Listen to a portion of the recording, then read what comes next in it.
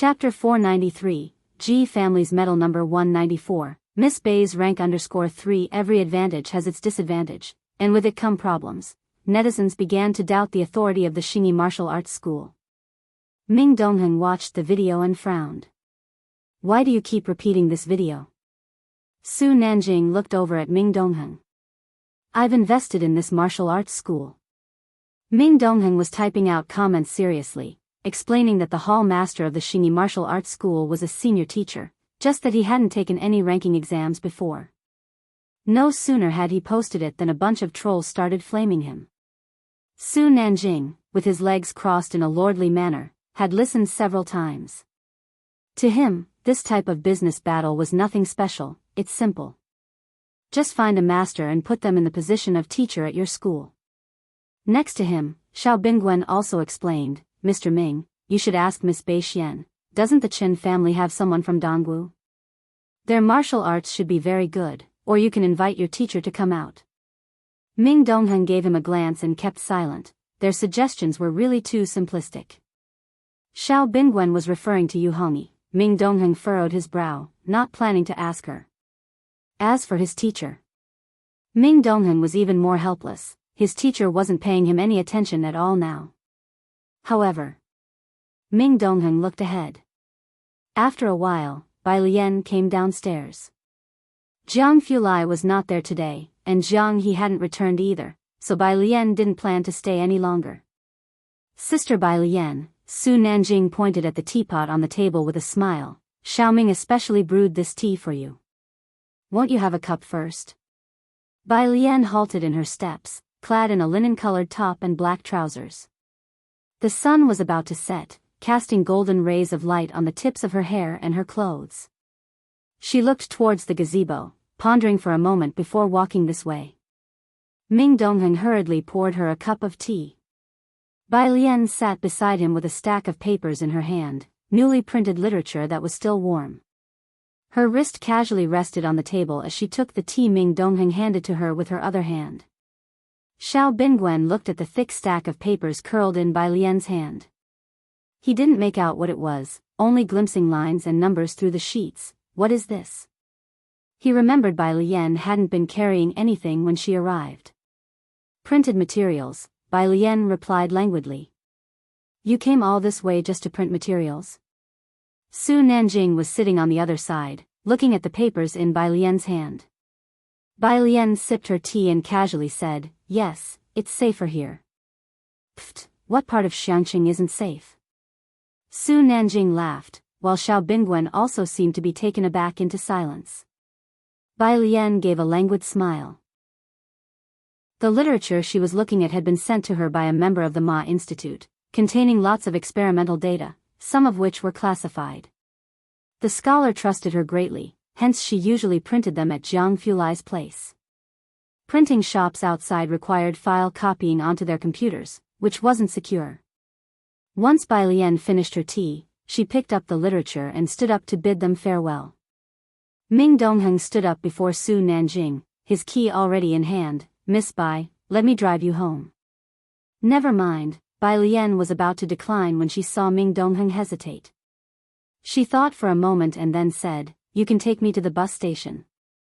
Behind them, Su Nanjing was somewhat speechless at Xiao Ming's quick action. In the car, as the bus station drew closer, Ming Dongheng had a stern face and seemed hesitant to speak. In the back seat, Bai Lian was flipping through the literature, not even lifting her head. Speak. Ming Dongheng slowed down and stopped the car. This time he didn't hesitate and just asked directly, Miss Bai, what rank are you in martial arts? Chapter 494, Crisis at 195, Brother Jiang returns, second update, _1 Ming Dongheng had witnessed Bai Lian's footwork. Although Bai Lian usually appeared lazy and indifferent, sometimes Ming Dongheng felt she gave him even more pressure than his own teacher did. Not to mention those few moves she executed while standing in stance. Despite practicing for a long time, Ming Dongheng still hadn't achieved half of her proficiency. His teacher was an 8th Dan, and Bai Lian, in Ming Dongheng's opinion, should also be at least 8th Dan. Perhaps her young age meant she had the ability but not the seniority, so at least she should be 7th Dan. Me? As the car stopped, Bai Lian looked towards the nearby bus stop, unhurried. Theoretically, I have 8 or 9 dan. Theoretically? Ming Dongheng pressed a button, and the rear door automatically opened.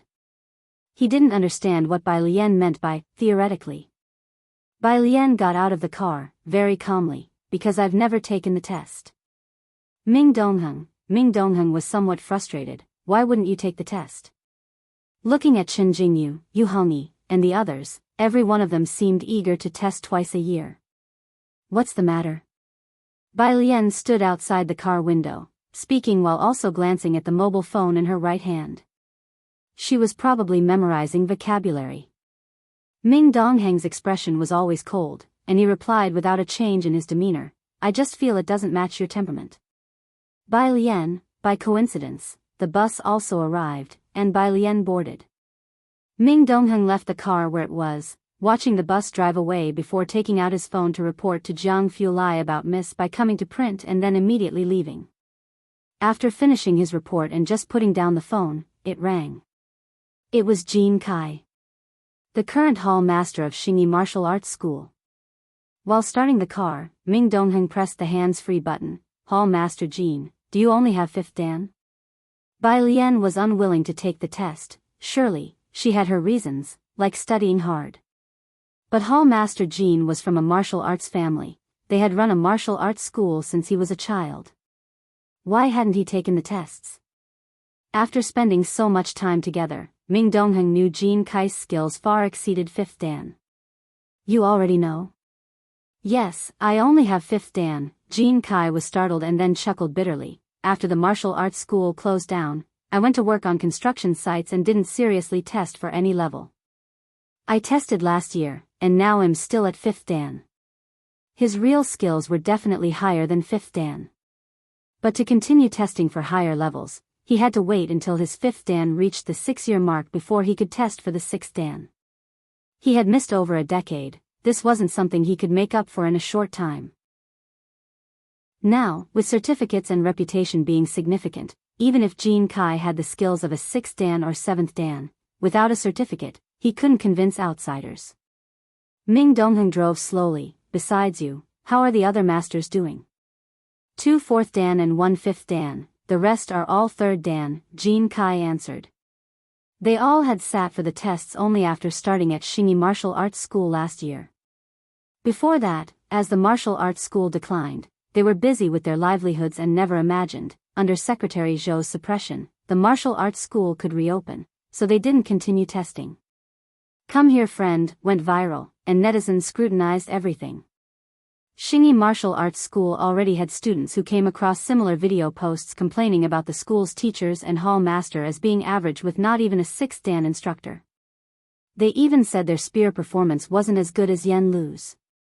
Many net users believed Xingyi Martial Arts School should live up to its name and felt it was even inferior to Jingfeng Taekwondo. Meanwhile, the people from Jingfeng Taekwondo took this opportunity to market their Muay Thai 8th dan instructor online. Jean Kai regretted for the first time not taking his levels more seriously. This month is the recruitment season, Jean Kai said gravely. I'm afraid they might be influenced by online chatter and, just like before, all go to Jingfeng Taekwondo. Miss Bai would be very disappointed, wouldn't she? Let's think of another way, Ming Dongheng squinted. Perhaps the situation isn't as bad as it seems. Sunday evening. 5:30 p.m. At Xiangqing Library, Ning Xiao packed up early, lowering his voice. I'm heading home first. Everyone should go, Bai Lian said to the others, methodically sorting files at a leisurely pace. After dinner, I'll be just in time to watch the 2nd episode. Tonight, the 2nd episode of Come Here Friend would be broadcast. Ning Xiao and Tang Ming walked in front, with Jianzhe trailing a step behind them. Yang Lin had left in the afternoon, while Pu Xiaohan couldn't sit still at noon, claiming she needed to go to Internet Celebrity Street to shoot a video. Bai Lian moved slowly, leisurely trailing behind everyone else. It seemed cold at the library's entrance. The 3 in front slowed their pace, and Tang Ming, who had been chattering non-stop, suddenly fell silent. Bai Lian, looking at her phone with downcast eyes, sensed something and looked up towards the street. A car was parked at the door. Beside it stood a tall, lean figure with a casual and relaxed posture, eyes lowered, looking at a child squatting by his feet, pinching the corner of a blanket with two pale fingers. In one hand he held a phone, only revealing his proud, cold profile. Ning Xiao, Tang Ming, and the others stopped walking. Having not seen him for several days, they seemed even more intimidated by Jiang Fulai, speaking in hushed tones, "Brother Jiang." Jiang Fulai withdrew his cold glance from Jiang He and looked up to nod at Ning Xiao and the others. His gaze fell on the person behind them. Bai Lian stood at their rear, with a black backpack slung over her shoulder, her eyes pitch black, her skin luminescently pale, hair tied up but slightly undone, with wisps being gently blown by the wind onto her brow bone. The setting sun cast its light on her eyes, brows, and the white garment she wore, making her stand out even more. The bus arrived, and Ning Xiao along with Tang Ming and the others departed. Bai Lian sauntered slowly towards Jiang Fulai, crossing into the light and stopping in front of the two, looking down at Jiang He. "What's wrong with him again?" Jiang Fulai put his phone in his pocket, lifted his hand to lightly brush the hair from her brow bone to the side, casually glancing at Jiang He with an indifferent tone. "He left his pillow behind, so he's sulking." Bai Lian nodded, looking at Jiang He. "Your bag, my grandfather has finished making it. Aren't you going to get up?" Finally, Jiang He looked up. He watched Bai Lian expressionlessly and then stood up to grasp the hem of her clothing. In the evening, the second episode of Come Here Friend was broadcast. At Jiang Fulai's residence, he hadn't returned. Su Nanjing looked outside. Didn't young Master Jiang arrive in Shangqing early? Why hasn't he come back? He knows many people. I don't know if he can get us an invitation. Can't buy one on the black market? Ming Donghan came in from outside. Xiao Bingwen nodded. It's a bit difficult this time. They're auctioning off the last of the encrypted currency. You know how many around the world are waiting for it. Our country isn't at an advantage. The White Tiger auction house was foreign capital, connecting with foreign powers. As he spoke, Xiao Bingwen noticed the time had come. 8 p.m. He placed the computer beside him on the coffee table, opened the web page, and jumped to the live broadcast of Come Here Friend. The computer emitted the sounds of Yan Lu and Mei Yi. There was also the cheering of the crowd and commentary from the fighting ring. 5 minutes later. Are you watching the TV program, Yan Lu's? Su Nanjing recognized the match they had watched back then. He wasn't much interested in variety shows, leaning back lazily with a teacup, giving the computer only a glance, sipping lightly. Why bother watching without seeing her? Before he could finish, a giant logo of White Tiger Auction House appeared on the screen. Then the camera panned up from below to capture the majestic lion. Su Nanjing coughed violently, cough cough. Chapter 495, 196 Issue 2.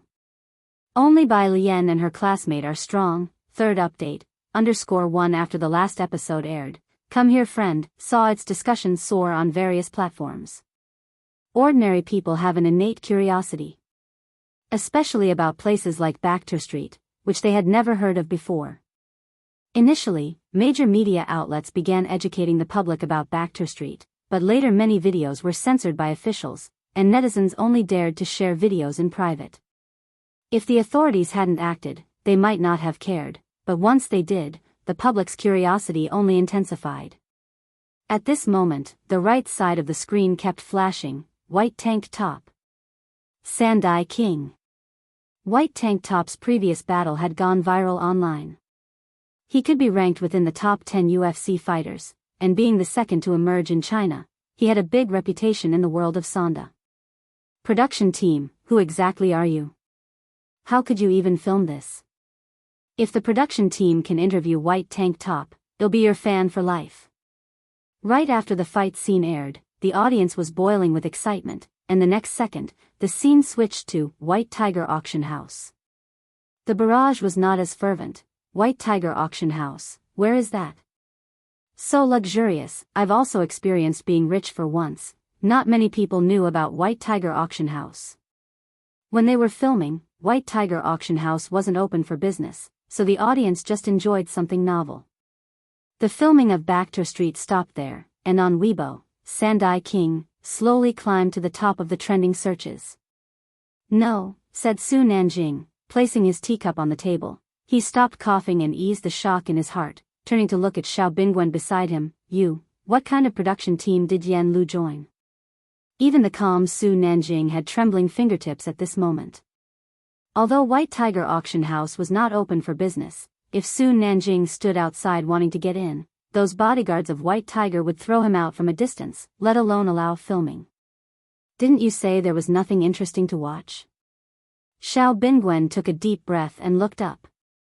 Su Nanjing. Xiao Bingwen slowly withdrew his gaze. He saw the program switch to Yan Lu and Mei Yi buying groceries, anticipating that the Backdoor Street segment had come to an end, so he closed his laptop, belatedly explaining, "I have nothing to do with Yan Lu. The production team definitely has links to them." Su Nanjing tapped his fingers on the table, put away his astonishment, sat up straight, and had already realized the importance of this matter. "Try probing Leng Shuha again." Xiao Bingwen nodded.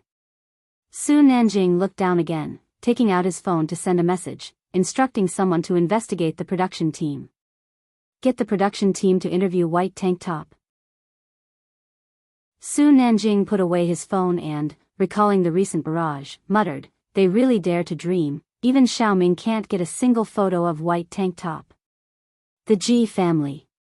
Ji Heng hadn't seen Jiang He for several days.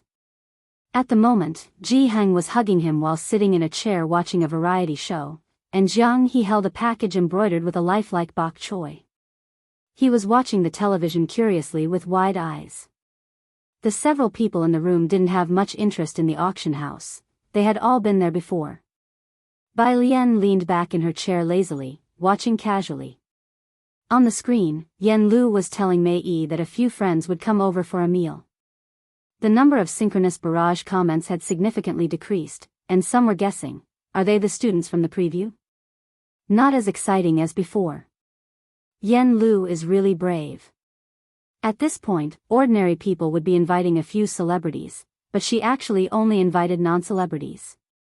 Fans of Yan Lu, take note, don't attack Yan Lu's non-celebrity friends. Heard there's a lawyer, squatting on this. The production team is so awesome, it must be Zhao Jingzhou. Jiang Fulai took off his jacket, sitting beside her in a loose white t-shirt. Recognizing one of the blurry figures as Bai Lian, he saw that her teacup was empty, took the teapot, slowly poured her more tea, and asked in a low voice, "Why didn't you come out as a composer?" The compositions were average. Bai Lian evaluated her own music, but she looked at Jiang Fulai with surprise. The show wasn't over yet. How could he know she hadn't revealed herself? Jiang Fulai casually refilled his own and Ji Heng's cups with water and, glancing at her, replied. Jiang He, hugging his package and looking down at his little cup, Ji Heng glanced sideways at the aloof expression on Jiang Fulai's face, and the corners of his mouth twitched almost imperceptibly. On the screen, the camera had already turned to a man and a woman discussing a topic.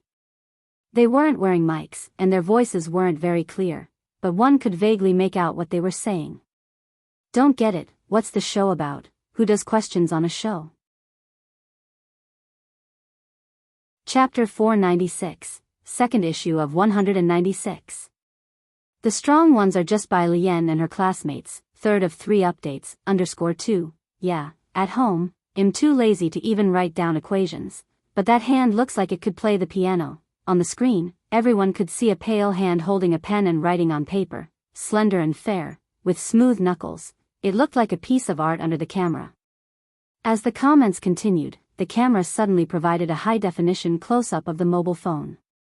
Everyone could see the problem displayed on the phone, a small ball in a vacuum, illuminated by a 280 nanometer wavelength ultraviolet light, asking for the maximum kinetic energy of escaping photoelectrons, speed at infinite distance, number of photoelectrons. The production team added an image of a little yellow face kneeling, with the caption, "High school students really don't have it easy these days. I can understand each problem individually, but when they're combined, I'm lost. You better confirm this is a high school problem. The production team, you're really outrageous. I've put up with everything else, but which normal high school student would solve this kind of problem? The character setting is too obvious, at least understand what we regular high school students study. Comments continued to flood in, with several mentioning Jianghu. Jiang Fulai looked at these comments, his delicate brows betraying some hesitation. Is this problem difficult? It's alright. Bai Lian lazily sipped water. I know the answer, it's just that Ning Xiao didn't have enough time. Jiang Fulai leaned back and commented indifferently, he's always been a bit slow. Next to them, Ji Heng, who understood nothing. He felt like he was one of those netizens commenting. However, it was only for a moment before Chi Yundae's arrival shifted the topic again. The moment Chi Yundai appeared on screen, the production team highlighted his full title, Chi Yundai, a 39-year-old practicing lawyer. Yen Lu respectfully called him Chi Lu. Chi Lu? Never heard of him, is this to hype him up? +1, I thought the production team would invite Zhao Jingzhou. You were so good in the first half. Why did the quality drop in the second half? Soon, the scene of Chi Lu cutting potatoes made viewers satisfied. Just admit it, production team. He must be a 5-star chef, right? Teacher May had me dying of laughter. He actually went back to secretly cut potatoes. Come here friend, made the hot search once again because of the Sonda King. The last episode was a smash hit. This episode's first half was even more explosive than the previous one, especially since White Tank Top was already famous in the fighting ring. Now his popularity soared even higher, to the point where there were inquiries about White Tank Top's social media account. It was only the latter half that dragged on. At least Chi Yundai managed to earn the nickname 5-star chef from netizens. But viewers found the segment with the physics problems critically poor. At Yen Lu's place. As someone who had been consistently disparaged, her sixth sense was sharp. She immediately called Wang Xian, Sister Xian, didn't you watch before airing the episode? Wang Xian had also seen the online sentiment. She rubbed her brow. I did, but we had no idea the problems Miss Bai and the others were working on were so hard. If I'd known, I wouldn't have allowed the director to air them. The director was trying to evoke empathy from senior year students who had left school for so long, thinking that the current senior students must be very strong. Little did he know, it was only Bai Lian and her classmates who were strong. Yen Lu opened her computer, and there were already people spontaneously joining the backlash online. A new entry appeared on the trending search, the hard-studying Miss Bai and classmate Ning's 12th grade problem. The program had edited together some sound bites of Bai Lian and Ning Xiao's names, and now these two terms were being mocked coldly and derisively online. Yen Lu furrowed her brows at this entry, then moved to the one below, Shini Martial Arts School Hall Master. Her expression tightened. In the information age, a hot show came with its benefits. But with those benefits came corresponding impacts. Yen Lu, accustomed to being maligned, was indifferent. But she didn't want to see Bai Lian getting dragged down. She hung up on Sister Xian and called the director directly. Cut that segment out. The director didn't hesitate after hearing Yen Lu's suggestion. That's a good idea, don't worry. The information age moves quickly, and this will blow over. It's just Miss Bai who, the director was somewhat afraid that Bai Lian would be angered. After all, people online were accusing her and Ning Xiao of putting on an act. She doesn't go online, Yen Lu sighed. And she believed that Bai Lian wouldn't be bothered by others' opinions. That's good, the director was relieved. He lit a cigarette and instructed his team to edit the website's video content, confused and frustrated. But how did Miss Bai and the others end up solving that kind of problem? He was genuinely perplexed. Bai Lian and Ning Xiao were students from Shangcheng. How could education resources there have such outlandish problems to excite netizens like this? This stumped Yen Lu. Yen Lu was not academically inclined and simply answered, she does whatever problems she wants to. Indeed. On the other end of the phone, the director shrugged. After all, Miss Bai was so cool that the industry big shots had already called him.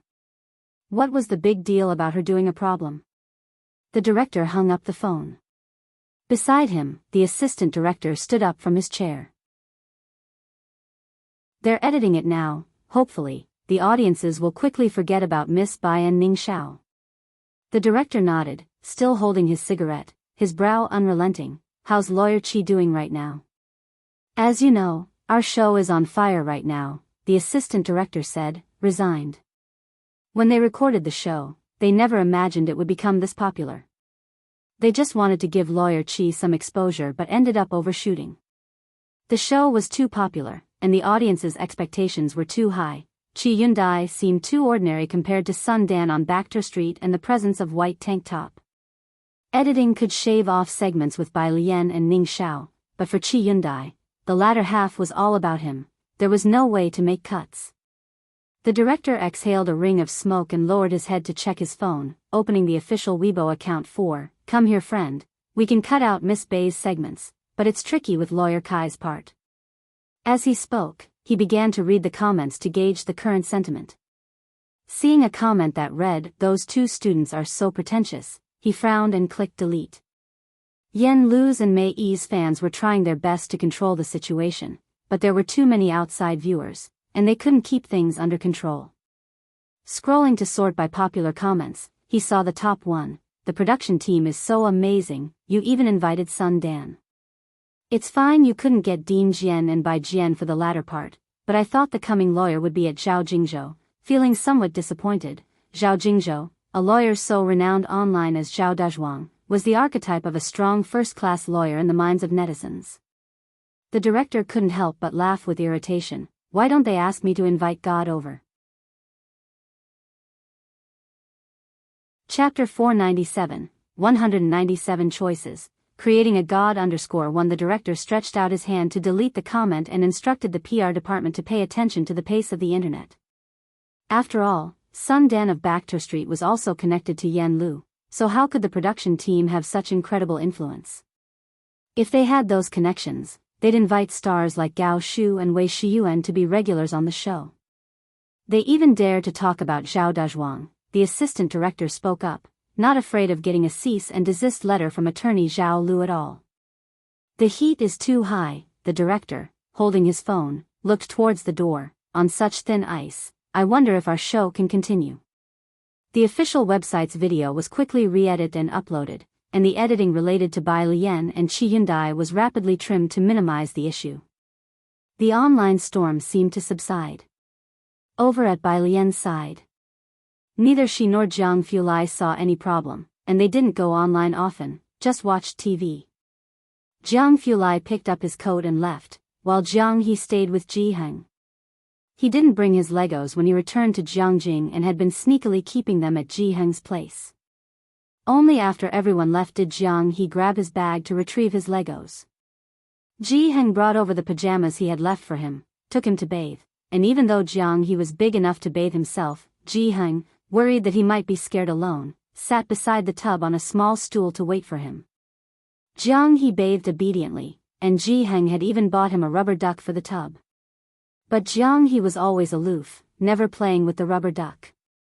Ji Heng, focusing on his own drawing, noticed that Jiang He began to play with the rubber duck only when he wasn't being watched, repeatedly pushing its head underwater and then watching it bob back up.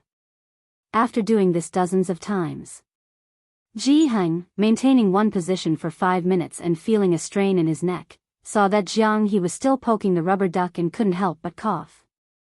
Jiang He immediately let go of the rubber duck and scooped up water to wash his face. Only then did Ji Heng slowly lift his head. "Are you done washing?" Jiang He nodded. Ji Heng handed him a dry towel, and after Jiang He put on his pajamas himself, he glanced over at Bai Lian's tiny room. Bai Lian was in the next little room, the light inside on, allowing him to catch a glimpse of her busy silhouette through the crack of the door. Ji Heng suddenly lowered his voice. "Xiaohe, do you know what a wave function is?" Jiang He looked up at Ji Heng, blinking in confusion. Ji Heng, okay, he didn't know. Ji Heng wondered, wasn't this kid a genius? He had an expression that said he had overestimated him. Jiang he silently finished dressing. In the tiny room, Bai Lian was carefully polishing a piece of jade with a triangular file, water dripping down the edge of the jade onto the machine, as the shape of a Kailan's leg started to emerge. She polished for a bit and then looked at it leisurely in the light. Not bad. What a master could polish in a few days, took her a month, and even then, it was barely passable. Fortunately, only Jianghu Lai's piece was urgent, Ji Heng's was not. It gave her time to take her time with it. Monday, classes as usual. Some students in class 15 were discussing the show from the day before. Yang Lin arrived early, and by the time Bai Lian got there, she was already earnestly working on her paper. Bai Lian pulled out a chair to sit down and took a notebook from her bag, pushing it towards Yang Lin. The notebook bumped against Yang Lin's elbow, and she turned her head. A notebook, with physics and mathematics, Bai Lian said succinctly as she set down her bag. Glancing at her phone, she saw that Hewen had sent her a document. Hewen, it's been too long since the college entrance exam, just take a look. Hewen, the results of that last experiment were a bit strange. He seemed to be busy, brief and to the point. Bai Lian opened the document Hewen had organized and forwarded it to the class group. The results from last time were strange. As she pondered, she pulled out a pen and her exercises. She had already finished the weekend's paper. Being a senior meant endlessly practicing problems and identifying one's own weak spots. Bai Lian had almost stopped reviewing physics and mathematics, focusing instead on chemistry, biology, and English as the countdown on the notice board showed less than 60 days until the college entrance examination. Pu Xiaohan and Wang Qi ran into each other at the school gate and now came to the classroom together to see that Bai Lian, Yang Lin, Ning Xiao, and the others had already started on their homework. Wang Qi opened her mouth to speak. When I got up, I saw that Sister Lian was still answering the study committee's questions at 1 a.m. last night, right? She came to the classroom so early to do homework. The sports committee member next to Wang Qi patted her shoulder. This is what it means to be a top student, Bebe, learn from it. Chapter 498, 197 Choices. Creating a God _2 Wang Qi didn't speak, his gaze turning to Yang Lin. Bai Lian and Ning Xiao were still fine, the two didn't have to worry about other things. But Yang Lin was also working part-time, she was really pushing herself too hard. Next to Bai Lian, Yang Lin lowered her head and earnestly wrote out her test paper.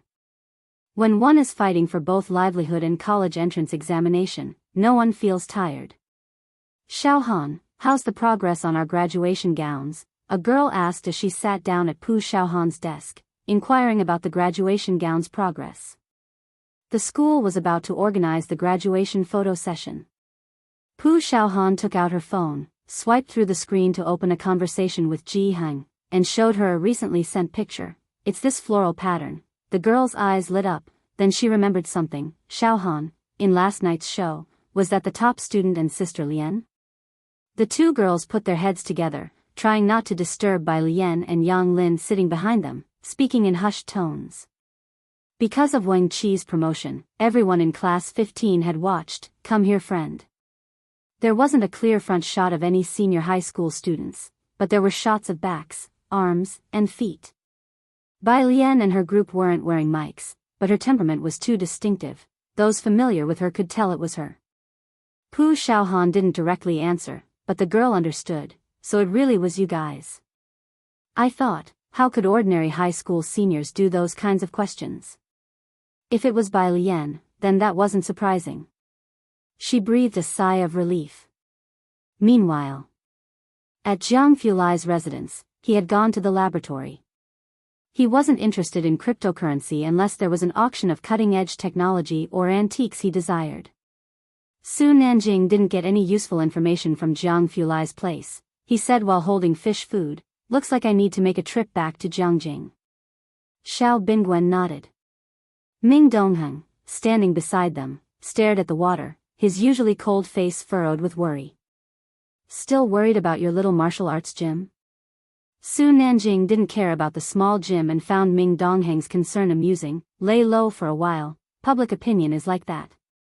Ming Dongheng knew this all too well. It's the first time the gym is enrolling art students, and because of this, no students have signed up recently. Miss Bai will definitely be disappointed. Sister Lian of the Bai family? Su Nanjing was taken aback. sitting up straight and raising his hand. What does this have to do with her? The gym reopened with her support, explained Ming Dongheng, looking up. Su Nanjing tapped his fingers against the railing. He took out his phone and sent Gao Yan a message. Find a martial arts teacher with a rank of 6th or 7th Dan, need them to lend their name. Sister Lian's gym of the Bai family, Jianghu. Su family. Gao Yan sat in her seat, looking at the several people in front of her, her gaze landing on an older man with a gray beard in the center. Elder Su, I heard your eldest son reached the 7th Dan. The major families always cultivated loyal followers, and the Su family was no exception. These were among the strongest under Su Juling's command. Madam, you flatter me, it is indeed my son, Su Jiang. The older man nodded, then looked to his left. Su Jiang. Su Jiang stepped forward, suppressing his excitement. Su Jiang pays his respects to Madam. Was Gao Yan about to make good use of him? Others behind Su Jiang looked at him with veiled envy. I need you to go to Xiangcheng. This is very important to me, Gao Yan said to Su Jiang. We will pay you double the salary. Xiangcheng? Su Jiang was taken aback. Beside him, his father guessed, is it to protect the third young master? No, Gao Yan didn't hide it from them. She picked up her teacup and slowly skimmed off the froth on top. It's to take a nominal post at a martial arts gym in Xiangcheng. It won't take much of your time. The third young master has recently acknowledged a sister, the gym is hers. Once you are there, just follow her orders. Upon hearing this, Su Jiang's smile showed a hint of hesitation. He had originally thought he was going to protect Su Nanjing. After all, everyone knew that Su Nanjing was Jiang Fulai's brother. But he hadn't expected to be sent to the Xiangcheng martial arts gym. Xiangcheng was so far away, and once he went there, would he be able to come back? And what about the third young master's sworn sister? How long would his newfound enthusiasm last? What's more important, after traveling so far, by the time he returned, he would have to leave the Jiangjing circle. Su Jiang's father, with his great ambitions, always aimed to climb higher. Xiangcheng was too risky. Lowering his gaze, he said, Madam, Su Jiang does not have much experience in educating others, but perhaps his younger brother could. It had not been easy for the Su family's collateral branch to raise someone up. Su Jiang was meant for a smooth path ahead, and he could not afford to go to Xiangcheng. Gao Yan also noticed that Su Jiang was reluctant to go and, setting down her teacup, asked, where is his brother? Su Jiang's father looked back and called, Su He, come meet the madam. A man in a gray coat came out, very respectful. Madam, I am Su He. Have you taken a martial arts grading exam? Gao Yan observed his honest face and nodded to herself, thinking he was a good choice. No cunning about him. 6th Dan. He had even met the minimum requirements set by Su Nanjing. Are you willing to go to the Xiangcheng martial arts gym? Su He is willing. Gao Yan, satisfied, said, all right, pack your things and head to Xiangcheng tomorrow. The third young master's people will meet you there. Beicheng. In the evening, at Lu Yang's side. Lu Yang's fan group had many people discussing the program, Come Here Friend. It was common knowledge among insiders that it was originally Lu Yang who was approached by the production team. But he feared that participating would affect his image as a pretty boy, so he declined. After the show became popular, Lu Yang was also mocked online, accused of dropping the watermelon while picking up sesame seeds. His main fans all knew about it. Lu Yang's agent, seeing the constant mentions in the group, couldn't help but take a look. It was a rich female fan of Lu Yang, strawberry ice cream. This shitty show even does biased editing. Was Come Here Friend trying to create a god with Lu Gu, and he refused to play along, so he dropped out? It's not what the internet rumors say about glorifying some and belittling others. Lu Gu was badly smeared last week. Seeing the messages in the group, the agent did not deny them, nor did he stop the fans from speculating. The popularity of Come Here Friend was still fermenting. Netizens like to build up idols, but they also love to tear them down. After being highly praised for 2 episodes, the show was criticized in the latter half for not meeting expectations, and unavoidably, Lu Yang was implicated. Strawberry ice cream, being wealthy, had more sway over Lu Yang's fans than his own studio. She directed them as she pleased. As a main fan, her word was even more influential than Lu Yang's. In the past few days since Come Here Friend aired, there were those who smeared Lu Yang, causing him to be ridiculed by lay people and leading to many fans leaving the group. Upon watching the edited video, Strawberry Ice Cream immediately contacted her connections in the entertainment industry and drafted a PR statement, v Strawberry Ice Cream, #Luyang really wronged, #Come Here Friend deleted scenes at Come Here Friend official. Can you please address the audience's questions? Why does the hall master of the Xingyi Martial Arts School only have a 5th dan? As everyone knows, a gym's teachers are crucial. You don't even have a 6th dan teacher, so how can you go on variety shows to promote yourselves? Are you implying fraud at Xiangqing Police Station 2nd? Can the production team find someone a bit more cultured? What high school senior does these sorts of tasks now? Yen Lu and Mei Yi keep calling her Miss Bai. Please do your homework, okay? Do you think cutting out this section will cover up your stupidity? Screenshot. Last, please don't take the audience for fools. Yen Lu saying Lawyer Qi Lu is amazing. Well, I don't see how he's amazing. Is his culinary skill supposed to be impressive? Is the show trying to create another deity like Lawyer Zhao Jingzhou? It's completely laughable. How about you look up Lawyer Zhao's resume online? Lu Yang just didn't want to join your program, and he was smeared for a whole week. Are you prepared to apologize? Chapter 499, Netizen 198 has gone crazy, no. 14, second update, _1 Lu Yang's fans were wealthy. They threw money at popular posts and searches, and soon the hot search, Lu Yang is truly miserable, climbed to 2nd place. Casual fans who clicked in saw the analysis by Strawberry Ice Cream. Her analysis made perfect sense, and the latter half of the show had indeed disappointed the fans, who now had an epiphany after seeing the analysis. Come Here Friend had high popularity, and many people watched the live broadcast, all remembering the segment whereby Lian and Ning Xiao discussed the topic. But the shots of the questions that followed were cut by the show's producers. Deleting hot searches and footage was already a sign of guilt, and most people, who were still skeptical, immediately believed it upon seeing the actions of the production team. I knew it. Why did the production team delete only the posts of Miss Bai, Qi Lu, and the high school students? Now I get it. Does the production team think the viewers are fools? Sorry, I was also bashing Lu Yang last week. Looking at it now, Lu Yang is truly a lotus untainted by mud. There are few artists like him in the entertainment industry. The fervor online was fermenting, and Yen Lu, Mei Yi, and the production team all faced varying degrees of slander.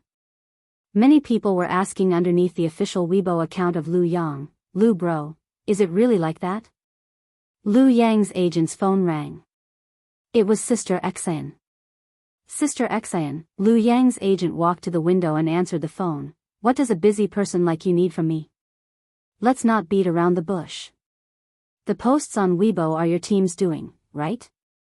What will it take for you to take them down? Sister Xian was blunt. You know better than I do why Lu Yang isn't in the production team. Lu Yang's agent pretended to be dumbfounded and hesitated. Sister Xian, what are you talking about? What's happened on Weibo? Sister Zin's voice was tense as she pressed her brow. What do you want? Money or resources? Those kids really are high school seniors and they're about to take the college entrance exam. You're going to affect their grades. Lu Yang's agent smiled, unhurried. Sister Xian, I have no idea what you're talking about. With the high Weibo popularity at the moment, he had no wish to let Lu Yang easily give up this heat. He ended the call. Are we not going to reply? The assistant asked, holding the phone, looking to Lu Yang's agent. Lu Yang's agent looked at the Weibo and flipped his phone down. For now, leave it be. We won't interfere, this wave doesn't harm Lu Yang anyway. If you want to trap the wolf, you must be prepared to sacrifice the sheep. At Wang Xin's residence. They're not budging. The director sat down in the chair, anxiety bubbling up like blisters. Bai Lian and Ning Xiao were being mocked, the Xingyi martial arts school was under suspicion, and so was Qi Yundai. The production team was suspected of orchestrating publicity for Xiangqing. That's right, Sister Xian put down her phone and reopened Strawberry Ice Cream's Weibo, momentarily at a loss for a solution. "I'll see what Yan Lu has to say." She made a call to Yan Lu. Qi Yundai's situation wasn't a big deal, but Bai Lian's wasn't easy to resolve. The show was too popular. At 11 o'clock at night, Pu Xiaohan was preparing for bed when she saw a notification pop up. She frowned, clicked on it, and read through the comments. "Read some books. A normal high school senior deals with these kinds of problems." Screenshot. "Can we not compare everyone to Zhao Lu, please?" A message popped up in WeChat, from one of her classmates in class 15. It seemed many had seen the Weibo post by Lu Yang's fans. Pu Xiaohan screenshotted the content and sent it to Qi Yundai. "Qi Lu, aren't you going to sue them?" Qi Yundai was at home, reviewing files. He held a pen in his right hand, drawing a symbol on the file. Seeing Pu Xiaohan's message, he was surprised. He was indifferent to the public's opinion of him, and even found it amusing when netizens praised his cooking skills. "Lawyer Qi, too bad I didn't get to show off my cake." Pu Xiaohan. "Lawyer Qi." Qi Yundai coughed softly, guessing that the netizens were referring to the two students, including Bai Lian. After a moment's thought, he made a phone call. At the Xiangqing Research Institute. It was 11 o'clock, but tonight Zhang Fulai was not planning on going home. He had just finished his work, passing along rows of tall machinery on his way out. Approaching a steel door, he swiped his fingerprint and the doors opened from both sides. He stepped out while taking off the blue radiation suit. His hands, defined by distinct knuckles, casually carried the garment. The lights in the lab were always on, casting a cold hue on his skin, making his complexion even paler. The smartphone in his pocket rang. It was Qi Yundai. He glanced down, swiped to answer. "Mr. Jiang." Even through the phone, Qi Yundai couldn't help but stand up from his chair. He put down his pen. "There's something happening online." He went through the events, reporting everything to Zhang Fulai. Zhang Fulai paused mid-step, his focus always different from ordinary people. "Netizens are saying that question is hard?" Qi Yundai: "Yes. I got it." Zhang Fulai arrived at his restroom, pushed the door open carelessly, switched on the lights, and turned on the computer to check the messages online, not caring about the issue with Xingyi Martial Arts School or Qi Yundai. But concerning Bai Lian, his light-colored eyes fixated on one comment. "Miss Bai sure knows how to put on a show with student Ning." Zhang Fulai, with an indifferent look in his eyes, typed out a string of code and deleted that comment. Then he messaged Bai Lian, "What are you doing?" Bai Lian replied succinctly, sending him a picture. She was writing a cipher. "By student, you type so coldly." Feeling his anger even through the text, Zhang Fulai stopped for a moment. He didn't mention the situation online, only replied, "The people at the institute are fools. By student, try to understand them." Zhang Fulai replied to her, "Oh." He finished typing lazily. His gaze at the computer screen was exceptionally cold as he clicked open Zhao Lu's WeChat. The next day, 7 in the morning. Most people had just woken up, preparing for work. Lu Yang donned his mask, surrounded by a group of assistants as he stepped out. The agent hung up the phone, smiling at him. "The crew of the Ballad of the Green Hills sent a message last night. They want you to audition next week." Lu Yang's side had communicated with the Ballad of the Green Hills before, but they hadn't agreed. They preferred Mei Yi's acting and popularity. Their agreement today was only due to valuing Lu Yang's current popularity. It was just then that Lu Yang's phone rang. It was his boss. Lu Yang answered immediately, and without waiting for him to speak, the boss exploded with curses. "Lu Yang, have you lost your mind, riding the wave of any trend? I've told you not to provoke the people from come here friend, didn't you listen? What are you going to do now?" Lu Yang faltered. He had tacitly approved of last night's event. Upon hearing his boss' words, he sensed trouble and stopped to check his phone. "What happened?" The agent looked at him puzzled. Lu Yang shook his head without speaking and just opened Weibo. The app was slow to respond, so he waited a moment before proceeding. Check what Yan Lu's side has done. The trending searches had changed to Zhaojingzhou and Xinjiang Preparatory Camp. As the larger online community continued to indulge in the spectacle, Yan Lu's fans mourned in their groups, saying they didn't believe it and awaited Yan Lu's denial. But the night passed without any word from Yan Lu. Even at 6 in the morning, she posted a Weibo of the sun, driving her fans to despair. It was only then that Yan Lu retweeted 3 posts, and her fans, with a doomsday mentality, clicked in. The first post she retweeted was Come Here Friend official account reposting and commenting on Strawberry Ice Cream's post. Picture, let's congratulate Master Su He on joining Xingyi Martial Arts School. The picture showed Su He's 6th Dan certificate. The second post, Zhao Jingzhou reposted and commented on Strawberry Ice Cream's post, Qi Lu is my teacher. He was always succinct. The third post, Jianghu Research Institute reposted and commented on Strawberry Ice Cream's post, screenshot, let's introduce to everyone, this is the app for the Jianghu University Preparatory Camp. Jianghu University Preparatory Camp? What's that? Ordinary people had never even heard of this app. The top hot comment, let me explain to everyone, Jianghu University Preparatory Camp is prepared for top students. The top 20 in the province each year are eligible for a place, the top 200 can get into Jianghu University, and the student in this screenshot is No. 14, the netizens went completely wild. Chapter 500, 199 Aliens Calligraphy _1 Zhao Jingzhou was the hotshot lawyer on the internet, and everyone knew that the cases he handled almost never met with defeat. When Qi Yundai appeared on Come Here Friend, the first reaction of all the netizens was, why didn't they invite Zhao Jingzhou? It wasn't until Zhao Jingzhou's Weibo post topped the trending search. Lu Yang's fans, Zhao Lu, if you're being forced, blink your eyes. Some puzzled bystanders also expressed, no, why haven't I heard about Qi Yundai online? 2 minutes later, an informed lawyer quietly commented in the section, of course, you haven't heard of him. The cases he deals with are all international serious crimes.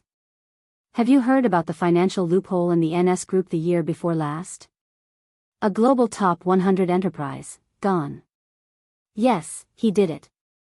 Soon, another netizen threw out a screenshot, image, people clicked on the image to find a codex of criminal law, and everyone saw the text on it, participated in revising and writing the list, Qi Yundai. At this point, many people started reposting Strawberry Ice Cream's Weibo. You haven't heard of him. Could it be possible that he plays in the high leagues? Jianghu University of Political Science and Law also joined the fray, retweeting the official Weibo of Come Here Friend. No wonder Professor Qi isn't coming back to give lectures. You've lured him away. Those who vie with us for Professor Qi, beware, smile, Qi Yundai. Seeing these corroborating pieces of evidence, the detractors had nothing to say about manufacturing a god. Was a resume like Qi Yundai something that could be fabricated? Apart from Qi Yundai, the focus of netizens shifted to Jianghu Research Institute. Not many people had heard of Xinjiang Preparatory Camp, but mentioned Jianghu University, and everyone knew it. It was almost the dream destination for students nationwide. Looking at the Weibo post sent out by Jianghu Research Institute, some people even exited Weibo, then reopened it, thinking they were seeing things. So, are these their daily problems? I reread the problems on my knees. The uproar was too big. By the time Lu Yang's side realized something was wrong, it was too late to pull it from the trending searches. Lu Yang sat angrily in the nanny van, his agent on the phone beside him, sweating profusely. Both had realized that this time, they were really finished. Mass defections from fans, utter collapse of public favor. The agent looked at the phone that went unanswered, returned to the page. Qi Yundai, why wasn't this revealed on the show? He said dejectedly. And those 2 middle school students. He was too busy, and just then he saw the screenshot Strawberry Ice Cream sent to the fan group. So this is true, they didn't intentionally market this? You didn't refuse to join the group because of this, did you? The agent glanced at it but didn't respond. On the other end of the phone, the girl stared at the screen, also not responding for a long time. Having been in the entertainment industry for so long, Strawberry Ice Cream finally snapped out of it after a hasty reaction, realizing that Lu Yang's team wasn't what she had imagined. She stood up, removed all the pictures of Lu Yang from her room, quit the group, opened Weibo to check her following list, and deleted anyone related to Lu Yang.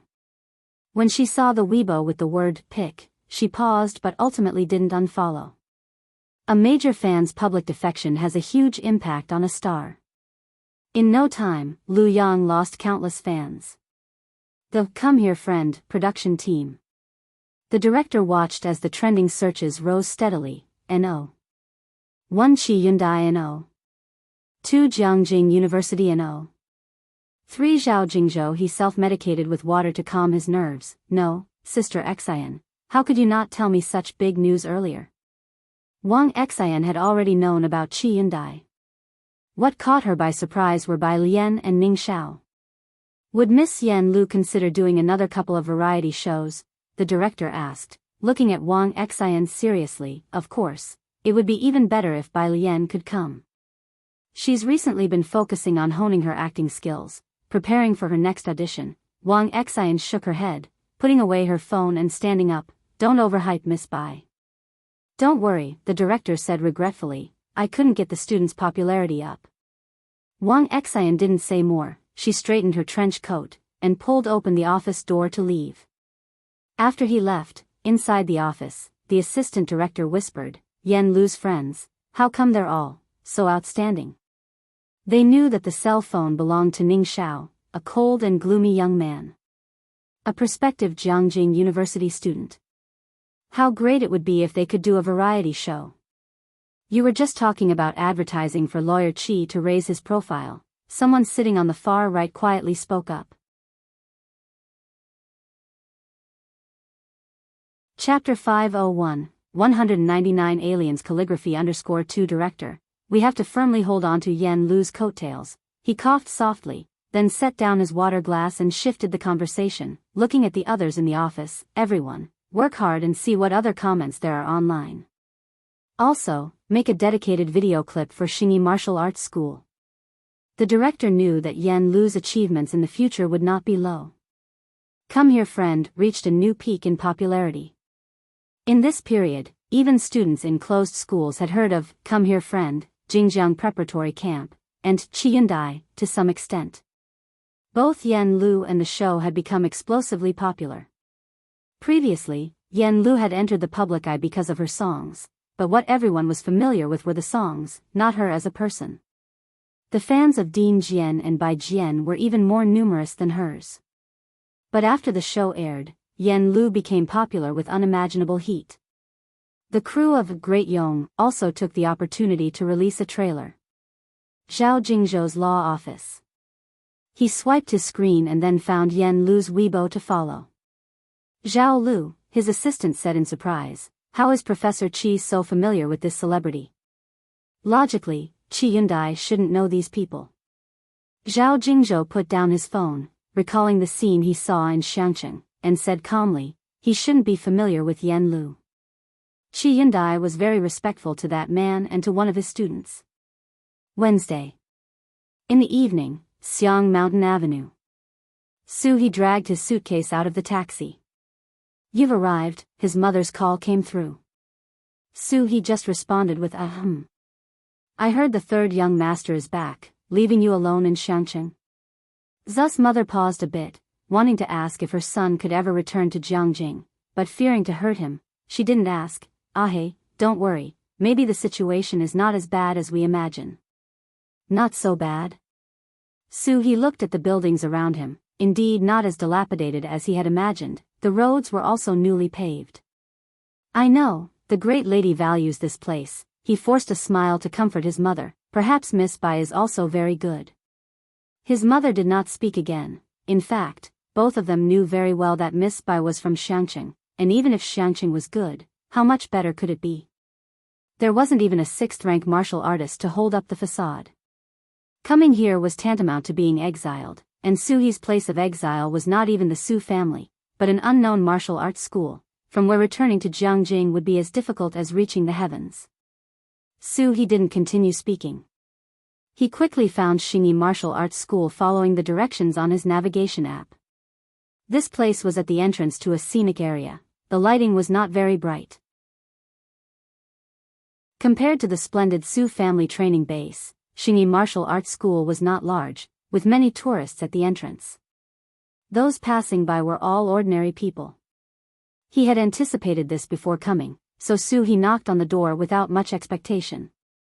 The door was opened from inside by a middle-aged man wearing a white practice uniform, his forehead covered with sweat, and his eyes as cold as stars. "Teacher Suhi?" Suhi was startled by the man's imposing manner, and he composed himself. "Yes, it's me." "Just in time, Miss Bai has been waiting for you for a long time." Jean Kai smiled, opened the door for Suhi to enter. "I am the hall master here, and we are very grateful for your help this time." Suhi followed Jean Kai with surprise, and upon entering, he saw the people training on the left side.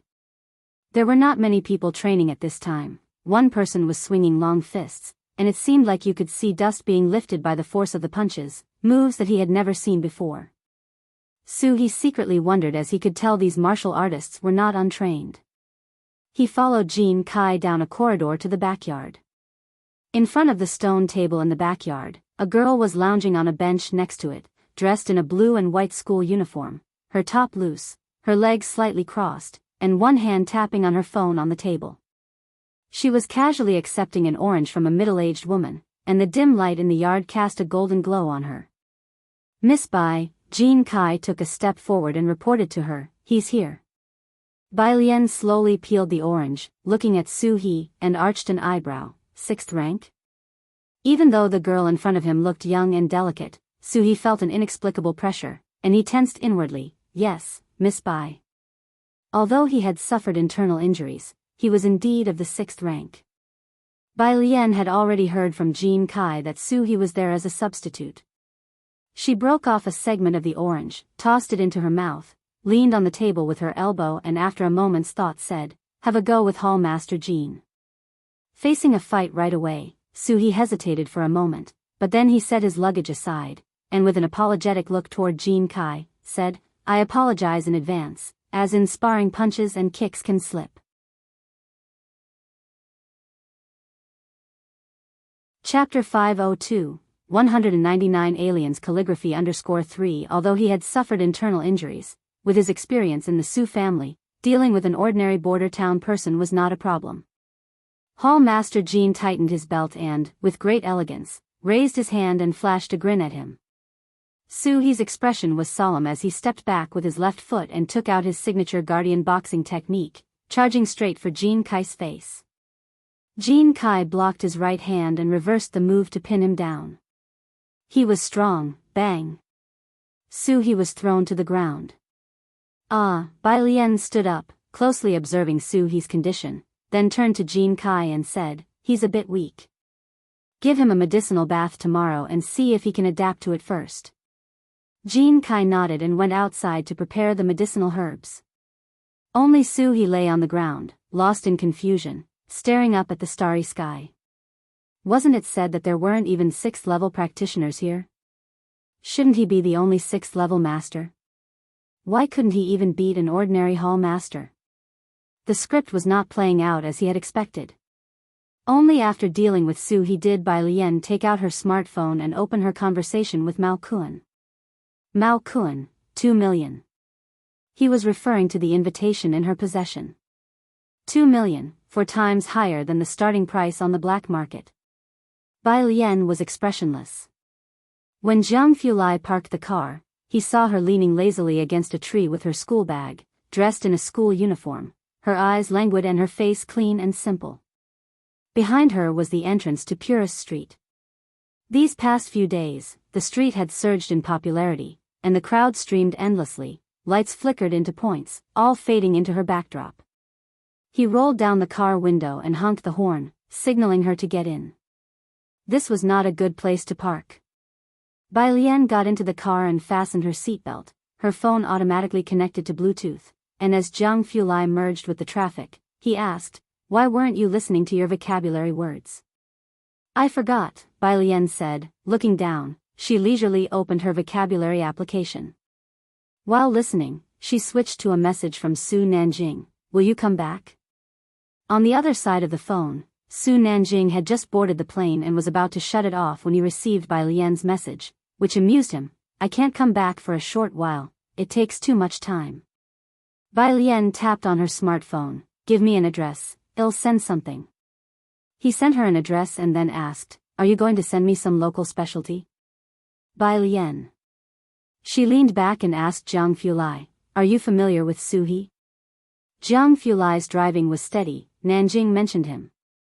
He's a collateral member of the Su family, trustworthy. Su Nanjing knew that the martial arts training hall was Bai Lian's place, so he would naturally inform Jiang Fulai when sending someone over. On the phone, Su Wenyo's concerned message popped up, asking if the pressure from her studies was too much recently. Bai Lian replied that it was manageable. As the car was nearing Purist Street, Jiang Fulai tapped his fingers leisurely on the steering wheel and asked, not going to eat first? It's still early today, Bai Lian said with lowered eyes, scrolling on her smartphone screen. She was planning to go back home today. I'm going back to have dinner with Grandpa. Jiang Fulai then fell silent. When the car reached Purist Street, Jiang Fulai parked and walked with Bai Lian into the area, enjoying a moment of rare tranquility. Jiang Fulai stood to the left of Bai Lian, walking at an unhurried pace, the street lights and moonlight above, his profile bathed in the light, his features sparse and handsome, quiet yet emanating a sense of cool detachment. The two stopped under a street lamp at the corner. Jiang Fulai stopped and turned his head to look at her, slightly reaching out his hand.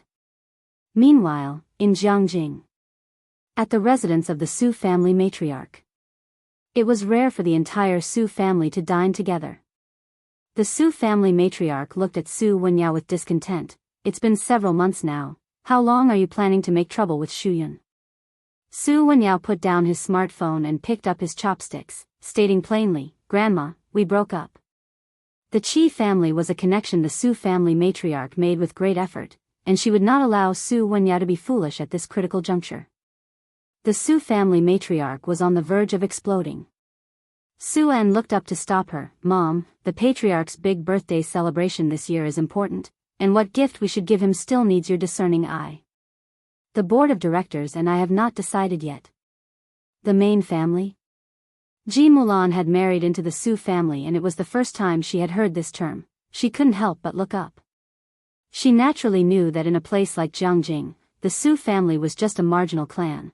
But even such a marginal clan was a target she and the Bai and Song families had chased for so long. So what was this main family that the Su family was talking about? That's true, the issue had been classified as a top priority by the Su family this year, which diverted the Su family matriarch's attention. You should bring some gifts and ask the Qi family, and also your old classmate's daughter, the talented girl from the Calligraphy Association, right? See if among their acquaintances, there is a collector whose calligraphy or paintings we can buy. The butler nodded in agreement. If we could get authentic works from Liang Zuan or by Shangjuan, that would be even better. Mr. Chen favored the style of Liang, so that circle had a certain preference for works in that style. Su En knew the Su family matriarch was referring to Su Yejun. I'll ask them. It's a pity we don't have anyone in our family who practices calligraphy. The Su family matriarch set down her chopsticks, feeling quite regretful. Compared to the wealthy families of Xinjiang district, we can't match them in terms of valuable gifts. It would be best to give something that resonates with the patriarch's taste. Maybe if he's pleased, we could move back home. Something that met the patriarch's taste, be it a person or an object, would do. Hearing this, Su Wenyo's mind stirred, turning to Ji Mulan. Alien used to learn calligraphy, right? Chapter 503, 200 Express, Retreat for the College Entrance Exam, Second Update, _1 Su Wenyao had seen Bai Lian's handwriting. Neat and yet with her own style, it was very attractive. Yes, I remember too, Su En nodded as well.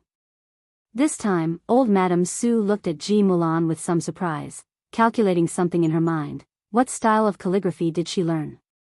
Ji Mulan's smile was a bit awkward. Bai Lian hadn't formally studied calligraphy at all. No, it's just the style of the Jianghu. Ji Mulan herself had never seen the imperial script. Jianghu style? Old Madame Su didn't know much about it, but she knew it wasn't mainstream. She lost interest and turned to Su Jiyue, who was sitting beside her. Yeah, eat more. The high school exams are coming, don't be too stressed. Do your best for our Su family, and it would be even better if the main family sees it. Old Madam, Miss Jiyue came second in this month's exam, the butler boasted from the side. Ji Mulan also looked warmly and somewhat proudly at Jiyue. Yeah has always had good grades. Second in the country, that is, the second top scholar. Ji Mulan couldn't help but think, if Su Jiyue were her daughter, would Bai Qiming still treat them the same way? Naturally, old Madame Su was very satisfied with Su Jiyue. I remember Alien is also a senior, how is she doing? Bai Lian? Ji Mulan paused momentarily. She hadn't been in contact with Bai Lian since she left Jianghu. It was Su Wenyao who spoke up. Alien studies are steady now. He had just asked about Bai Lian the night before. High school seniors are under a lot of stress. Su Wenyao had a classmate who couldn't cope and fell into depression, so he always cared about how Bai Lian and Su Jiyue were doing academically. Both of them were doing fine. That's good to hear. Old Madame Su nodded and did not ask further. She was merely making a polite inquiry and was not curious about Bai Lian's grades. They were surely not better than Su Ziyu's anyway. After the meal, old Madame Su took her Buddha beads to the temple to pray for Su Ziyu's smooth success in the high school exams. Since Su Jiyu entered her senior year, she had done this every day. Su Jiyue was also the hope of the new generation of the Su family. Beside her, the butler handed her an incense stick. Don't worry, Miss Jiyue has been second in the recent joint examinations. This year's runner-up will definitely be Miss Jiyue. Maybe the old master over there will meet Miss Jiyue. May the ancestors bless her. Old Madame Su quickly bowed 3 times. May Jiyue do well in her exams. Outside, Ji Mulan and Su En left for home. Though they had reconciled with the old lady, they did not live in the old residence. Su En hadn't drunk today, and he settled into the driver's seat. Alien is also sitting her exams soon, right? I plan to visit her in a couple of months. It may not be feasible to take her to the exams. Do you want to go back with me? In June. Ji Mulan subconsciously covered her stomach, buckled her seatbelt, and looked up. My father is there. The doctor said my pregnancy is unstable. The baby was still in the early months, and she was an older mother. Xiangqing was too far. After the flight, it would be several hours car ride, and the roads in Xiangqing were rough. If Bai Lian had been as close and excellent as Su Jiyue, she might have gone back, but Ji Mulan didn't want to take the risk of returning to Xiangqing. She wanted to avoid the topic. You just mentioned main family, and that is, you know about the circles in Jiangjing. Su En drove out of the gate. Old Master Chen is from the Chen family. You've studied history, you should know the Chen family. Descendants of General Chen Yi? Ji Mulan gasped. Yep, Su En nodded, his gaze deep, and our main Su family is on par with the Chen family. Our clan is too large to imagine. We were once a collateral branch of theirs, but have since separated. It's quite difficult to rejoin the main family. Su En sighed. Ji Mulan stared at the road ahead, as Su En's sparse words painted a world she had never encountered. The Su family, the Chen family. The next day, when Bai Lian arrived at Xingyi Martial Arts School in the evening, a group of young men and women were queuing outside. They were students planning to apply to arts colleges next year and were registering this year. She carried her book bag across the corridor to the back. In the backyard, a large wooden tub was placed, and Jean Kai was throwing herbs into it. He stood beside him, not as cold and proud as yesterday but with a hint of unease. Seeing Bai Lian, both looked over to her. Miss Bai. Bai Lian put down her book bag and played with a white handkerchief in her hand. Standing in front of the tub, she asked casually, why would you be willing to come to Xiangqing? Logically speaking, Xiangqing is so remote that even people from Beijing aren't willing to come here. Su He never lied. I've been seriously injured before and it left complications. My father sent me here, and I don't want to stay with the Su family anymore. Miss Bai, rest assured, I won't have any second thoughts. Chapter 504, 200 Express Delivery, Preparing for College Entrance Exam in Seclusion, Second Update, _2 His voice was bitter. He used to be full of vigor at the Su family's home, and all the relatives believed he could stand out and reach the old Master Su, becoming the right-hand man of the next family head. But after his injury remained untreated, his father no longer valued him. To them, he was nothing more than a dispensable cast-off. Bai Lian laid out a handkerchief in her hand. She turned her head to Su He. Want to be treated? Want to be treated? Su He was stunned. Years ago, he had thought about seeking treatment, but he had been to various hospitals in Jianghu, underwent numerous tests and had many blood samples taken. The doctors only prescribed him medicine to replenish blood and boost his energy for recuperation. At first, his father also sought out various famous doctors for him, who all said that was all they could do, and the illness that had settled in only allowed for slow recovery. Su He looked at Bai Lian, feeling a tightness in his throat. Miss Bai, can it be cured? It can be, but it will take time. Bai Lian had already noticed the night before that he had a floating gait and weak lung and heart energies. This was the kind of chronic illness common among old soldiers, which she was quite familiar with. She had studied it with an army doctor back in the day. The girl before him was overly young, clad in a plain school uniform. She held a silver needle in her hand, and when she looked over, those serene eyes inexplicably inspired confidence. Su He clenched his fists. Miss Bai, I'm not afraid to wait. I can wait even 10 years. Bai Lian fell silent. It won't take that long. She pointed to a stone bench next to them, motioning him to sit. Let me examine you first. Su He placed his hands flat on the stone table. Bai Lian reached out to take his pulse, her eyes lowered in contemplation. Su He watched her face anxiously. After 5 minutes, Bai Lian withdrew her hand. It's about what I expected.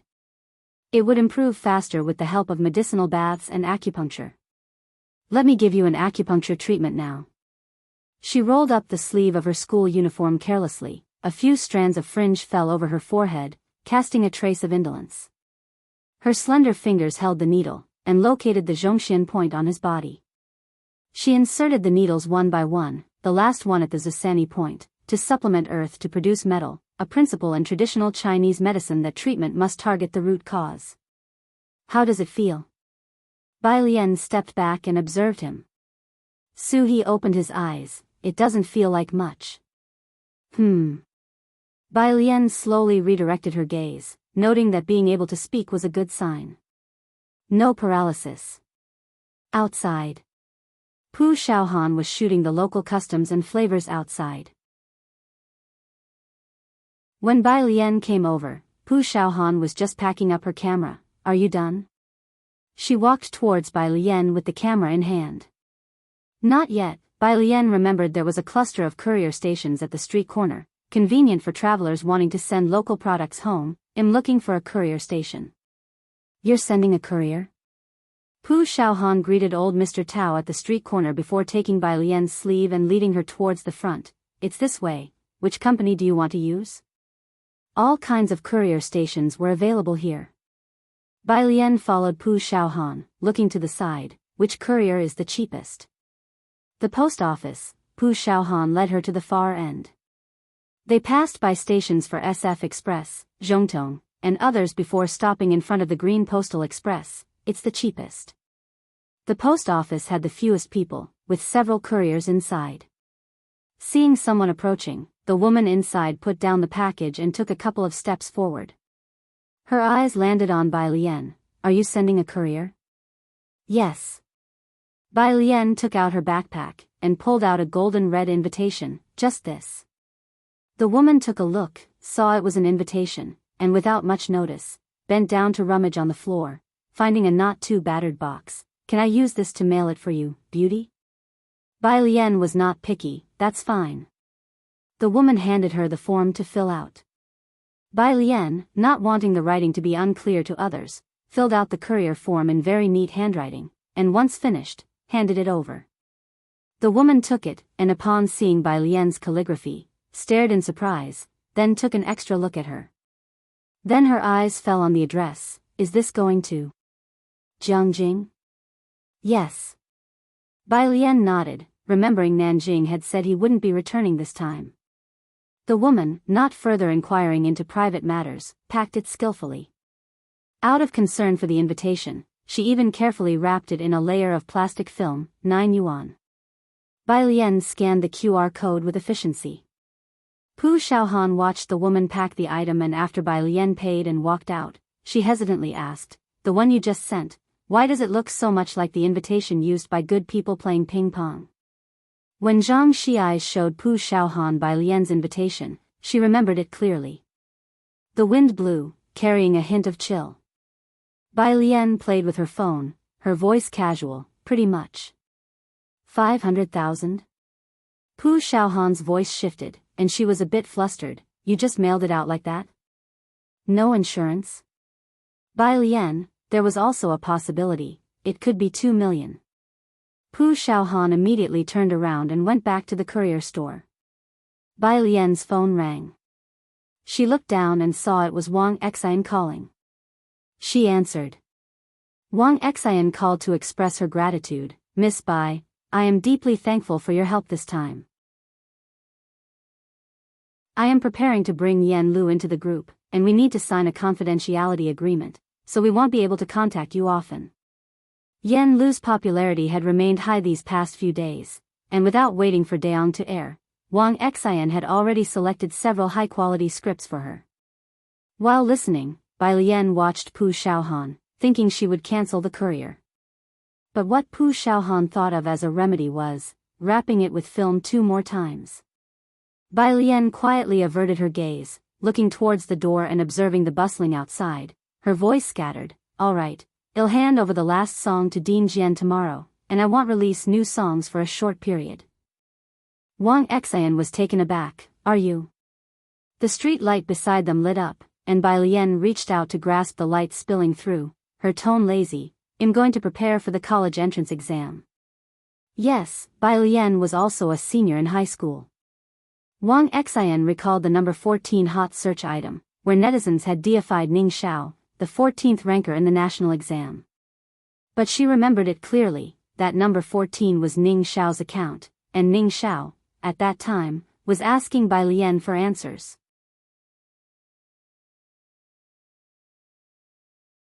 Chapter 505, 201 Soar to the Sky, Gift _1 Bai Lian's demeanor almost made Sister Xian think they were peers. It was only when she heard Bai Lian talk about the Gaokao that she vaguely realized Bai Lian was just a senior in high school, still needing to take the college entrance exams. After listening, Sister Xian seriously said just one sentence: "You will surely ride the wind and waves, soaring straight into the clouds." She hung up the phone and stood there, dazed. Next to her, Yan Lu, who was flipping through a script, looked up. "What's wrong?" Yan Lu was going to a new drama crew for a period drama, and after a makeup trial, she dyed her smog blue hair back to black for convenience of wearing a wig. Miss Bai said she sent the new song to President Jian. Wang Xian snapped back to reality, put down her phone, and looked at Yan Lu. "Also, she's going to seclude herself to prepare for the Gaokao. It said online that Ning Xiao has a very good chance of ranking in the national top 10. Yan Lu, do you remember? Ning Xiao often asks Miss Bai questions."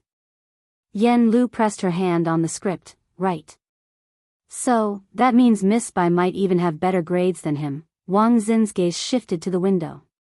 Having spent so much time together, Sister Xian knew the attitude of Ning Xiao and his peers towards Bai Lian. Like her, it was a respect that came from the heart.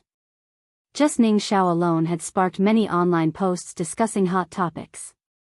If Bai Lian was added to the mix, Xiangqing might see 2 students ranking in the top 10 of the national exam. In Jianghu, having 10 such students wouldn't be surprising, but this was Xiangqing. The rarity was like finding 2 gold nuggets in the desert. Wang Xian felt that this year's Gaokao would definitely be much more lively than in previous years. Your Xiangqing is really going to liven up, churning out prodigies, Wang Xian exclaimed sincerely and then remembered something. Do you know about strawberry ice cream? Yan Lu frowned. She knew this was the person who initially set the rhythm. She's been quite popular these days, turned into a big fan of Miss Bai after unfollowing. Wang Xian was also surprised. She established a fan club for Miss Bai, but she's still your hater. Yan Lu, this was normal. Yan Lu didn't have any representative works, and compared to professional-level singers, her singing was mediocre. The song became popular entirely because of Bai Lian and President Jian. The next day, after school in the afternoon, Bai Lian and Wang Qi's group had just arrived at the Zhang family's place when they saw Zhang Dad, whom they hadn't seen for a long time, moving pots of flowers.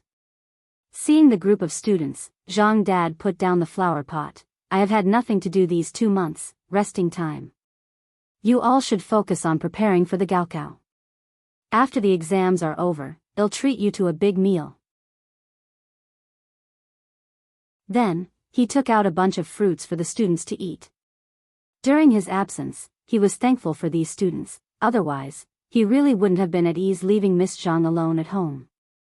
Sure, Uncle, Wang Qi took the watermelon and gathered beside Bai Lian, curiously watching Zhang Dad who was carrying a potted plant as tall as a person. A good person's father is really amazing, lifting such a heavy pot with one hand. He was very impressed.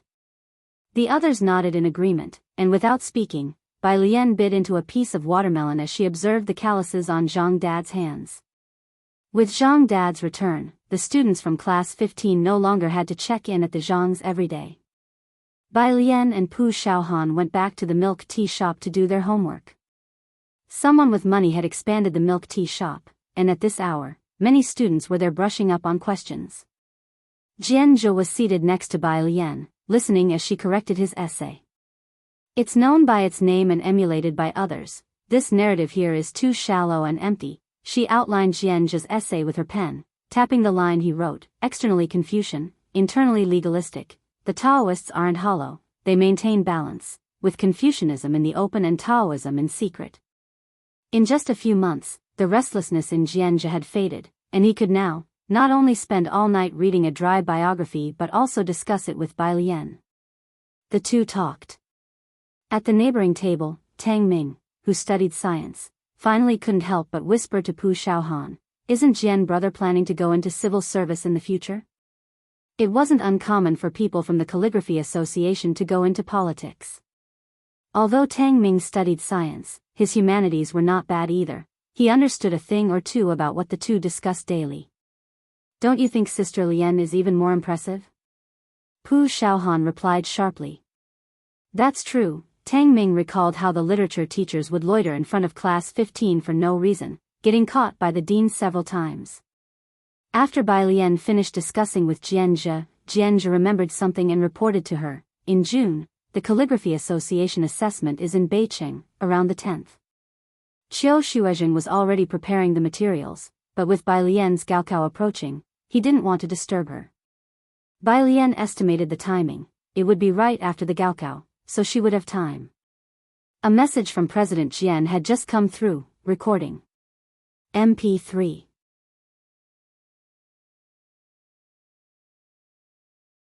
Chapter 506, 201 Soar to the Sky, Gift_2 President Jian, in seclusion? He spoke simply and to the point, probably having heard from Sister Xian about her decision not to consider new songs before her college entrance exams. Bai Lian wrote down a line, then took out her earphones, connected them to Bluetooth, and listened to President Jian's composition. Her new song was different from her previous style, leaning towards a traditional Chinese aesthetic. Cold season tassels. President Jian started with a solo pipa performance, elegant and ethereal, imbued with an ancient and stable charm yet filled with exotic sentiments. In the first second, Bai Lian envisioned a scene of yellow sand and withered bones.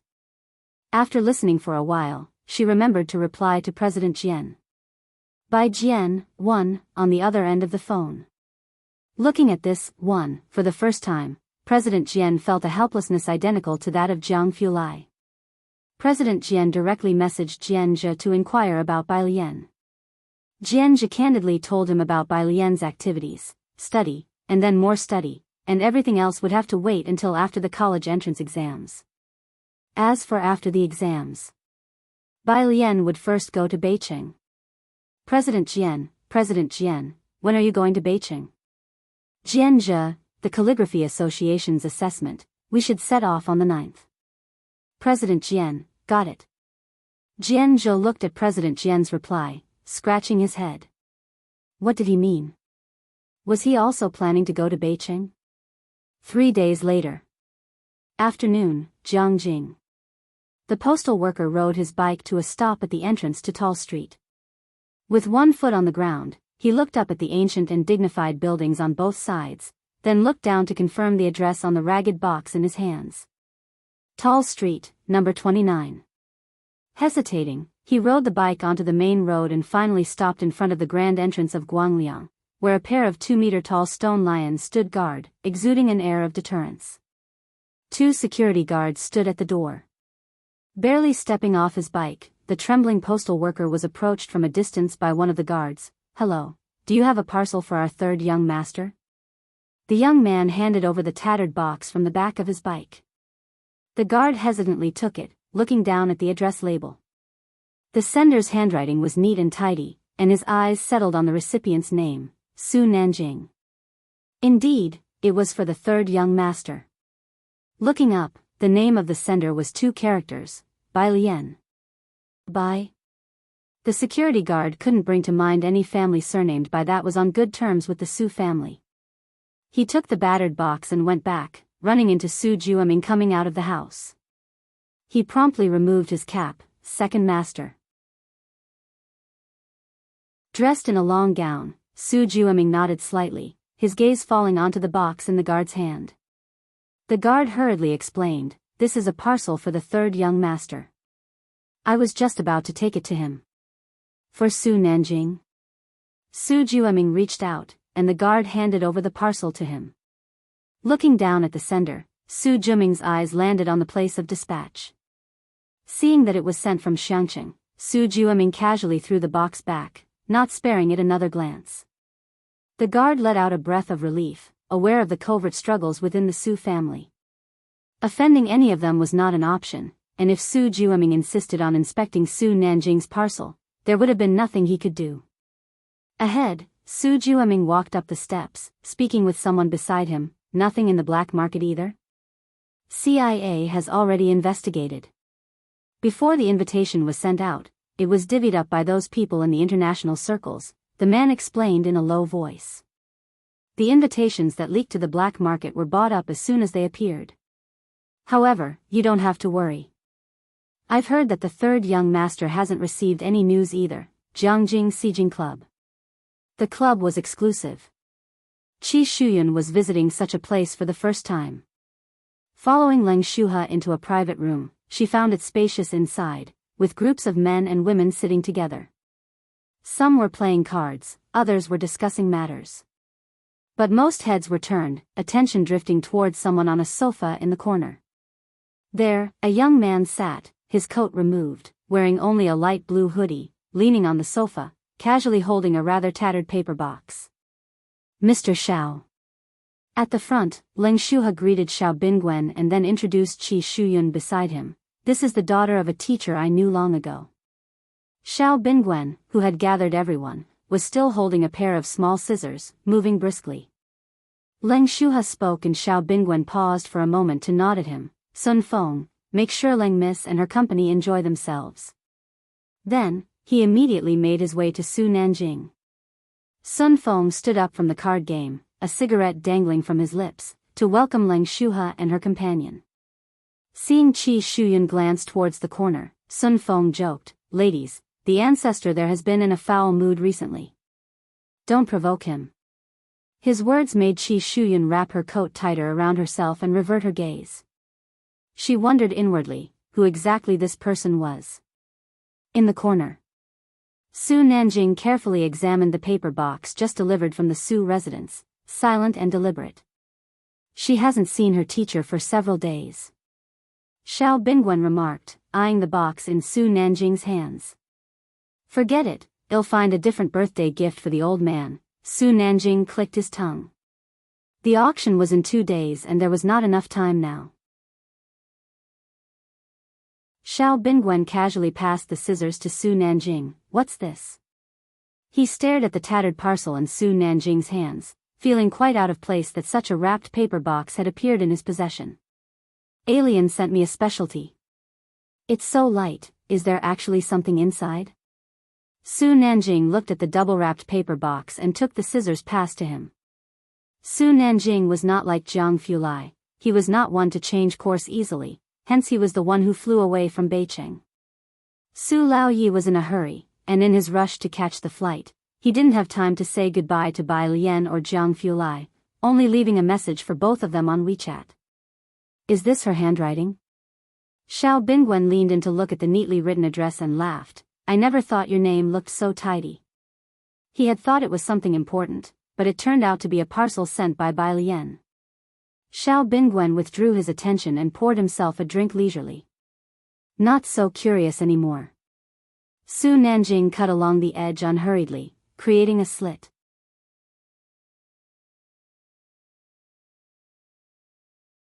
Chapter 507, 202 Jiang Guest's birthday. Playing against the wind to turn the tables. Second update. _1 Pu Xiaohan had tightly wrapped the outside of the box, and Su Nanjing had to exert some effort to cut it open. Inside, there was something that resembled a book, which was also wrapped in a protective film. One could not see clearly through the protective film. Xiao Bingwen greeted Sun Feng on the other side. Did she send you a book? This seemed like something Bai Lian could do. Su Nanjing exerted some more effort to cut open the protective film, finally revealing a red background with golden letters that read, Invitation, and below it, there was an imposing white tiger. An invitation? Xiao Bingwen picked up the red wine that was put aside, stood up to prepare to attend to the group that had come today, and glanced at it casually. What kind of invitation is this? A white tiger, from the White Tiger Auction House, huh? He said it offhandedly. In mid-sentence, his steps abruptly came to a halt. Then, with a snap, he set down the wine glass, his gaze fixed unblinkingly on the invitation. There had never been a moment where he felt the sound of his heartbeat so clearly. His throat tightened, and his voice trembled. This is, they didn't have invitations, but they had seen them before. The White Tiger Auction House was a place where they could buy almost everything they wanted.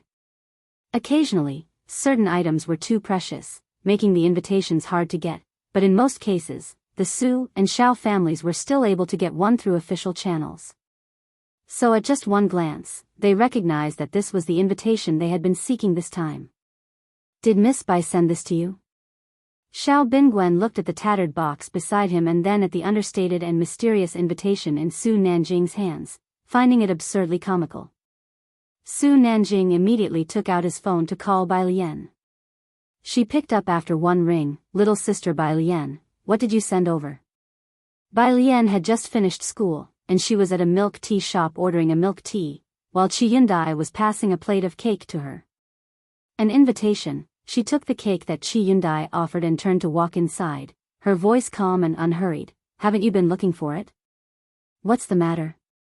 Su Nanjing, no. Oh, Bai Lian's tone was casual. Is there anything else? Her tone suggested, don't disturb my studies. The two hung up the phone. Xiao Bingwen had listened to the entire conversation, finally came back to his senses, and murmured, where did she get that invitation from? He and Su Nanjing had been busy for half a month, and these last few days they were really about to give up. Then this invitation had fallen from the sky? Was it from Jiang Fulai? Bai Lian was but a high school student at Xiangqing First High School. Other than Jiang Fulai, Xiao Bingwen really couldn't think of any other explanation. Bai Lian had been in seclusion and did not attend the auction. Saturday. It was rare for Jiang Fulai to have a day off, and these people were already regulars at the library. The light streamed through the library windows and fell on the table by the window. Today, the library was quite busy, and the table on the right was completely occupied by Bai Lian and her group. Jiang Fulai sat on the very right, with black headphones on his ears. In front of him was a very thin laptop. His slender fingers tapped on the keyboard, and occasionally he turned his head to speak with Bai Lian, the sunlight fell on his face, his eyelashes cast down, giving his usually cold features a touch of entanglement. Tang Ming across him raised his hand, looking cautiously towards Jiang Fulai. "Teacher Jiang, we're having hot pot for lunch." Jiang Fulai was used to being cold, and his demeanor didn't seem to fit someone who would join them in bustling eateries. Although they had had hot pot together many times, inviting Jiang Fulai still took a lot of courage from Tang Ming. "Sure," Jiang Fulai nodded indifferently. Tang Ming finally sighed with relief and quickly sat down. At noon, the hot pot restaurant in the next mall.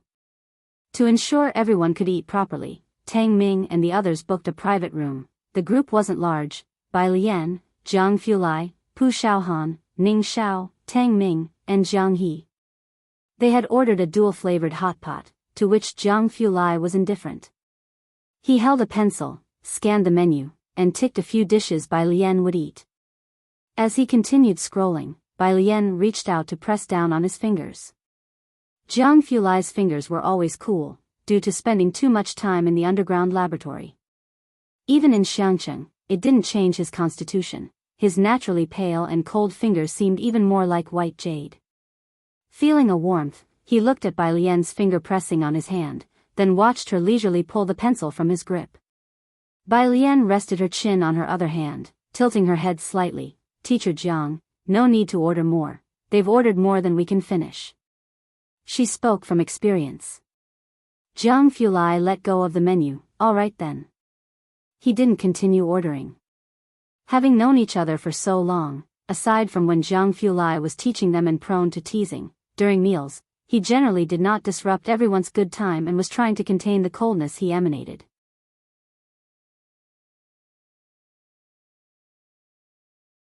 Chapter 508, Jiang Guest's 202nd birthday. It's all about turning the tables against the wind. Second update, _2 at the dining table. Pu Xiaohan was posting pictures in the group chat. Pu Xiaohan, Grandpa's clothes are almost done. After sending the message, she looked up at the people around the dining table. Grandpa's class uniform is ready.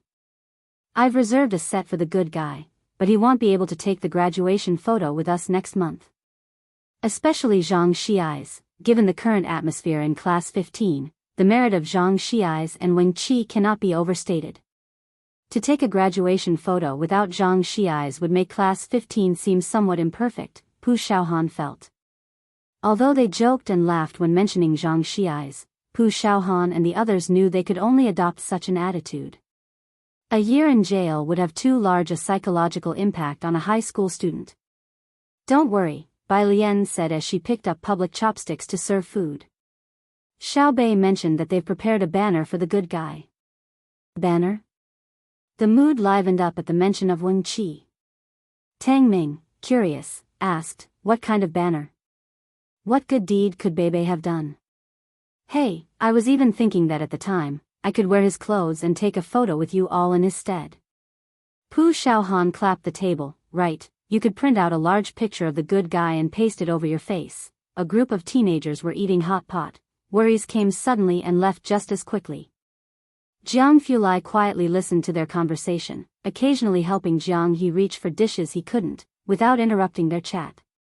Bai Lian also listened in, lazily. After finishing the meal, Pu Xiaohan called the waiter over to clean up the table. Jiang Fulai was sitting on the same side as Bai Lian. To his left was Bai Lian, to his right was Jiang He. After the meal, the waiter had also cleared away the excess bowls and chopsticks from the table. He thought Bai Lian would be in a hurry to return to the library to do homework. But Bai Lian didn't leave. The others at the table were still discussing post-graduation matters, with Tang Ming expressing a desire to take a photo with Class 15. Since Bai Lian was there, Jiang Fulai wasn't in a rush either. He leaned back slightly and spoke to Bai Lian. "They're talking about a graduation trip. Have you thought about it?" "A graduation trip? Have you ever traveled?" Bai Lian asked as she heard the term for the first time. She opened a can of cola with one hand for Jiang He and turned to look at Jiang Fulai. No, Jiang Fulai hadn't gone traveling either. His life consisted of nothing but research. "Then you still talk about taking me to the snow mountains." Bai Lian remembered this. The private room was warm. Jianghu had already taken off his coat. He was wearing a white shirt with the collar slightly open. He hadn't expected Bai Lian to remember that, and he softly replied, "You could go during the summer break as well, but the snow won't be as thick then." "No rush," Bai Lian suddenly said, recalling something. "But I kind of want to go to the grasslands." She flipped through history. There lay the tomb of the third princess. The grasslands. Jianghu tapped his fingertips on the table, picturing the map in his mind, planning the route. "That works too." As he was speaking, the private room's door was pushed open, and the waiter brought in the disassembled cake. Creamy white frosting, red roses spreading along the center all the way to the base of the cake. Clusters of roses, nestled against the green vines, were blooming together. It was like a passionate oil painting. Irresistible to the eyes. Ning Xiao stood up to receive the cake, and after thanking the waiter, he placed it on the table. But the waiter didn't leave, instead looking longingly at the cake that resembled a handicraft. "Handsome, where did you buy your cake from?" "This wasn't bought," Pu Xiaohan smiled at her. "It was made by our friend." The cake maker, of course, was Qi Lu. Tang Ming motioned to Jianghu to blow out the candles. "Happy birthday, brother Jiang. Blow out the candles and make a wish." Jianghu looked at the slowly burning candles. For the first time, the usually calm and composed him didn't know how to react. Perhaps because his family was no longer around, he didn't celebrate his birthday. He usually spent his birthdays in the lab to avoid trouble. If others couldn't find him, it would just be dropped. Even Su Nanjing and Zhang Shijue would only send a gift when the time came. Blowing out candles and making a wish, this was his first experience. The windows in the private room were closed, the candlelight reflected on his cold face. Under the urging of Tang Ming and the others, Jianghu slowly closed his eyes and made a wish. He didn't have any particular wishes. If it were before, he might have wished to find dark matter. But now, he quietly thought, may Miss Bai be safe and sound year after year. He stood by his side and helped him blow out the candles. In the evening, Jianghu leisurely strolled in the setting sun. He escorted Bai Lian back to the Ji family. Ji Heng invited them to have dinner. He had specially gone fishing with Chief Chen that day, and the neighbor auntie helped with cooking. By the time the two returned, the meal was ready.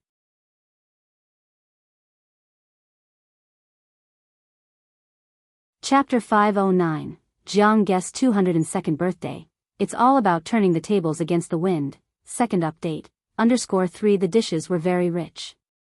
At the dining table, Ji Heng gave Jianghu the set of clothes meant for him, a silver-gray overcoat, made of silk-like material that looked very high-end, fastened with Chinese frog buttons. Patterns were embroidered across the middle of the sleeves and the front. Jianghu carefully accepted the set of clothes, his fingertips grazing the cool fabric.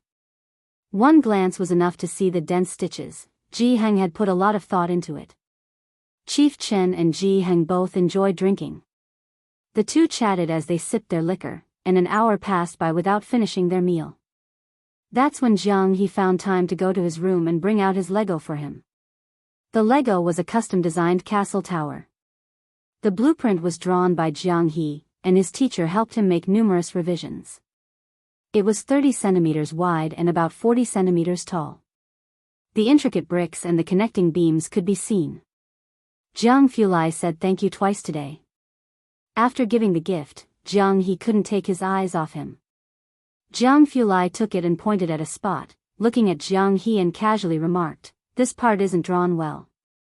He decided to sleep with Ji Heng tonight. Ji Heng had drunk too much today. Bai Lian made an exception and walked Jianghu to the door. At 9 o'clock, Jianghu looked down the long, dark alley. Just as he reached the bend at the entrance, he stopped and told Bai Lian to go back first. Bai Lian was dressed in a pale green outfit today, her jet black hair half up. She stopped, stretched out her left hand and opened it. A piece of Kailan jade almost melting under the lamplight appeared before Jianghu. "Happy birthday, Teacher Jiang." Jianghu was taken aback. presumably not expecting her to have prepared a gift for him. He reached out to take it, still able to feel the warmth of the jade in his palm. End of May. With the college entrance examination approaching, the school arranged for a graduation photo to be taken. The location was the central stone of the school, with 5 steps beneath it, perfectly accommodating the students to line up. Class 15 prepared uniform attire. The girls' dresses featured a mandarin collar, with a white undergarment, embroidered with ivy at the edges, covered by a red, sleeveless waistcoat adorned with delicate vine patterns. The buttons were matching Chinese frog buttons. Below was a white skirt, the hem embroidered with vivid clusters of roses, red and pink rosebuds in full bloom nestled among green leaves. As the girls stepped forward, the rose bushes hidden in the folds of their skirts burst into full bloom. The boys' clothes? Skip. The students of Class 14 were currently taking their graduation photos below, while the photographer snapped pictures and they stood on the steps, involuntarily gazing at the students of Class 15, their eyes resting on the last tall girl. Bai Lian, with her phone in hand, nonchalantly followed Lu Lingxi at the end of the line. Her hair, still half up as usual, her almond-shaped eyes half closed, her hair was too long, loosely curling over her shoulders beneath the wooden hairpin. Bai Lian, who was used to wearing plain clothes, wore such a brightly colored outfit for the first time today. The traditional Chinese-style clothes seemed to have been tailored specifically for her, set against a backdrop of blue sky and white clouds. The wind scattered her skirt's hem. A girl of roses, blossoming in the wind. More than half the students from Class 14 were stunned, and the photographer had to remind them to come back to their senses. They all say I look stupid like this. Lian Jia, Xiaohan, take a look, do I look dumb?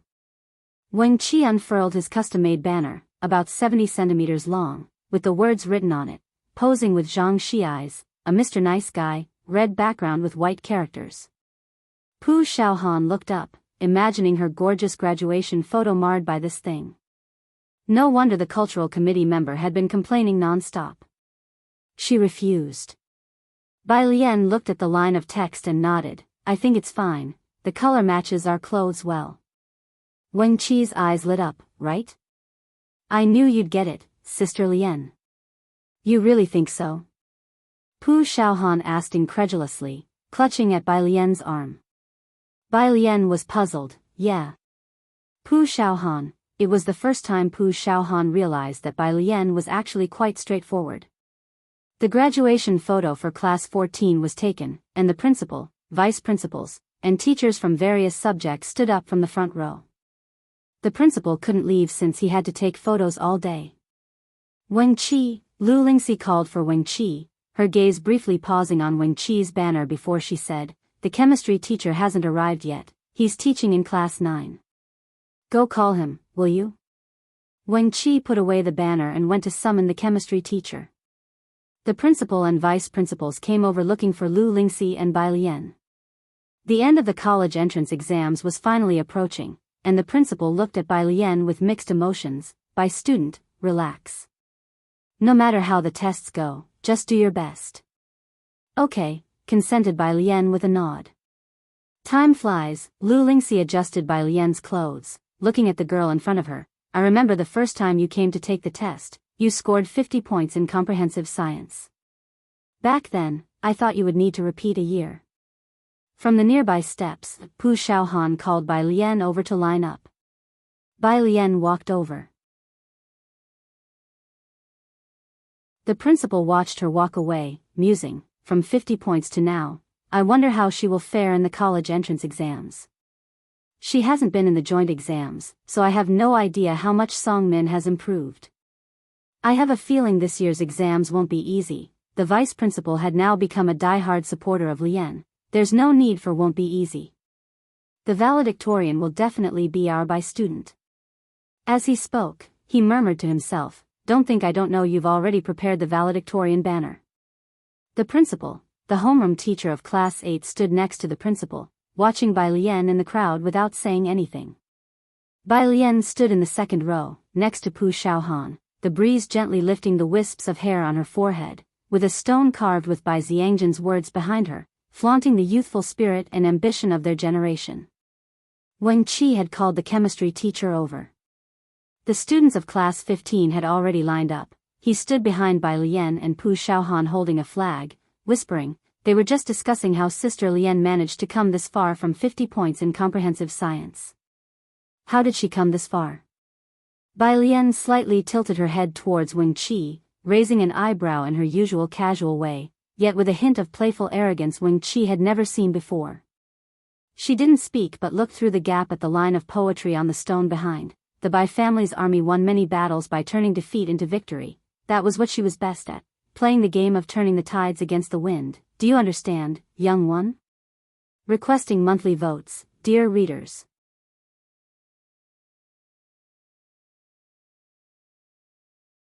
Chapter 5:10, Battle 203 commences. A clash of two champions _1 at 10 in the morning. The sun was plenty strong. Light passed through the clouds and settled on Xiangqing No. 1 Middle School, falling upon the boulder that had stood for 1,000 years. Bai Lian reached out her hand to shield her eyes from the glare, her gaze fixed on the powerful and resonant characters inscribed on the stone. In the interplay of light and shadow, it was as if she saw the comrades who had fought the last battle with her 1,000 years ago. The interweaving of light and shadow was blurry. 1,000 years later, Bai Lian stood beneath the line of poetry she had written with her spear raised. About to fight her first battle. The photographer held up the camera, intending to check the framing in the viewfinder, but his attention was captured by the girl inside the lens.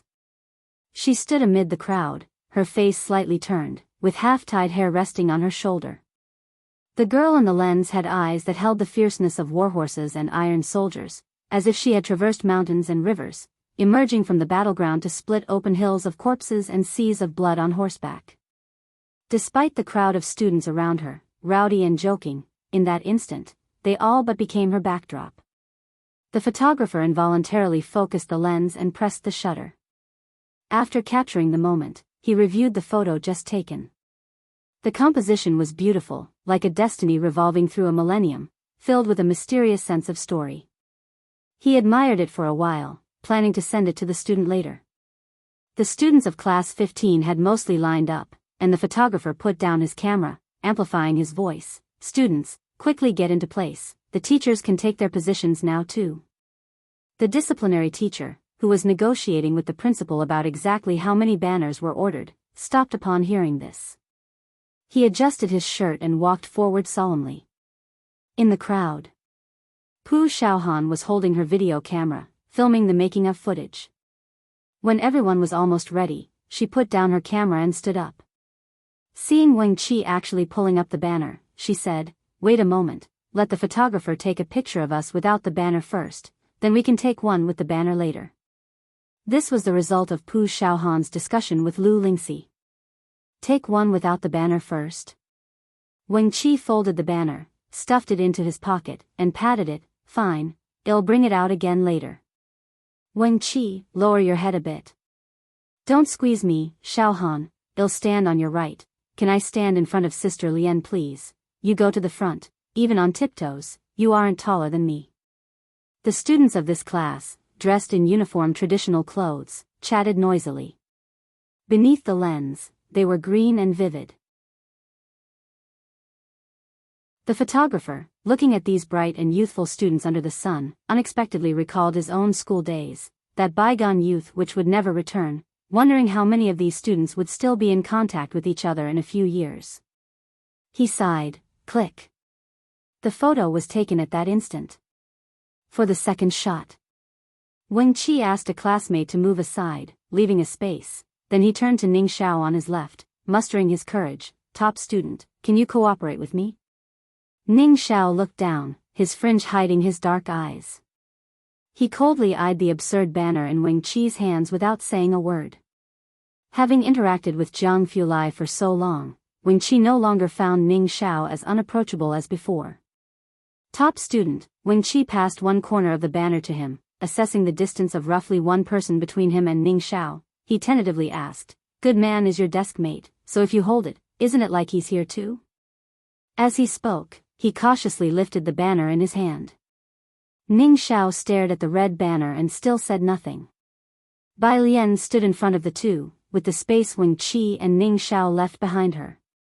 She tilted her head back. Ning Xiao, help him hold it. Ning Xiao coolly extended a finger and hooked the corner of the banner.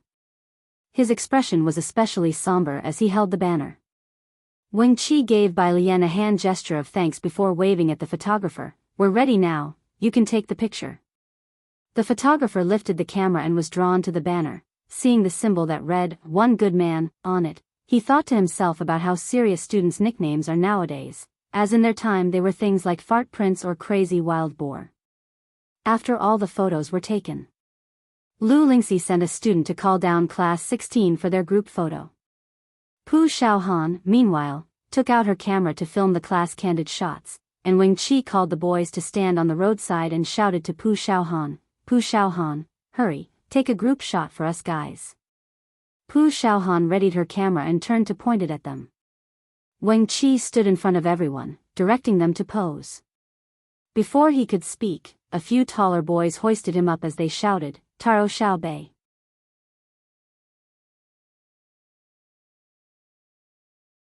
Chapter 511, 203 starts the first battle. A pair of heroes _2 Pu Xiaohan captured this scene on video from the side. Class 16 students came down.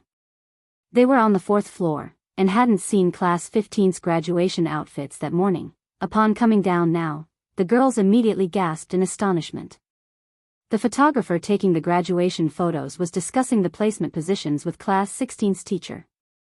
Two girls from Class 16 walked over with their smartphones and stopped beside Bai Lian. "Bai Lian, could we take a picture with you?" There were many photos of Bai Lian in the school forum, most of which were of her back.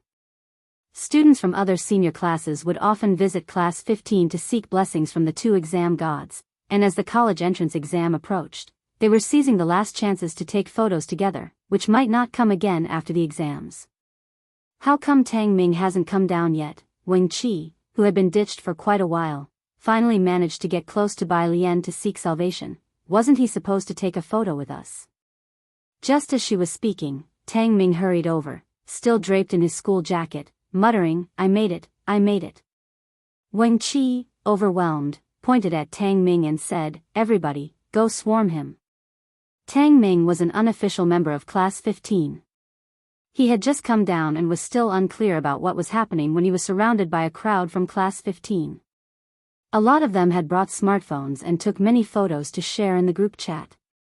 Bai Lian looked through the group for a few photos and finally found one where she was with Zhang Shi's banner and Pu Xiaohan and others, and she sent it to Jiang Fulai. "Print it out and bring it to the good person tomorrow." Jiang Fulai replied quickly, "Graduation photo?" 1. While this group was fooling around, Lu Lingxi stood by watching for quite a while without urging them back to class. Considering the pressure students of Class 15 had placed on themselves this half year, it was good for them to relax a bit before the exams.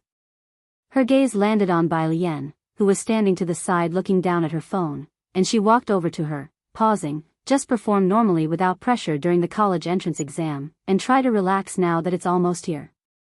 She thought Bai Lian was studying. Bai Lian silently put away her phone. "Okay." The Research Institute.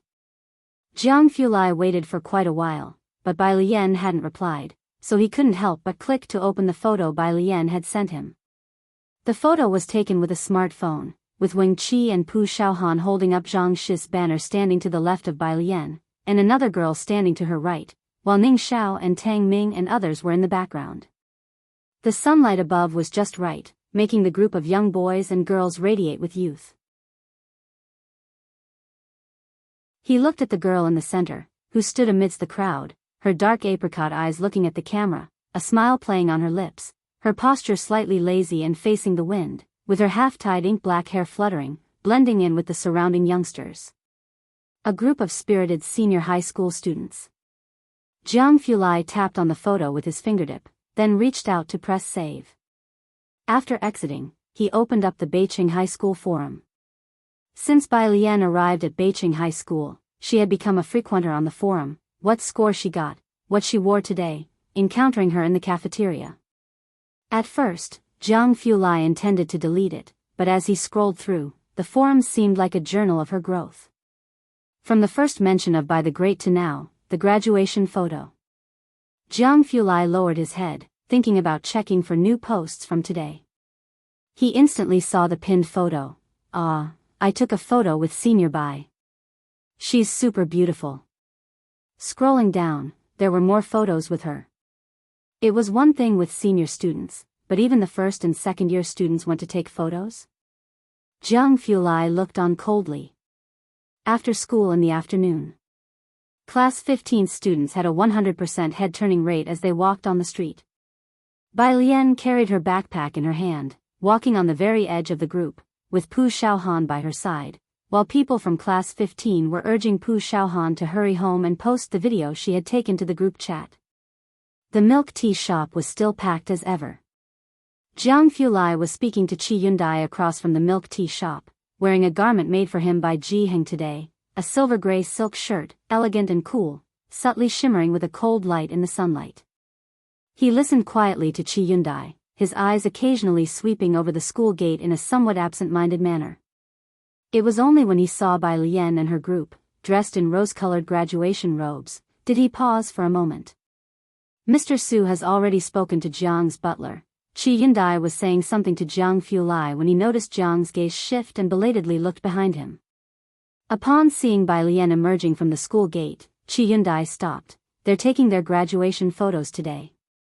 As the college entrance examination approached, the school was plastered with banners. When Bai Lian approached, Wang Qi and Tang Ming quieted their roughhousing and respectfully greeted Jiang Fulai before heading off to the milk tea shop together. Qi Yundai remembered his cake and dashed back to attend to it without delay. Jiang Fulai stood still, appearing aloof, his gaze fixed only on Bai Lian. Bai Lian, holding the banner from Zhang Xi's, paused slightly and said, "What's up?" Jiang Fulai leisurely took out his phone, opened the camera app, and casually asked, "Bai Lian, can I take a picture with you?" Bai Lian, where had he heard that again? Jiang Fulai seldom took photos. He turned on the front camera, which had no beauty filter, but with their superior bone structure, even just showing above the chest, the two were dressed in ancient-styled clothes in the camera. The two looked like they were part of a painting set in ink and wash, with a wisp of sunset in the background, exquisitely beautiful. There were no compositional techniques in use. Their good looks alone carried the photo. After Jiang Fulai finished taking the photo, he checked it, was satisfied with it, and remembering that Bai Lian had once criticized his photography skills, showed it to her. "Bai Lian, what do you think?" Bai Lian looked down at the photo and let out a sigh. Across at the milk tea shop, Pu Xiaohan, holding an order, stood by the counter and whispered to Yang Lin, "Teacher Jiang's angle is so fatal, his photography is really not up to par." Yang Lin looked up and glanced across through the glass. Qi Yundai, having donned his chef's hat, felt like giving Pu Xiaohan a thumbs up. Meanwhile, in Beiqing, approaching the college entrance exam, Bai Qiming had specially invited the principal of Beiqing High School and the head teacher of the international class to a meal at a hotel to inquire about Bai Shaoqi's situation for the exam. The principal of Beiqing High School spoke highly of both Bai Shaoqi and Song Min. Both students have made rapid progress this semester, and there's no need for concern. President Bai, President Song. Always serious, Bai Qiming couldn't help but smile, and he and the Song family had already booked the hotel. "Do you think Shaoqi stands a chance of being admitted to Jianghu University?" "Of course," the principal nodded, smiling with a sense of admiration. "Though she's not as good as her brother academically, she's improved significantly this semester. Without any mistakes, there's a 90% chance she can get into Jianghu University." Bai Qiming had no clear concept of their academic achievements, but hearing the principal's affirmation that Bai Shaoqi could indeed gain entry, the surprise on his face was unmistakable. His hand clenched the wine glass tightly to prevent himself from showing too much emotion. Would their Bai family really produce two champions? Two outstanding students at Jianghu University? Even though the principal mentioned Bai Shaoqi wasn't quite on par with Bai Shaoke, Bai Qiming was still pleased. Now that Bai Shaoke had begun an internship at the Jianghu laboratory and had met many professors and doctoral students, with the addition of Bai Shaoqi, they were one step closer to making their mark in Jianghu. Behind him, the Bai family butler looked on at this scene, feeling happy for the miss. Yet, he couldn't help but remember Bai Lian, whose impression on him when she left the Bai family was unforgettable. Bai Lian was in the same grade as Bai Shaoqi, but since moving to Xiangqing, there had been no word from her. Bai Qiming was happy for his daughter but couldn't help feeling regretful. It's a shame she ran into Song Min. This year Song Min is probably going to be the Beijing top scorer. He had already heard from the Song family on several occasions that Song Min had been first in all the recent joint exams, far outstripping the second-place student. Bai Qiming had thought the principal would agree, but unexpectedly, both the principal and the head teacher remained silent. Bai Qiming paused, slightly puzzled. Did I say something wrong?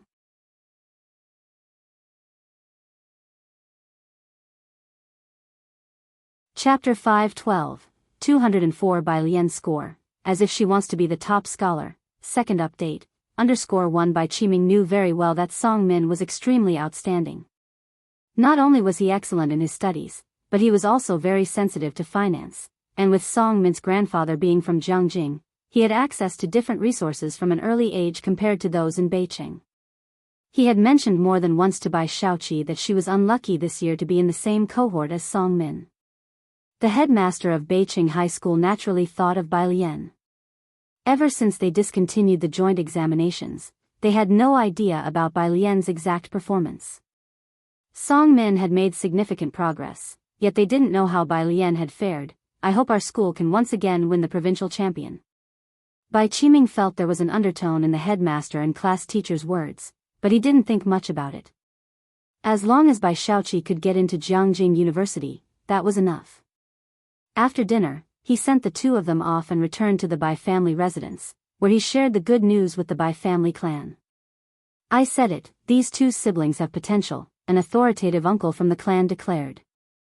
I will notify the people in the village right away, and when the college entrance examination results come out, we will celebrate at the ancestral hall. Aside from the new year, the clans seldom opened the ancestral hall. Last year, they had opened it once for Bai Shaoka when he became the provincial champion, but they only opened the side door. The central door was not to be opened easily unless there was a significant contribution. This was the most exciting time for the Bai family clan in the past few years. Bai Qiming, speaking with the clan members, could not hide his pride on his usually stern face. Glorifying the ancestors was something no one could refuse. June 1st, Saturday. Bai Lian and Ning Xiao were preparing for the college entrance examination, and since Beijing High School did not close for the holiday, she did not visit Zhang Xiai's today. Jiang Fulai went with Qi Yundai instead. Without Bai Lian around, Zhang Xiai's became even more unapproachable, and the two prison guards dared not get too close to him. Qi Yundai, upon entering, immediately adopted an expression that could send someone away for 10 years. After escorting the two to the visiting room, the prison guards exchanged glances and breathed a sigh of relief. Inside the room, Zhang Xiai's had been waiting there. Seeing Jiang Fulai and Qi Yundai, he was startled for a moment before standing up and speaking in a muffled voice. Brother Jiang, Teacher Qi. Qi Yundai tossed the keys to Zhang Xiai's. Zhang Xiai's bowed his head and used the keys to unlock the handcuffs. Qi Yundai glanced over and commented, "Quite skilled, aren't you?" Zhang Xiai's placed the handcuffs down, loosened his wrists, and followed Jiang Fulai's instructions for a while. Without Bai Lian there, Jiang Fulai's patience was limited. Even he got scolded for making mistakes in front of Jiang Fulai. Seated across from Zhang Xiai's, his white shirt sleeves rolled up neatly, his delicate features frosted over, he asked, "Are you the one applying for the University of Political Science and Law?" Qi Yundai watched for a while and his brow twitched. "Let me handle this, young Master Jiang." Jiang Fulai coldly stood up, pulling at his collar. An hour later, Qi Yundai calmly asked, "Would you mind spending another 10 years in here?" Zhang Xiai's, without Bai Lian present, it would have been good even if Senior Hewen was there, yet why did two King Yamas have to come today? The lengthy prison visit finally ended. Zhang Xiai's would rather go back and spend another 10 days inside. As he was leaving, Jiang Fulai handed him 2 items. Zhang Xiai's took them and looked. He opened the red banner first. What's this? As he unfolded it, he soon saw the words written on it. Take a picture with Zhang Xi's, a good man, Zhang Xi's. At this moment, he turned his attention to the other item, a photograph. It was a picture of Bai Lian and the others with this banner, and as he looked at it, he vaguely remembered, they've all taken their graduation photos already, huh? They're graduating. He treasured the photograph, storing it as if he too had participated in the graduation photo shoot from afar. Right, brother Jiang. Zhang Xi's took out a letter he was holding and handed it to Jiang Fulai. Please give this to Sister Lian to pass on to Lu's mom when the time comes. This was Zhang Shi's letter to Lu Lingxi. Evening. The courtyard at Jianghu's. Since the graduation outfits for class 15 were completed, he had some free time to work on his own small items. Jiang He had been with Jiang during this period. Like Jiang, he didn't talk much and was different from other kids his age. He was smart and independent, yet he wasn't a conversationalist and tended to be hard on himself. Strangely enough, he got along very well with Jiang.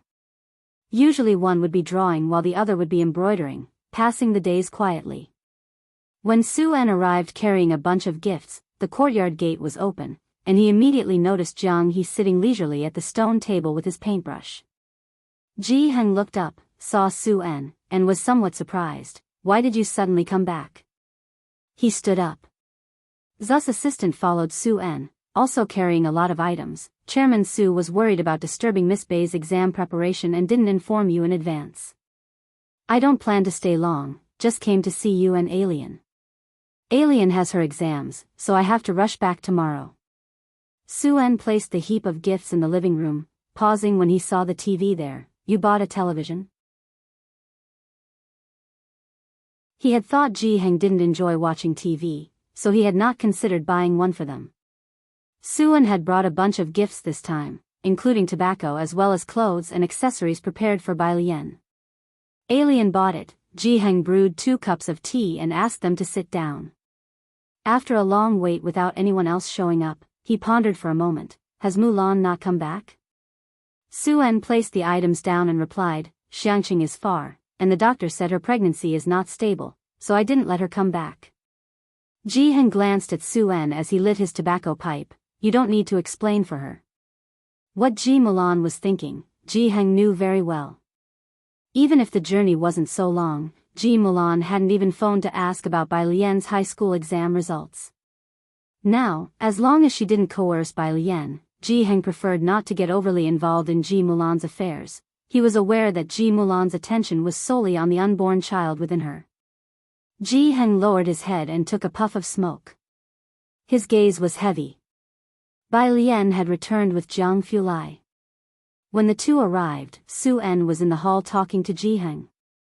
Seeing Bai Lian and her companion return, Su-en couldn't help but stand up. He went outside to greet Bai Lian, his eyes pausing briefly on Jiang Fulai. Jiang Fulai wore a white shirt today, and under the lights, all of his usual sharpness seemed to be hidden away. Yet, those light-colored eyes that glanced over still felt very oppressive. Su-en pondered deep down, wondering exactly who Mr. Jiang was. Jiang, surname Jiang. Su-en pondered for only a moment before shifting his thoughts. He reached out and handed a gold top of the list pendant to Bai Lian. Your high school exams are in a couple of days. I wish you success in leaping through the Dragon's Gate in advance. He had the pendant specially made by a goldsmith, and both Su Jiyue and Bai Lian had one. Beside him, Zu's assistant chimed in with auspicious words. Miss Jiyue said that with Miss Bei's math skills, you will surely make it to the top of the list. Thank you, Bai Lian said humbly, accepting the pendant. Jiangjing. Su family old house. Su Jiyue was still at school, only the old Madam Su Wenyao and Ji Mulan dined together.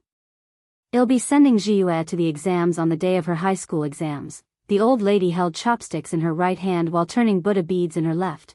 Wenyao, you're busy with school, so there's no need to rush back especially. Su Wenyao nodded in agreement. With the high school exams approaching, the old Madam Su was also anxious. After having a few bites, she suddenly remembered something. What about your father? He's gone back to Xiangqing, began Su Wenyao. Alien also has her high school exams, so he went back to visit them in advance. The old Madame Su knew about Bai Lian's exams. But she never expected Su En to make a special trip back for it. She looked at Ji Mulan across from her, thinking it odd that while the child's own mother didn't return, he, on the other hand, made sure to rush back. The old Madame Su refrained from further comment. After finishing the meal, the old lady still went to the temple at the back to offer incense to the Buddha, praying for Su Ziyu's exam results. Madam, the butler respectfully reported at her side, according to the news, Miss Qi seems to have met the third young Master Su.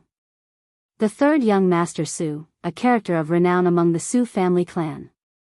Su Jin and Su Genie were both overshadowed by the third young Master Su, and many people said that the next clan leader of the Su family should bypass the older generation and fall directly to the third young master. Are you serious? The old Madame Su opened her eyes wide, the murk in her eyes giving way to a sharp glint.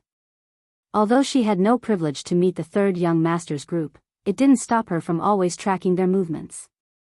The butler replied, most likely. The old Madame Su hung the Buddha beads on her wrist and clasped her hands together. In a few days, they'll make a trip to the Qi family. June 4th. At Ji Shayan's place, after finishing a day's worth of classes, Ji Xiaojun and the house butler among others voiced their intention to return to Xiangqing. And they were planning to go back early tomorrow morning. The Dragon Boat Festival is coming up. The house butler looked at Ji Xiaojun, disagreeing with his decision to go back. I was planning to take you to meet the old master. Why are you heading back to Xiangqing at this time? Ji Xiaojun poured himself a cup of tea without looking up and didn't hide his intentions from the house butler, speaking at a leisurely pace, going back to see my dad and Alien. You can see people anytime. The house butler set down his teacup, his fingers etched with deep lines. The old master has taken time out to meet you now. House butler, Shen Qing joined the conversation to explain, it's different. Alien has her high school exams, Xiaojun and I plan to go back and send her off. She sat next to Ji Xiaojun, no longer as awkward as when she first arrived in Jianghu. High school exams? The house butler paused, remembering Bai Lian indeed had her exams this year. And send off. He knew of Bai Lian, who lived with Ji Heng and attended Beiqing High School. With a stern expression, the house butler wondered, I understand your care for her, but is a high school exam so significant that you need to go back especially to send her off? He knew Shen Qing and Ji Xiaojun always cared for Bai Lian, but it seemed that they were placing too much importance on Bai Lian's exams. He could understand paying a bit more attention, but was it really necessary to make the long trip back to Xiangqing just for this? Why were Shen Qing and Ji Xiaojun so agitated, as if she were vying for the top scholar position? It's a holiday today, so let's ask for monthly votes to update more.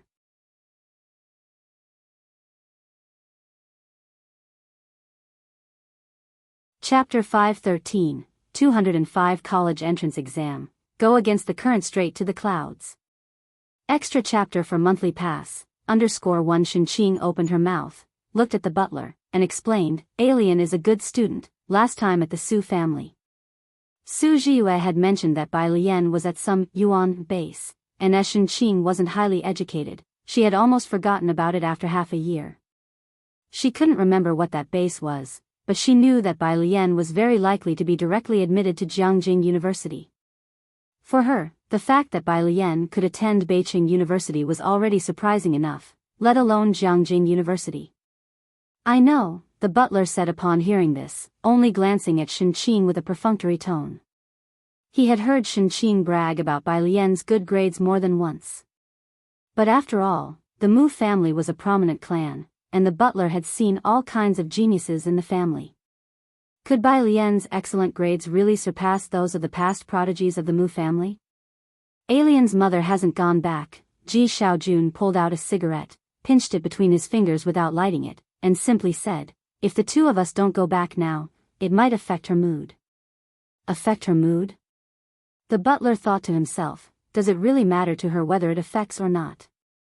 But having been around them for so long, the butler knew Ji Xian's character and didn't insist on keeping Ji Xiaojun and Shen Qing. He simply said, "All right, I'll have Xiao Jie take you back.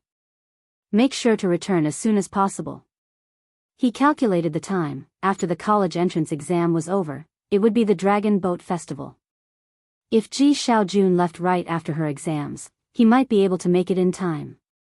June 5th, Class 15, high school's last class. Even the usually most lively Wang Qi was quiet at this time.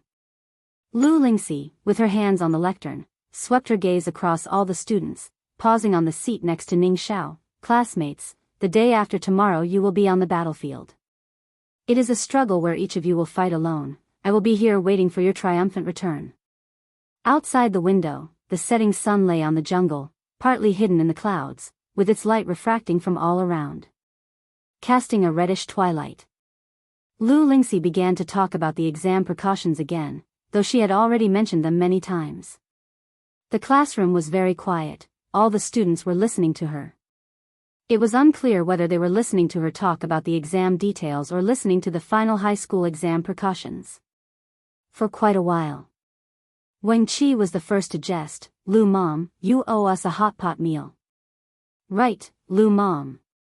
The boys started to chuckle and laugh again.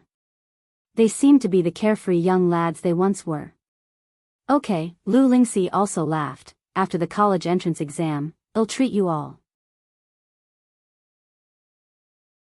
Pu Xiaohan's deskmate turned back gently, and looking at Pu Xiaohan and Bai Lian she asked, "After the exams, will we be able to be in the same city?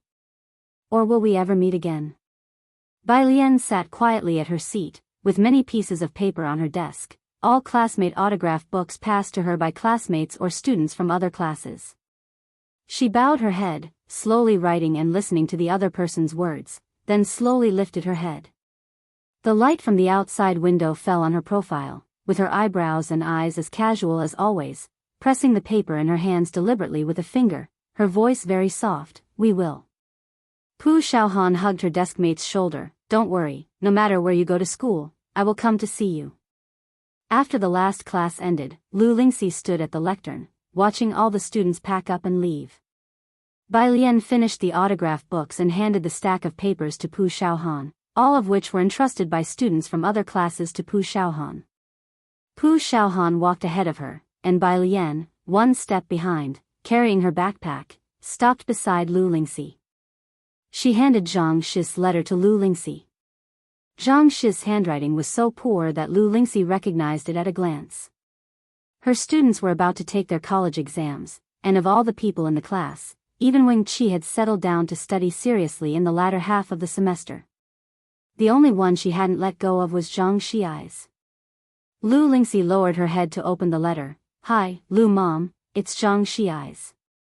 I never thought I'd be writing to you from a place like this. I'm sorry, Lu Mom." Zhang Shi's letter was very long. Lu Lingxi didn't know. Since the incident with Zhang Shi's, he had never apologized to anyone, nor admitted his wrongs to anyone, because he didn't feel he was wrong. The only person he had said sorry to was Lu Lingxi. He says he's seriously reforming and studying there, and that he wants to become a lawyer later. Lu Lingxi carefully put away the letter. "Then I'm also relieved." June 7th. Early in the morning, Ji Xiaojun and Shen Qing arrived at Ji Heng's yard early to accompany Bai Lian to her college exams. Bai Lian still got up very early, rising at 6 in the morning to read for a while. Shen Qing dressed in festive red for the day. Seeing Bai Lian's room door open, she brought in the food she made in the morning. "Alien, why don't you sleep a bit more?"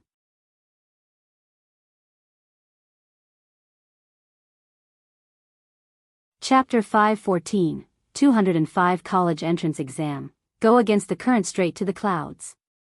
Extra chapter for monthly pass, _2 She and Ji Xiaojun had arrived yesterday morning, and she had prepared quite a few supplements for Bai Lian over the past 2 days.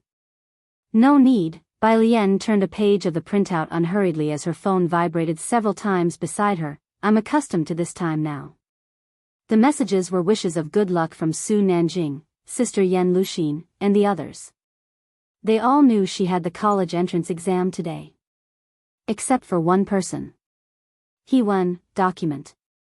WOC, He-1, take a look at this today first. Bai Lian, while having breakfast, glanced at it and replied in a leisurely manner, I can't today. He-1, what's wrong? Have you changed your focus recently? Bai Lian, no, Bai Lian, these 2 days are the college entrance exam. On the other side of the phone, He-1, absorbed in his research and oblivious to the passage of time, checked the date and realized it was indeed the 7th of June. He was somewhat taken aback. Although Bai Lian had mentioned to him that she was a senior in high school, her effortless communication with him often made him forget that she was a high school senior. Who else is taking the college entrance exam this year? He-1 asked a team member beside him, tilting his head. The person didn't know either. No idea. Why do you ask? Nothing. He-1 sent Bai Lian a message saying, good luck on the college entrance exam, before he muttered to himself, I just feel a bit sympathetic towards them. How would this year's college entrance exam candidates fare against Bai Lian? Experimental High School. Lu Lingxi stood at the main entrance. The traffic police were already in place and some students had arrived at the exam site. She had been there since 8 o'clock, watching the road intently. At 8:20, she saw a black electric scooter with the emblem of a Xiangqing local restaurant on it. Lu Lingxi's steps faltered for a moment as she recognized it as the restaurant where Yang Lin worked part-time. Yang Lin was riding the scooter. Lu Lingxi saw her stop and quickly walked over to her. Yang Lin. Yang Lin parked the scooter.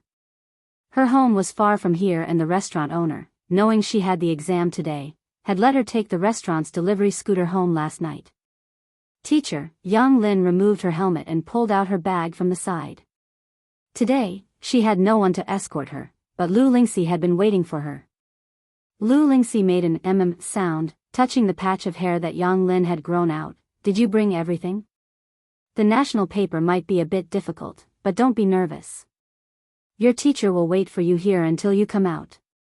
Yang Lin wanted to say something, her gaze drifting through her bangs towards Lu Lingxi, but she refrained in the end. It seemed that ever since Bai Lian had come, she had rejected others less and less. After what seemed like a long silence, Yang Lin handed her phone to Lu Lingxi. Teacher, could you please look after this for me? Her grandparents were still in the countryside, and she was alone. If Lu Lingxi hadn't come, she probably would have left her phone in the security room. Never in the history of Xiangqing was the college entrance exam as lively as it was this year. The main roads in Xiangqing, particularly those leading to major exam venues, were manned by traffic police, and signs reading, no honking, were put up. Bai Lian's exam venue was at Experimental High School, which she had visited the previous day with Jiang Fulai. Bai Lian and Shenqing rode in a taxi for examinees from Xiangqing, distinguished by the sign, student taking the college entrance exam inside, and almost all the vehicles made way for this taxi. She and Shenqing sat in the back, while Ji Xiaojun was in the passenger seat. It was Bai Lian's first time taking the college entrance exam, and the cars behind their taxi didn't honk their horns, a scene she had never witnessed before. Today, everyone was making way for these high school seniors heading to their battlefield. The people here really cared about their students. At 8:30, their taxi stopped at Experimental High School.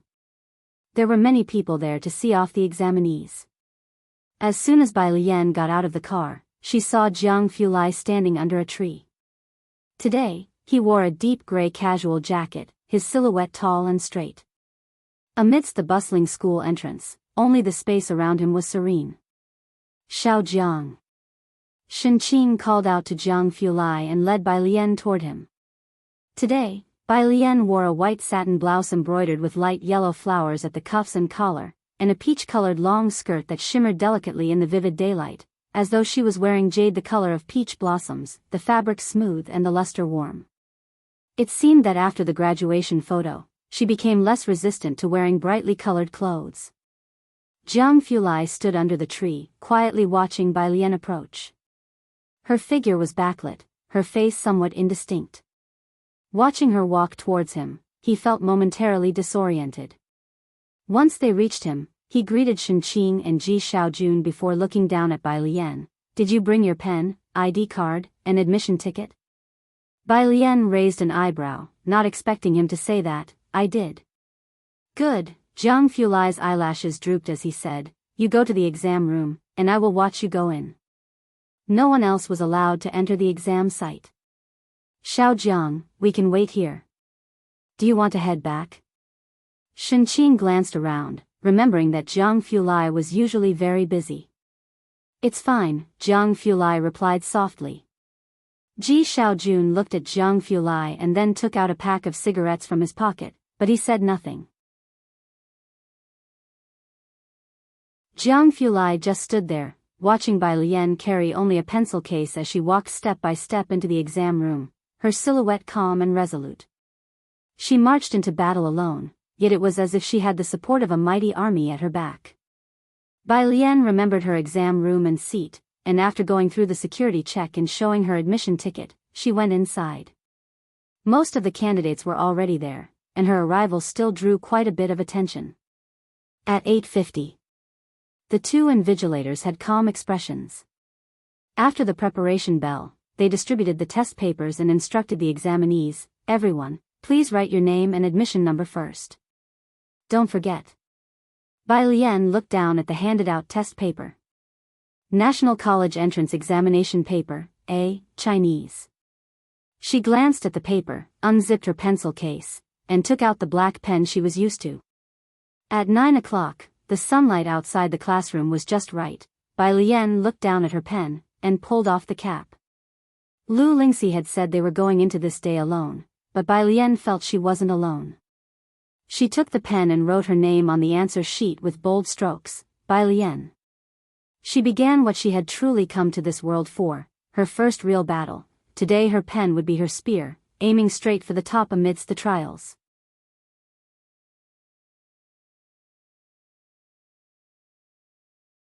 Chapter 5:15, 206 The Insurmountable College Entrance Examination, First Update, _1, the first exam was Chinese language. The test paper began with a piece on technology, its sentences interspersed with numerous professional terms. Bai Lian glanced over the test and estimated its difficulty, feeling a bit worried for Wang Qi.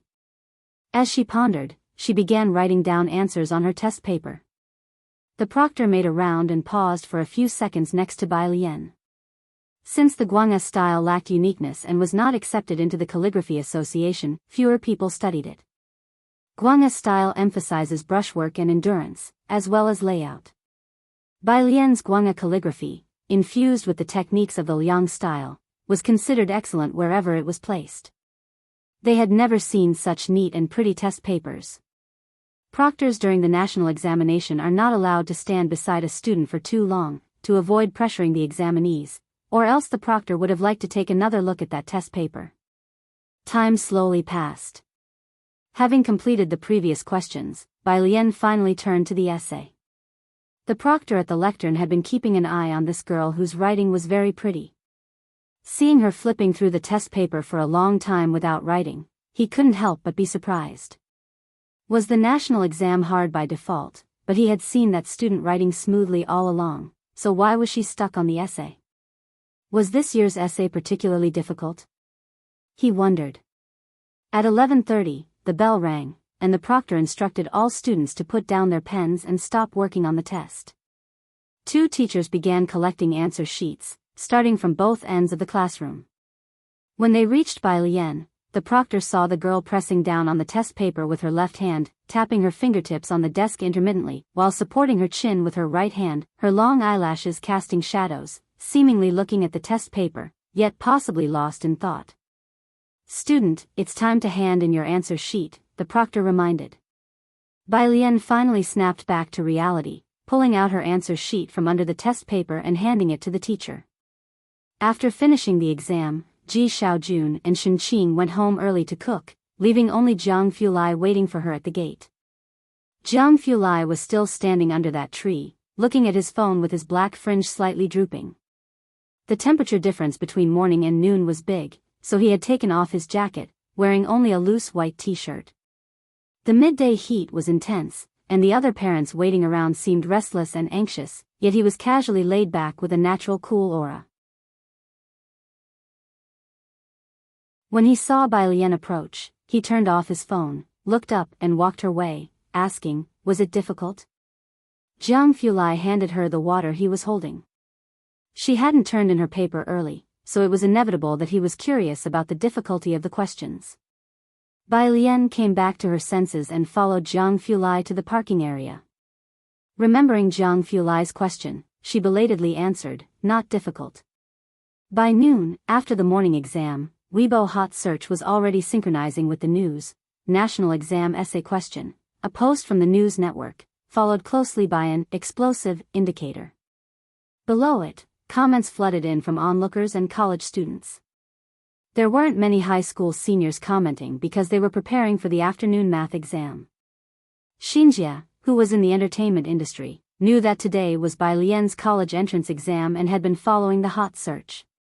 Seeing that the Chinese composition topic had exploded, she discussed with Yan Lu, "Netizens are saying this year's essay question was too simple, but the reading comprehension and classical Chinese sections were simply brutal. I wonder how Miss Bai did." Miss Bai has a profound foundation in literature. Yan Lu closed the script book, seriously commenting. The afternoon exam was mathematics. Math has always been the most feared subject by students in both the arts and sciences, and this year's last 3 questions were progressively more difficult.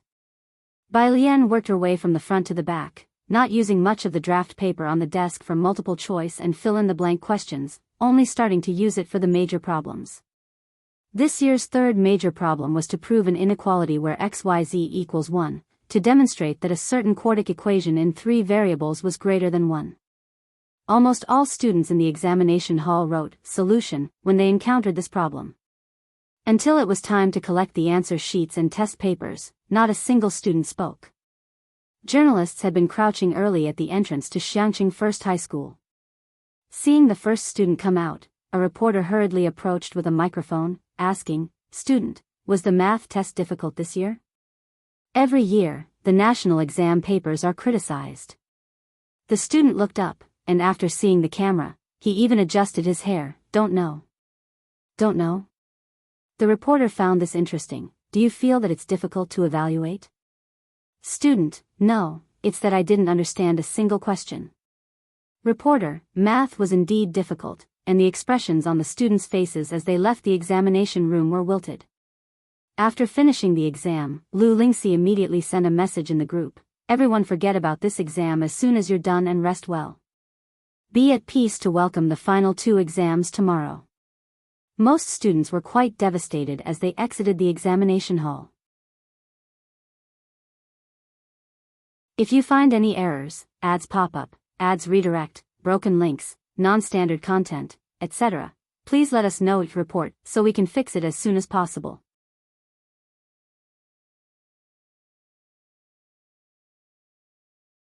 Chapter 5:16, 206 Difficult to Surpass College Entrance Examination. First update, _2 Mathematics and Mandarin are always headline news during the annual college entrance examination.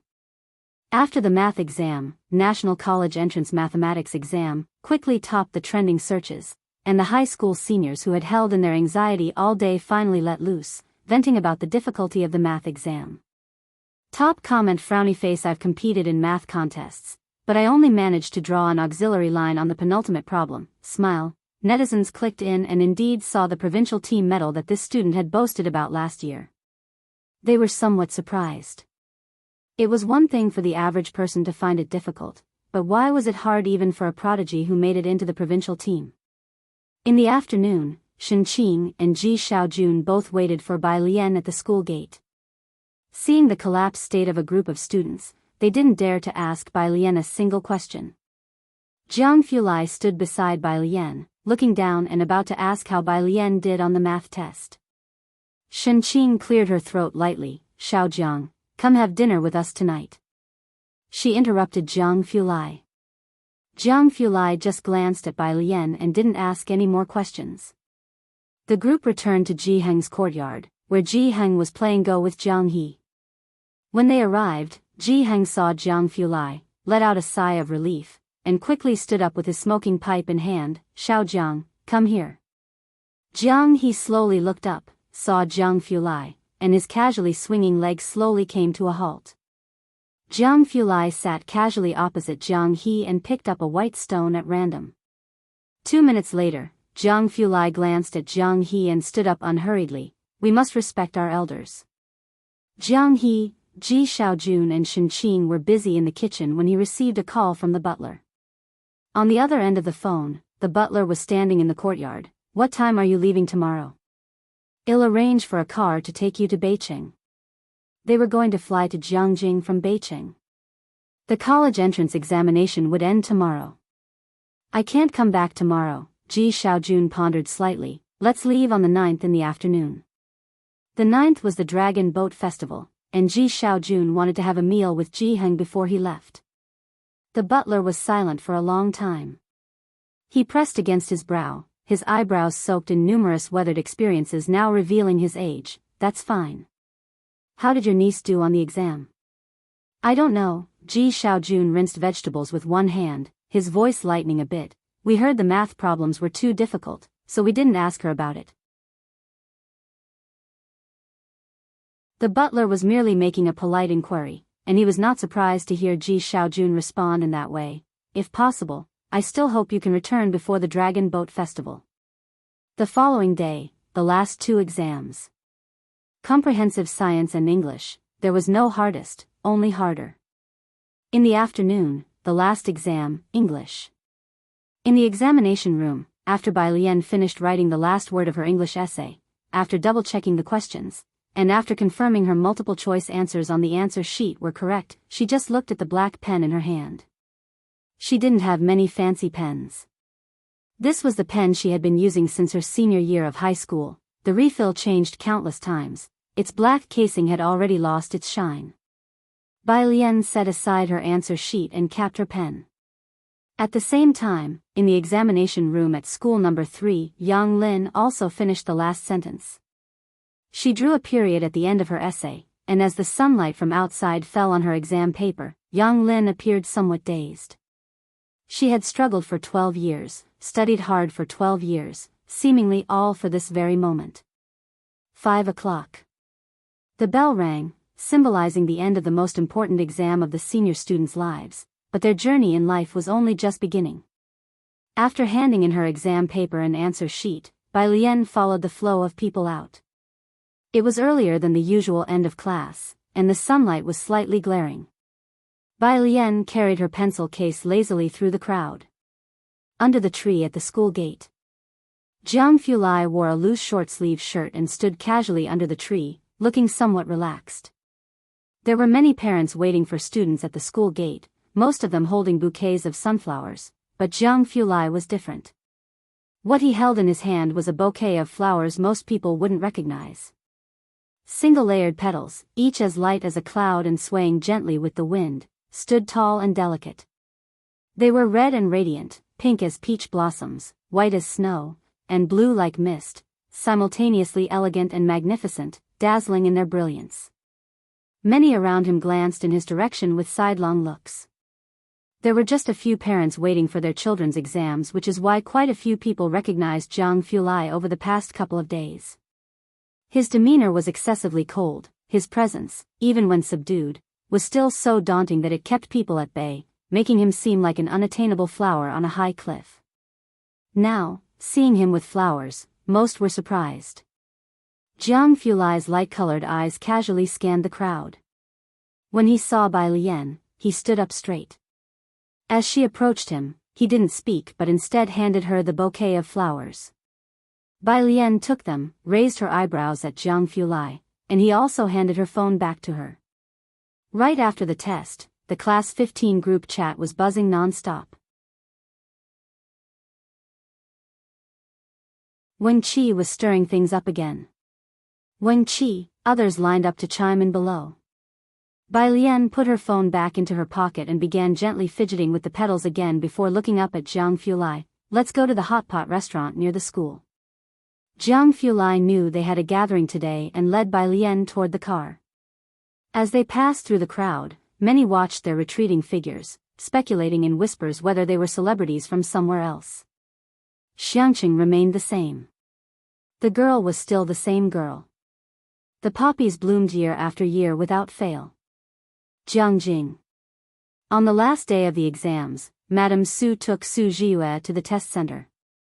After which, she stayed in the prayer hall the whole time. When the exams ended, she finally came out of the prayer hall, anxiously waiting in the hall for Su Jiue to return.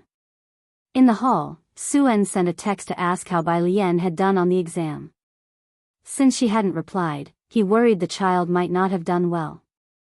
Seeing Madame Su frequently stand up to look towards the main door, he said, "Mom, don't worry.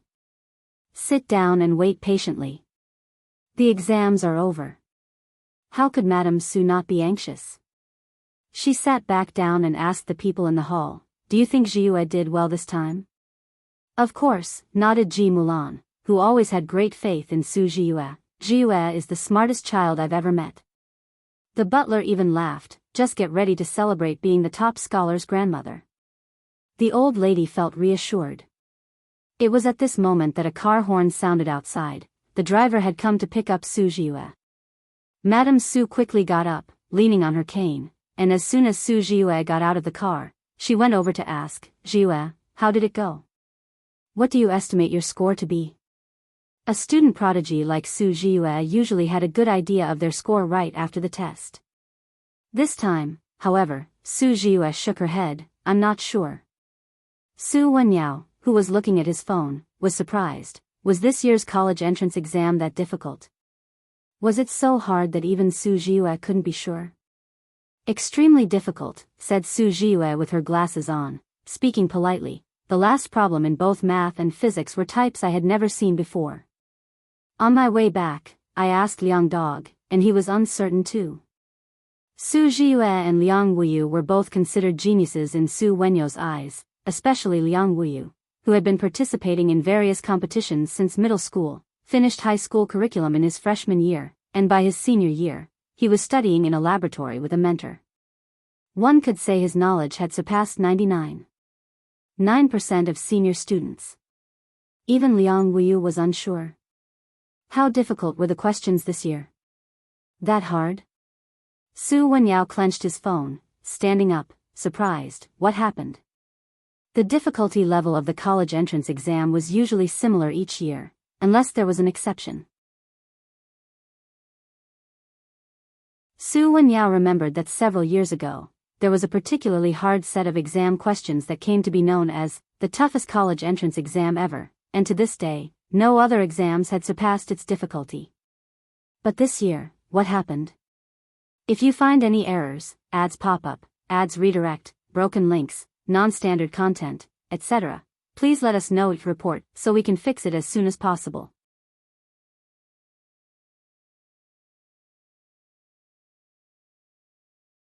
Chapter 517, 207 by Family Clan. Return to Beicheng, second watch, _1. As they were talking, Su-en glanced at his phone, which lay in his hands. On the screen was the WeChat interface. He had sent several messages to Bai Lian, asking about her gaokao and when she would be coming to Jianghu. But she hadn't replied the whole time. Listening to Su Wenyao and Su Ziyu's conversation, he opened Bai Lian's profile picture and then sent another message. "Su-en, even Jiue and others say this gaokao was tough. Don't dwell on it if you've passed. No one from the affiliated school did well. Su-en, #@%." He sent a long string of comforting words. "Nothing much is going on at our school." Su Jiue put down her pencil case, speaking slowly and softly. "The students in our class are all discussing this, many didn't do well." "That's strange indeed." Su Wenyao narrowed his eyes slightly. "How come the questions were so far beyond the norm this year?" If the difficulty of the questions was beyond the norm, the gaokao organizers must have consulted experts, so, why did the expert panel go to such lengths? At first, when Su Jiue mentioned the difficulty of the questions, old Mrs. Su felt a thump in her heart. Later, when she heard that everyone else also found it difficult, the old lady was relieved. "Don't worry about whether the questions were beyond the norm. Jiue just has to perform as usual." To perform as usual meant ranking in at least the top 3. In Xiangcheng, at a hot pot restaurant, Bai Lian saw Su-en's messages just as Pu Xiaohan was ordering food. Ning Xiao and Tang Ming had just been discussing the last math problem with her, so she hadn't had time to check her phone. Now that she looked, there were a stack of messages on her phone. She scrolled from top to bottom through Su En's texts. Bai Lian, tough? Bai Lian. Bai Lian, I'll go to Jianghu in July, she replied to Su En one message at a time. Bai, stop looking at your phone all the time. Wang Qi, sitting opposite Bai Lian, tossed a bottle of liquor to her. Come on, drink up. Bai Lian, holding her phone, didn't even lift her head, and caught the beer with precision. Wang Qi, who often brought mineral water to Bai Lian, Pu Xiaohan, Ning Xiao, and the others during breaks, had become quite close with them. Ning Xiao's outsider friend, Tang Ming, witnessing this for the first time, murmured to himself, so cool. Lu Lingxi had booked 2 private rooms. Most of the people in the class were of legal age now, and with the gaokao over, she had exceptionally ordered alcohol for the class. Nobody should drink too much, safety is the most important thing. As she spoke, her gaze fell upon Bai Lian. Seeing Wang Qi hand Bai Lian the drink, Lu Lingxi was about to stop them but saw Bai Lian take the bottle and nonchalantly pull open the tab with one hand. Bai Lian put down her phone, rested her wrist on the table, and casually leaned back in her chair, tapping her slender legs lightly. She was wearing a long dress in ancient Chinese style, but at that moment she was slouching with her leg propped up, sipping her beer with deliberate slowness. With her fine features and a countenance that suggested she had walked out of an ink and wash painting, she appeared elegant and mysterious, yet there was a hint of unruliness about her that made her enigmatic. Every move she made was elegant and charming. The lights in the private room were on, with the harsh glare of the crystal chandelier, which made Lu Lingxi feel somewhat dazzled. It always felt like she was looking at the Bai Lian she knew, yet not the Bai Lian she understood. Lu Mom. Bai Lian turned her head slightly upon noticing the stare, and lazily curved her lips. Lu Mom, what's the matter? Nothing, Lu Lingxi said with a smile and a shake of her head. The gaokao was over, and she really shouldn't be putting pressure on the students, but she still couldn't help but ask, how did you do in the Chinese exam? Lu Lingxi finished speaking and focused on Bai Lian's expression. Bai Lian swirled her beer glass, not too bad. As casual as ever, Lu Lingxi couldn't discern anything from her eyes and didn't ask further. All of you have fun, everything else can wait until the gaokao results come out. The 9th, Dragon Boat Festival. Bai Lian had just finished lunch with Ji Xiaojun and others at Ji Heng's place. After lunch, Ji Xiaojun had to hurry to Beijing. His plane was in the evening. The person coming to take Ji Xiaojun to Beijing was Xiaojie. Seeing Bai Lian also sitting in the car, Xiaojie recognized her and after a pause, he asked softly, Mr. Ji, is Miss Bai also going to Jianghu? The plane tickets were arranged by the family butler. Only 3 were bought, for Ji Xiaojun, Shenqin, and Xiaojie. No, Ji Xiaojun sat in the passenger seat, pulling out a cigarette, his gaze still on Purist Street. He said casually, she's coming with us to Beijing. To Beijing? Xiaojie breathed a sigh of relief. If Bai Lian was going to Jianghu with them at this time, he wouldn't know how to arrange things. However, Beijing, he started the car and looked into the rearview mirror, wondering what Bai Lian was going to do in Beijing. In the back seat, Bai Lian opened her zither case, pulled out the guzheng, and casually plucked it a couple of times, the strings resonating with that zeng zeng sound. If you find any errors, ads pop up, ads redirect, broken links, non-standard content, etc., please let us know at report so we can fix it as soon as possible.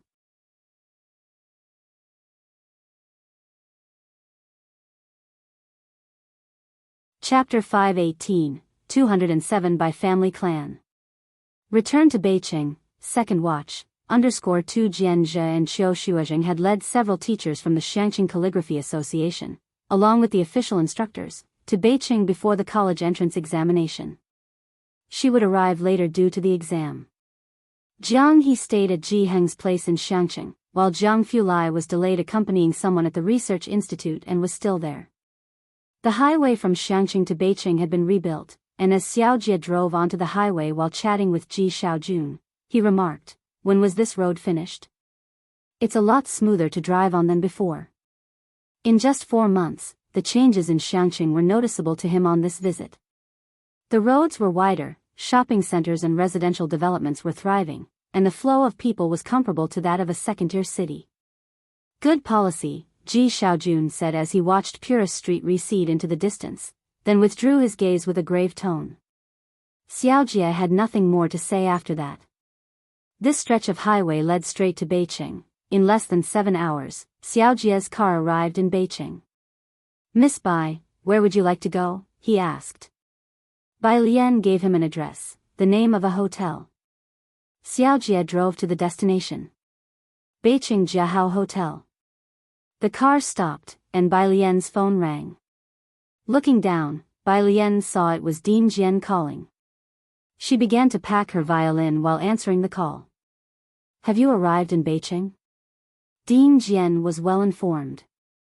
Yes, Bai Lian said, taking her violin case and getting out of the car with a casual tone. Ding Jian hummed in response, you finished your exams too, remember the composition you owe Yan Lu, my flight is tomorrow. I have some ideas, I'll tell you more when you arrive, Bai Lian said, brimming with inspiration after just finishing her exams. As she spoke with Ding Jian, Xiaojia opened the trunk behind her and handed her the little suitcase, which was quite heavy as he lifted it with both hands. Thank you, Bai Lian said, reaching out to take it. Shen Qing bid farewell to Bai Lian reluctantly, and after getting into the car, she rolled down the window for a last look at Bai Lian standing at the hotel entrance. Seeing Bai Lian disappear from the rearview mirror, Xiaojia grew curious. Miss Bai, are you writing a song for someone? He had heard Bai Lian mention composing. I don't know, Shen Qing was not sure, but Mr. Jian says she's very talented. Mr. Jian? Who was that? Xiaojia had not heard of him before.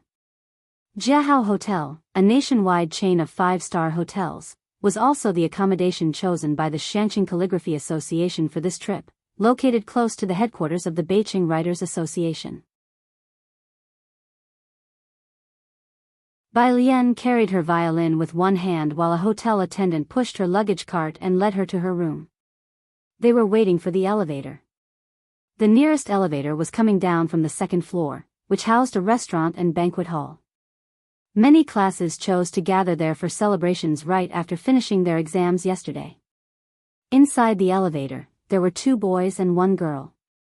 Without young Master Song, it's dull, the boy shrugged. He was the class president of Beijing International Class. You know, apart from Bai Xiaoqi, no one else can invite him, and Xiaoqi couldn't make it today because she's busy.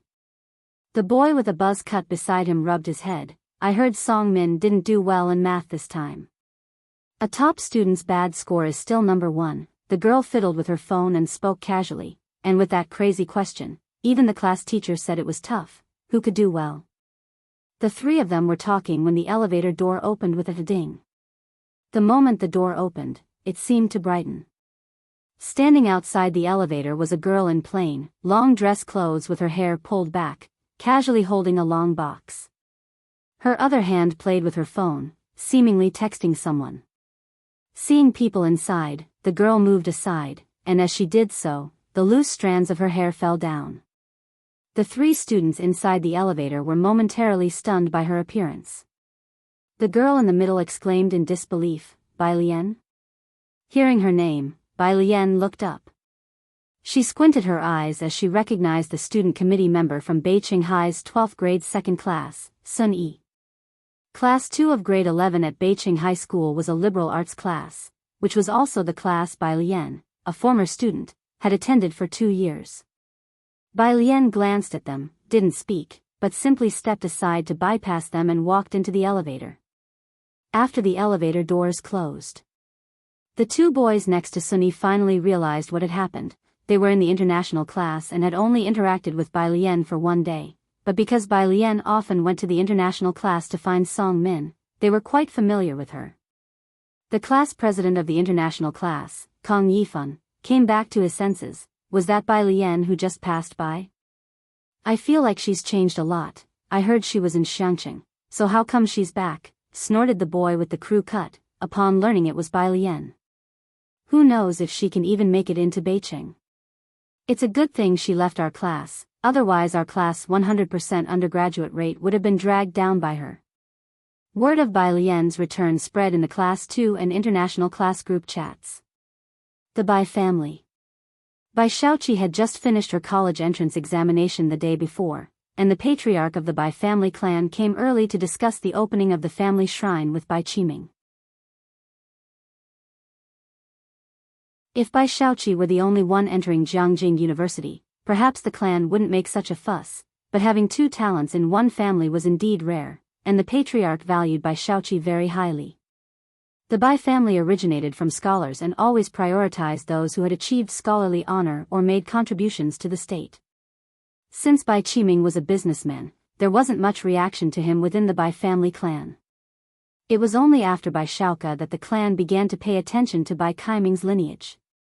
Today, with the patriarch's visit, Bai Qiming also threw a banquet. He even specially invited Song Min and his parents. At the table, the clan patriarch discussed Bai Shaoqi and Bai Shaoka with Bai Qiming. Dean Jian, is it the senior from the Jian family? Hearing Bai Qiming mention Dean Jian, the Bai patriarch was surprised. The Jian family also had a long-standing history in Beiqing, being a genuine family of scholarly reputation.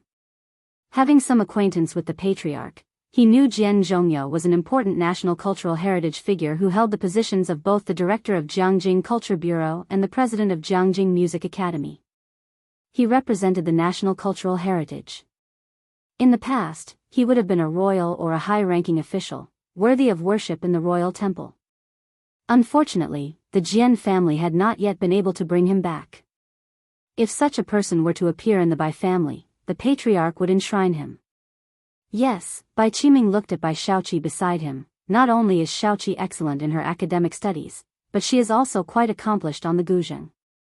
Shaoka mentioned that Dean Jian might come to Beiqing soon, and I want Shaoqi to push herself even harder to seize the opportunity.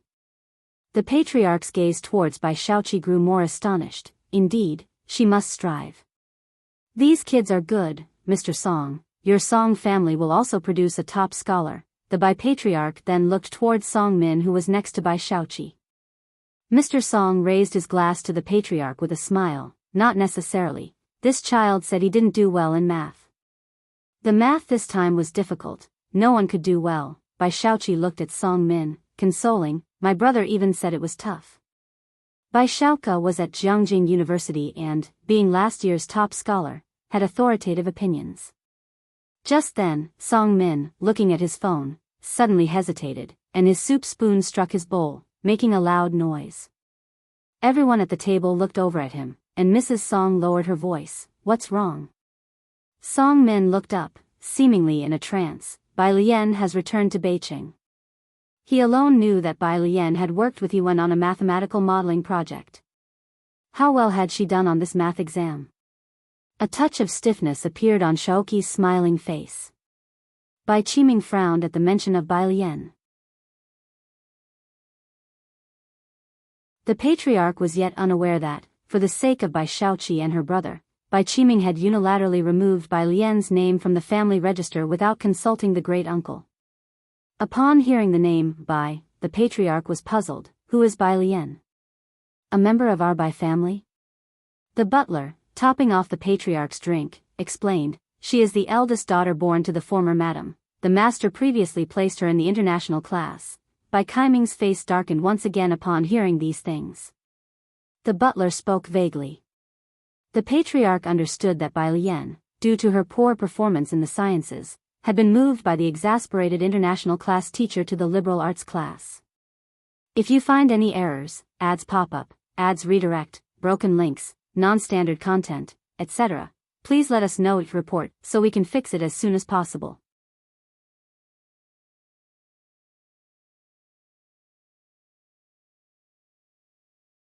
Chapter 519, Special Treatment 208, Bai Qiming collides with Bai Lian _1. Let's not talk about such matters today. Bai Qiming raised his glass to the Bai clan leader and the Song family members.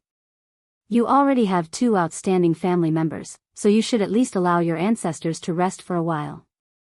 The Bai clan leader wasn't very interested in her either and didn't ask further. How did you learn about the news from Dean Jian? Are you familiar with the Jian family? The young lady was, after all, a girl. Generally, girls were not allowed on the family genealogy, but Bai Lian had made it onto the genealogy because Bai Qiming had specifically asked the clan elders for permission. It wasn't us, it was Xiaoke, Bai Qiming mentioned Bai Xiaoke with a clear smile on his face. He and young master Jian Rong of the Jian family are good friends.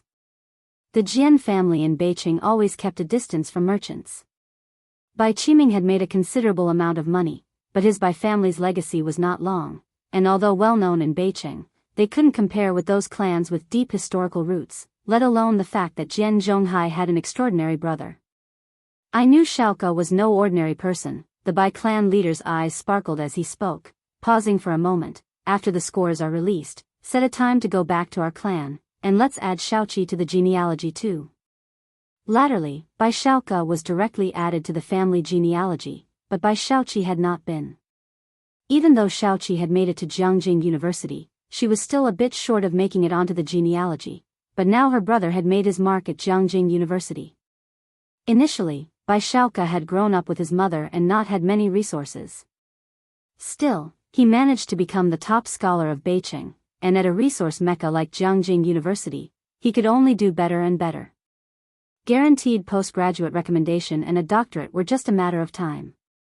Upon hearing the Bai clan leader's words, Bai Qiming finally showed a smile on his face. Xiaoqi, aren't you going to offer a toast to the elder clan leader? With the Bai clan leader's words, Bai Qiming felt that the position of the next clan leader of the Bai family would very likely be conferred on him. By his side, Bai Xiaoqi also let out a sigh of relief and stood up. No one else at the dining table spoke. Lady Song just gave Song Min a glance. Bai Lian had left the Bai family for nearly a year now, and it was just after the college entrance examination. Why did she choose to return during this time?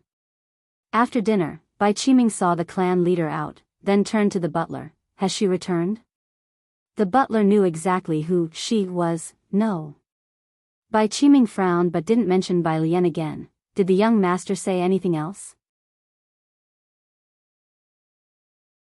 That Dean Jian, the butler remembered the matter, is coming to attend the traditional music concert in Beijing.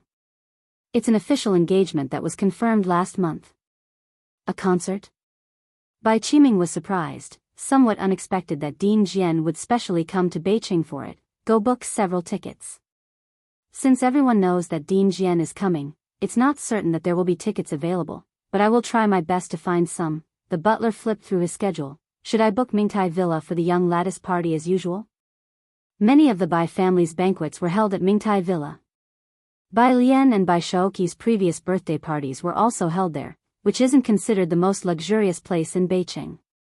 Bai Qiming paused for a moment before saying, this time, it will be at Jiahao. I will go there tomorrow. Jiahao Hotel, a global chain of hotels, was Beijing's most luxurious venue for hosting banquets, frequented by political and business dignitaries for their soirees. Securing the banquet floor would cost 6 times more than Mingtai Villa.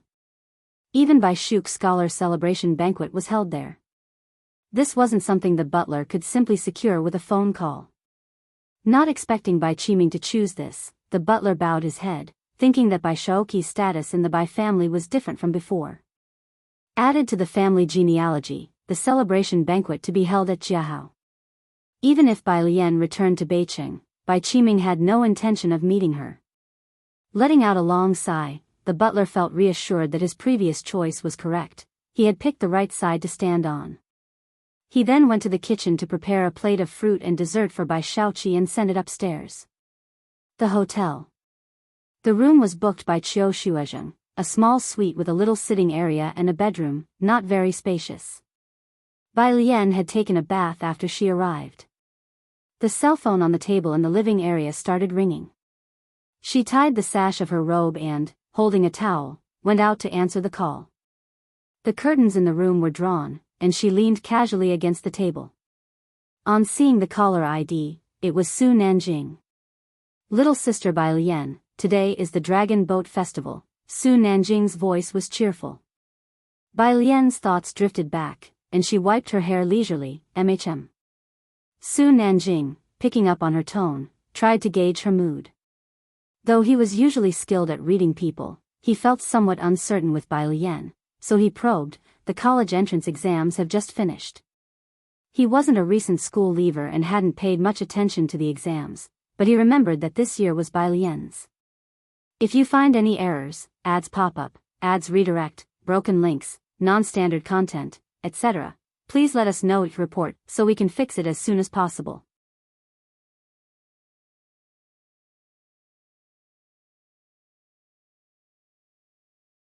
Chapter 520, Special Treatment 208, by Chiming collides with Bailien_2, those who pay attention to the college entrance exams generally have children or relatives participating. Most adults already in the workforce only briefly notice when some related videos pop up. Su Nanjing timed her call to wish Bailien good luck with the exams and also reached out to her after the exams to see how she did. But no matter how she tried to ask indirectly, she couldn't get anything out of Bailien, who always seemed nonchalant with a rather restrained emotion. Right, Bailien casually wiped her hair a few times before grabbing a remote and turning on the TV. Hearing the sound of the television, Su Nanjing figured Bailien must have done okay and laughed. So when are you coming to Jianghu? Recently, everyone who contacted Bailien asked her this question. Bailien switched channels. In July, not sure exactly when.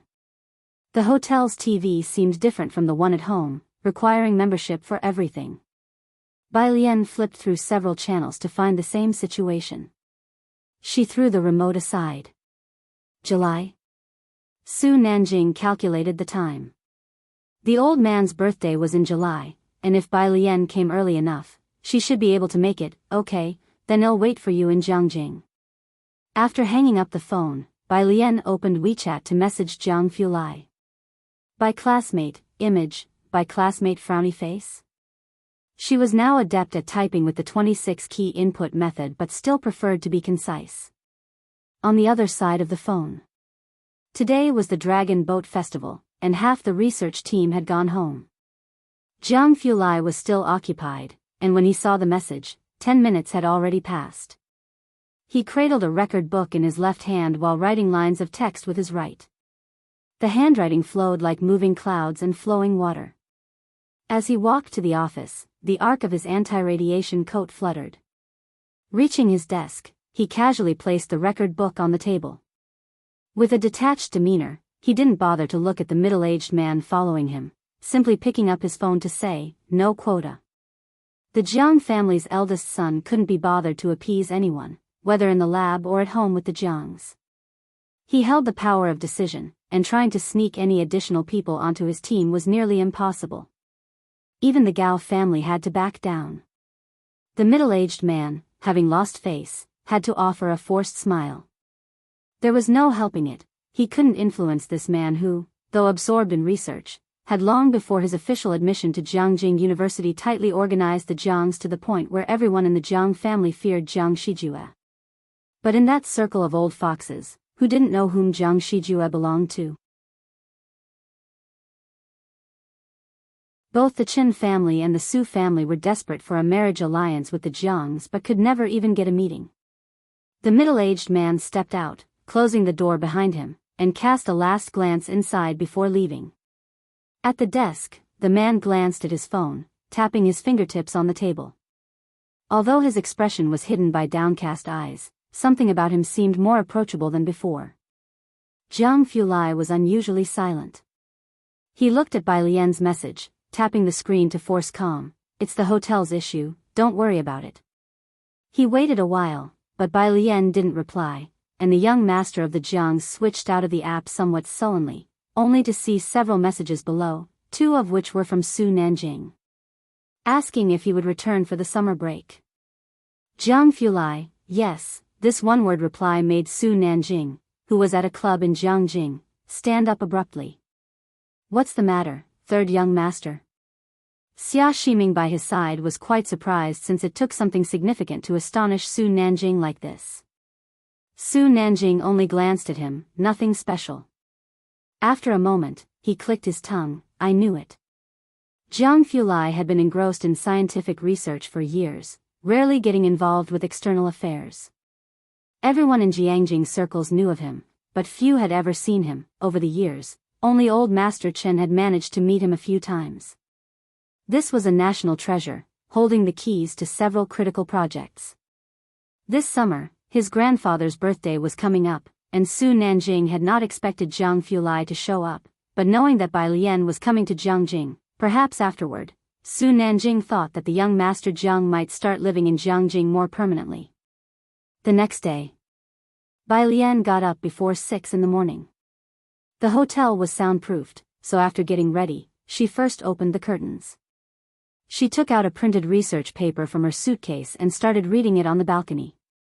The paper was by academician Ma himself, a recent analytical literature piece in English, which included many new terms. Bai Lian laid the document on the glass table of the balcony, her wrist holding it down, occasionally underlining something of note. After the college entrance exams, she had stopped working on chemistry and biology. She understood English but had mostly been exploring new problems in physics and math. At 7, someone rang the doorbell. Bai Lian, holding the document, answered the door to find a middle-aged man and a hotel service employee. The middle-aged man smiled at the sight of Bai Lian. "Good morning, Miss Bai. I'm Xie Zhongfei, here to deliver your breakfast. If you find any errors, ads pop up, ads redirect, broken links, non-standard content, etc., please let us know it report so we can fix it as soon as possible."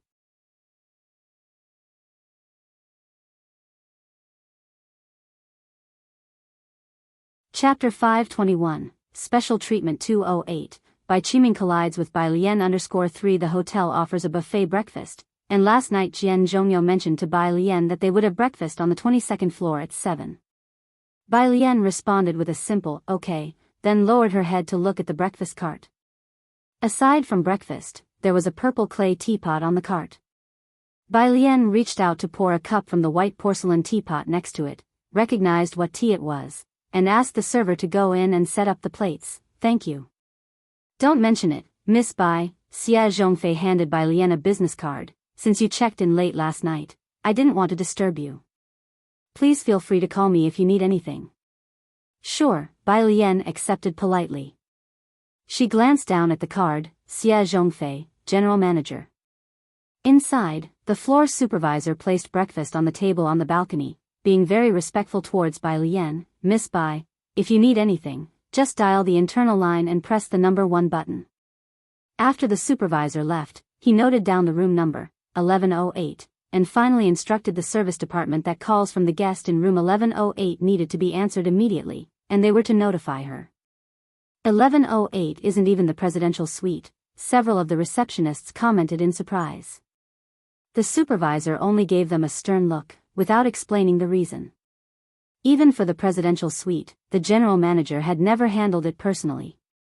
8 o'clock, Jianghu Hotel lobby. Vice President Zhou was speaking with Qiu Shuezheng. "Do you really have a special class member this time?" The Xiangqing Calligraphy Association came for an evaluation, and Vice President Zhou knew Qiu Shuezheng well. As a candidate for the next president, Vice President Zhou had heard some news. "You'll find out when the time comes," Qiu Shuezheng said coolly. As they were talking, a black Kian stopped at the hotel entrance, and a hotel concierge immediately went to open the door. From the back seat, Bai Qiming got out. The assistant from the front passenger seat also got out and followed closely behind Bai Qiming. "Manager Lu said that the 28th has been booked, but everything is still subject to your discussion with him." Bai Qiming nodded. He entered the hotel, planning to go to the hotel office to find Manager Lu when he spotted a familiar figure in the center of the hotel lobby. He hesitated for a moment, then took a few steps forward. "President Zhou." Vice President Zhou, of the Beijing Writers Association and also a public official of Beijing. Bai Qiming had seen Vice President Zhou at government tender meetings, the son of Zhou Wennan, the highest ruling authority in Beijing. "Mr. Bai," Vice President Zhou stopped mid-sentence, looking at Bai Qiming politely yet distantly. Bai Qiming knew Vice President Zhou was as unapproachable as the members of the Jian family. He noticed there was an elderly man beside Vice President Zhou, but Vice President Zhou didn't introduce him. He just smiled, extending an olive branch. "I wonder if President Zhou would have the time to attend the party I'm hosting for my daughter at the end of the month." Vice President Zhou smiled but didn't immediately respond. He wasn't close with the Bai family. Bai Qiming still needed to arrange a venue with the hotel, so he planned to exchange a few words with Vice President Zhou before leaving. At that moment, the lift nearby opened and Bai Lian stepped out. Bai Qiming, catching sight of the figure from the corner of his eye, paused mid-sentence. He squinted at Bai Lian's figure. Today she was wearing a white, loose-fitting t-shirt with 2 diagonally crossed green bamboos embroidered on it, simple and elegant. Her demeanor was restrained. She was a stark contrast to the rebellious and uneducated Bai Lian in Bai Qiming's memory. When he first saw Bai Lian, Bai Qiming was taken aback for quite some time. Beside Bai Qiming, Vice President Zhou took a step forward as Qiu Shuozheng said to Bai Lian, "Perfect timing, the car is waiting outside." "I'm late, I'm sorry." Bai Lian didn't look at Bai Qiming but apologized to Qiu Shuozheng. "I didn't realize you were waiting for me downstairs." Vice President Zhou smiled and explained to Bai Lian, "Miss Bai, I told Master Qiu not to disturb you, worried that it might interrupt your practice." Qiu Shuozheng led Bai Lian outside. "Vice President, I'll take her to wait outside for you." As he escorted Bai Lian out, they both ignored Bai Qiming. Vice President Zhou was still curious who the special class member was, so he said to Bai Qiming, "Mr. Bai, let's meet again some other time." As Vice President Zhou spoke to Bai Qiming, the smile on his face faded, becoming more formal. It was clear that he had a good relationship with Bai Lian. Bai Qiming came to his senses, almost subconsciously asking, "President Zhou, how do you know my daughter? If you find any errors, ads pop up, ads redirect, broken links, non-standard content, etc., please let us know your report so we can fix it as soon as possible."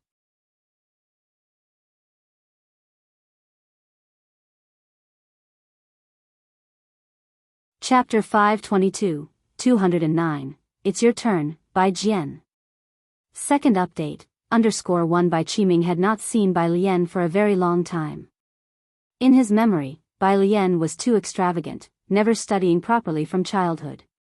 She only hung around a bunch of bad influences, frequenting bars and racing cars. Even when Ji Mulan personally taught her calligraphy and painting, she couldn't learn, dozing off at the sight of books. She could even infuriate her music teachers. Her academic performance at school was poor, and she couldn't even understand the Bai family's financial reports. She was practically good for nothing.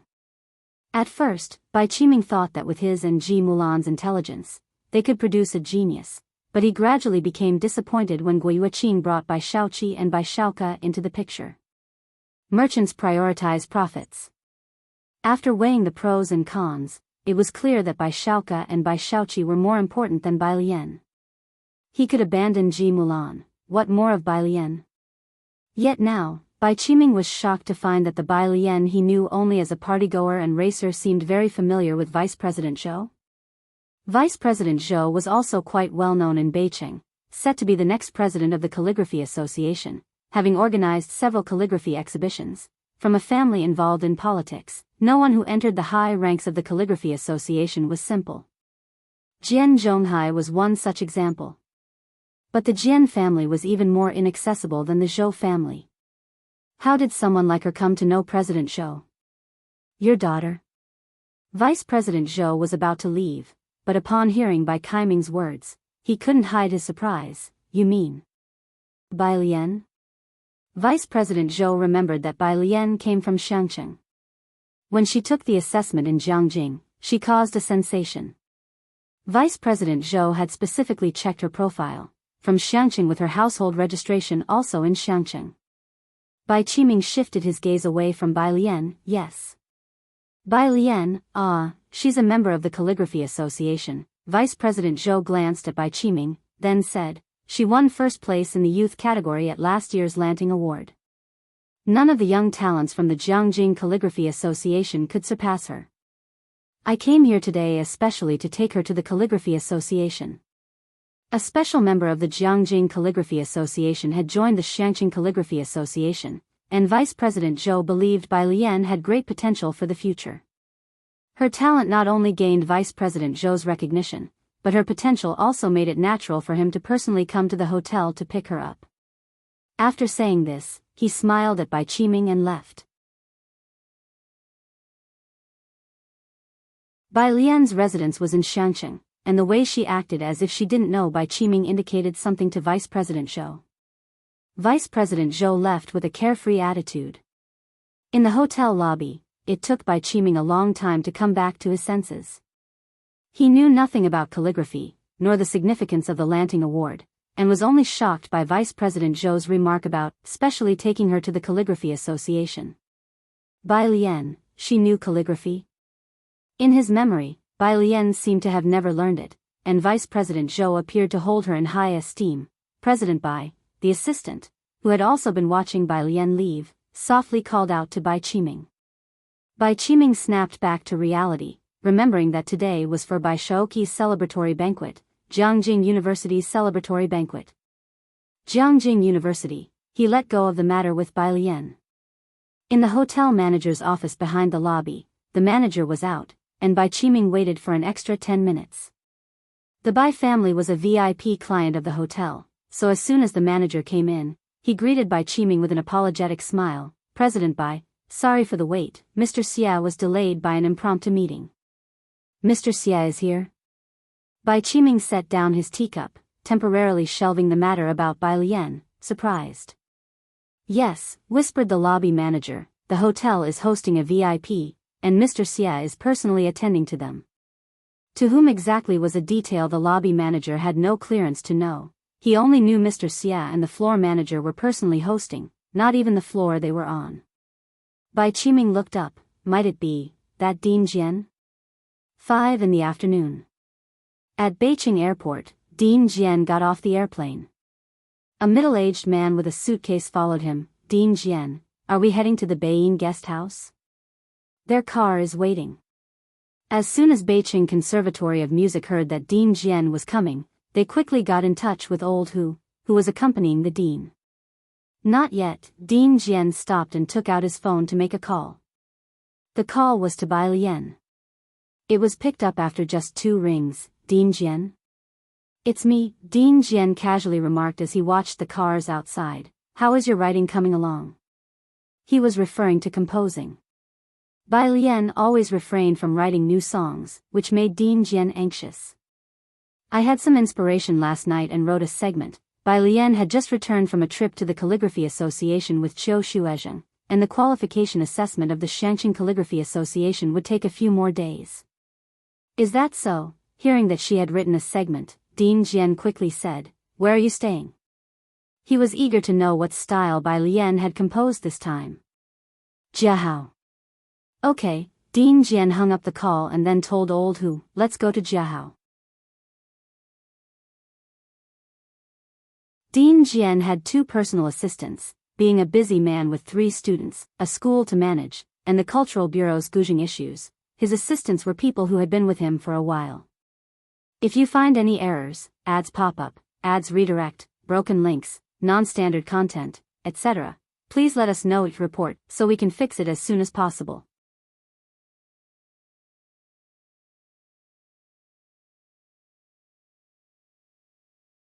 Chapter 523, 209, It's Your Turn, by Jian. Second update, _2 After his last trip to Shangcheng, he let go of an assistant, leaving only his confidant, Lao Hu. But even Lao Hu didn't know whom Dean Jian was on the phone with. Judging by the dean's tone, it must be someone out of the ordinary. Jianghu Hotel. By the time Dean Jian had checked in, it was already 6 o'clock. His room was on the 56th floor, but he didn't go there first. Instead, he headed straight to the 11th floor to find Bai Lian. Why are you staying on a lower floor? Dean Jian asked casually after he walked in. The lower the floor, the worse the view. Bai Lian commented, I'm a bit afraid of heights. Lao Hu followed Dean Jian into the room and saw Bai Lian's stunning look, even more beautiful than the celebrity Yan Lu who went to the school to record songs. Could this be another star? Lao Hu thought to himself. Dean Jian was here for her compositions. He sat down at the table in the lobby, urging Bai Lian, show me your composition. Bai Lian casually tossed her backpack to Dean Jian. The content of the backpack was simple. Lao Hu looked on as Dean Jian pulled out a bunch of English documents. He had learned English, but didn't understand what they were. He felt a little puzzled. Dean Jian only found 2 sheets of music written in Jianpu notation at the very bottom of the pile. Bai Lian poured tea for the 2 of them, and Lao Hu quickly said thank you, his eyes drawn to the Jianpu notation in Dean Jian's hands. As his confidant, Lao Hu was familiar with it, as Dean Jian had been studying Jianpu notation for the last 6 months. He recognized it as a melody at first glance. Putting together the fact that Dean Jian went straight to Bai Lian without even going to his room, Lao Hu suddenly remembered something and looked at Bai Lian. Dean Jian, who had spent a lot of time in Jianghu, was unassuming. He used to like playing The White Robe Journey, and later became obsessed only with the compositions of a very famous online composer named Bai Jian. Bai Jian's compositions could stand up to scrutiny. The first piece, Gambling with Liquor, had the style of The White Robe Journey, and the latest piece even surpassed Gambling with Liquor in how well it melded with the guzheng, even more so than The White Robe Journey. Yan Lu's songs had been arranged for various instruments at the Jianghu Music Academy, the guzheng, bamboo flute, pipa, harp. Many speculated about Bai Jian's identity, most believing it was one of the few musical giants who were on a par with Dean Jian. Lao Hu had also speculated this before. But now, as he looked at Bai Lian, a preposterous idea surged in his mind. Dean Jian took note of the Jianpu notation and, having grasped Bai Lian's current style, he began to rush her to continue writing. Hurry up and write. Bai Lian sat across from Dean Jian and leisurely poured herself a cup of tea. It takes time. Oh, when Dean Jian arrived, he saw high school graduates taking group photos downstairs and thought of Bai Lian. How did the exams go for you? What he really wanted to ask was, can you really make it to Jianghu University? Bai Lian's eyes drifted toward the window, and she just smiled. Not bad. She replied. College entrance exam? Lao Hu's face was expressionless. Was she a college entrance exam candidate? So, was she going to Jianghu next? Lao Hu could already predict how lively it would be at Jianghu once Dean Jian's favored person arrived. There's a national-style music festival in Beijing in a few days. I have a program. Why don't you go look for some inspiration? Dean Jian remembered this and drank some tea, then looked down at the teapot, surprised. When had this damned hotel's tea gotten so good?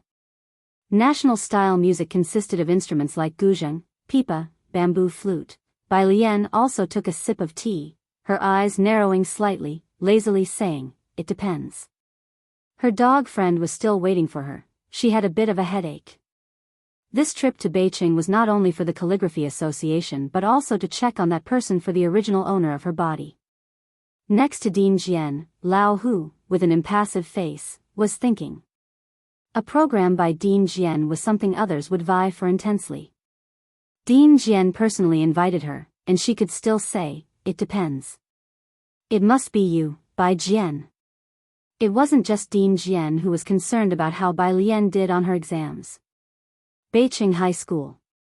In the principal's office, he spoke to Gui Yuqing. Mrs. Gua, I'm well acquainted with the principal of Beijing, but I'm not sure I can get the tickets.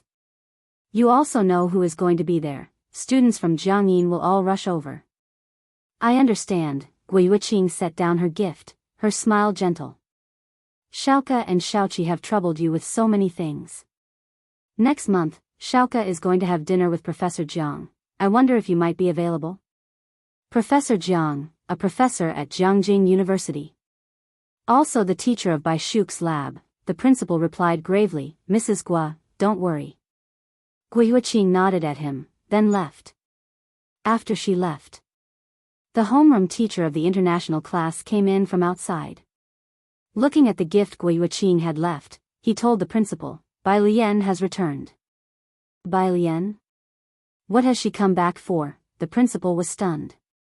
I saw it in the class group. The homeroom teacher thought of the last scores he saw. Bai Lian was weak in the sciences, but her mathematics were always perfect. Math is so difficult. Do you think she can still get a perfect score this time? The principal wasn't sure what to think either, and Gui Yuqing's intentions were easy to guess. But he couldn't see through Bai Lian. With such good grades, why didn't she show it when she was at Beijing High School? Xiangqing doesn't have teaching resources for 3 months. The principal sat down, his fingers drumming on the desk, shaking his head. The math problems have changed so much, none of us expected this. She probably doesn't have an advantage. And the science part is even harder. Her sciences are weak. Song Min has a very good chance of becoming the provincial top scorer. That made sense. The homeroom teacher of the international class felt unease. But what does it mean for Jiangqing to make the exam so difficult this time? Those in the field of education are much more sensitive than the average person. Jiangqing didn't make its exams difficult often, but this time the difficulty was beyond everyone's expectations. It felt as though a change was coming. They, like the teachers at Xiangqing High School, all thought that Song Min was the one Bai Lian was competing against, not knowing that Bai Lian never set her sights on Beijing.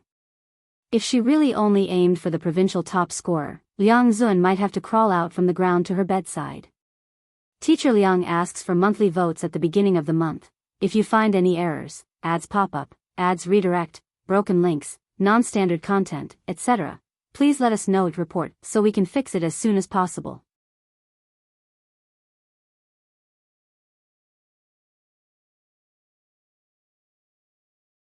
Chapter 524. Met with mysterious dog friend at 210, gift_1 Jianghu Hotel.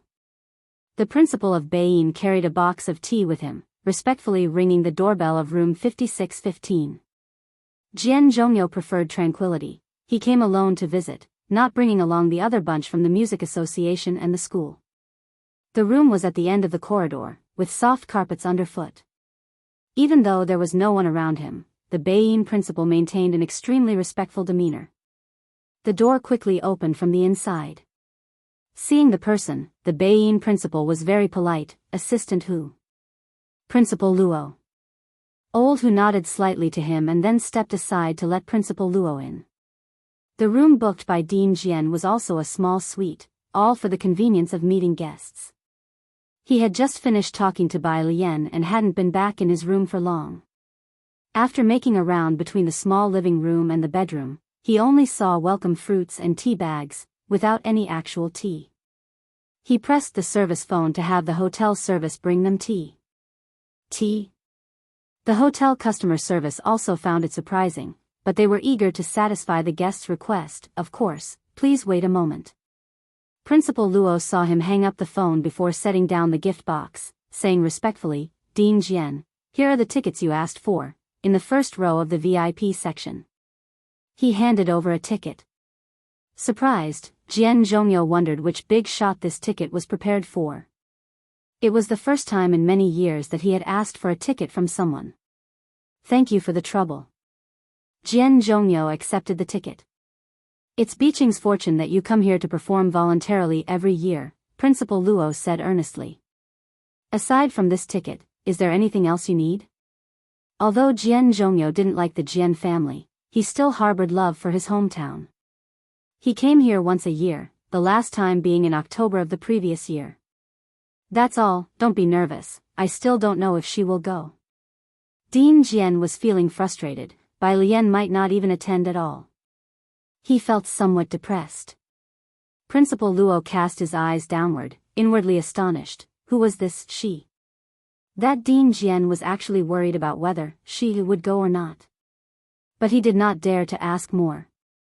Just then the waiter brought in a pot of tea, and Dean Jian took it to look. Good Lord, it was also tea made from tea bags. Dean Jian expressionlessly set down the teapot. Next to him, Principal Luo took a sip of the tea the waiter poured for him. The tea bags used by the hotel were also top quality, but Dean Jian seemed somewhat dissatisfied. Downstairs. Bai Lian's dinner was still specially delivered by the server, along with a pot of tea. The amount of food on the dining cart wasn't a lot. Bai Lian glanced at it and casually snapped a photo to send to Jiang Fulai. Scrolling down the page on her phone, it was still on her chat with her dog friend. Dog friend, 6, by Jian, 1, dog friend, link / / hashtag at. Asterisk and, this was the link to the Cold Season Tassels album. Her dog friend was a fervent fan of Yan Lu, and every time Yen Lu released a collector's edition song, she would have Bai Lian help her snatch it up. But Yen Lu released few collector's discs. The dog friend had only managed to snap up 2. Gambling with liquor was quite unknown at the start, and fewer people vied for it.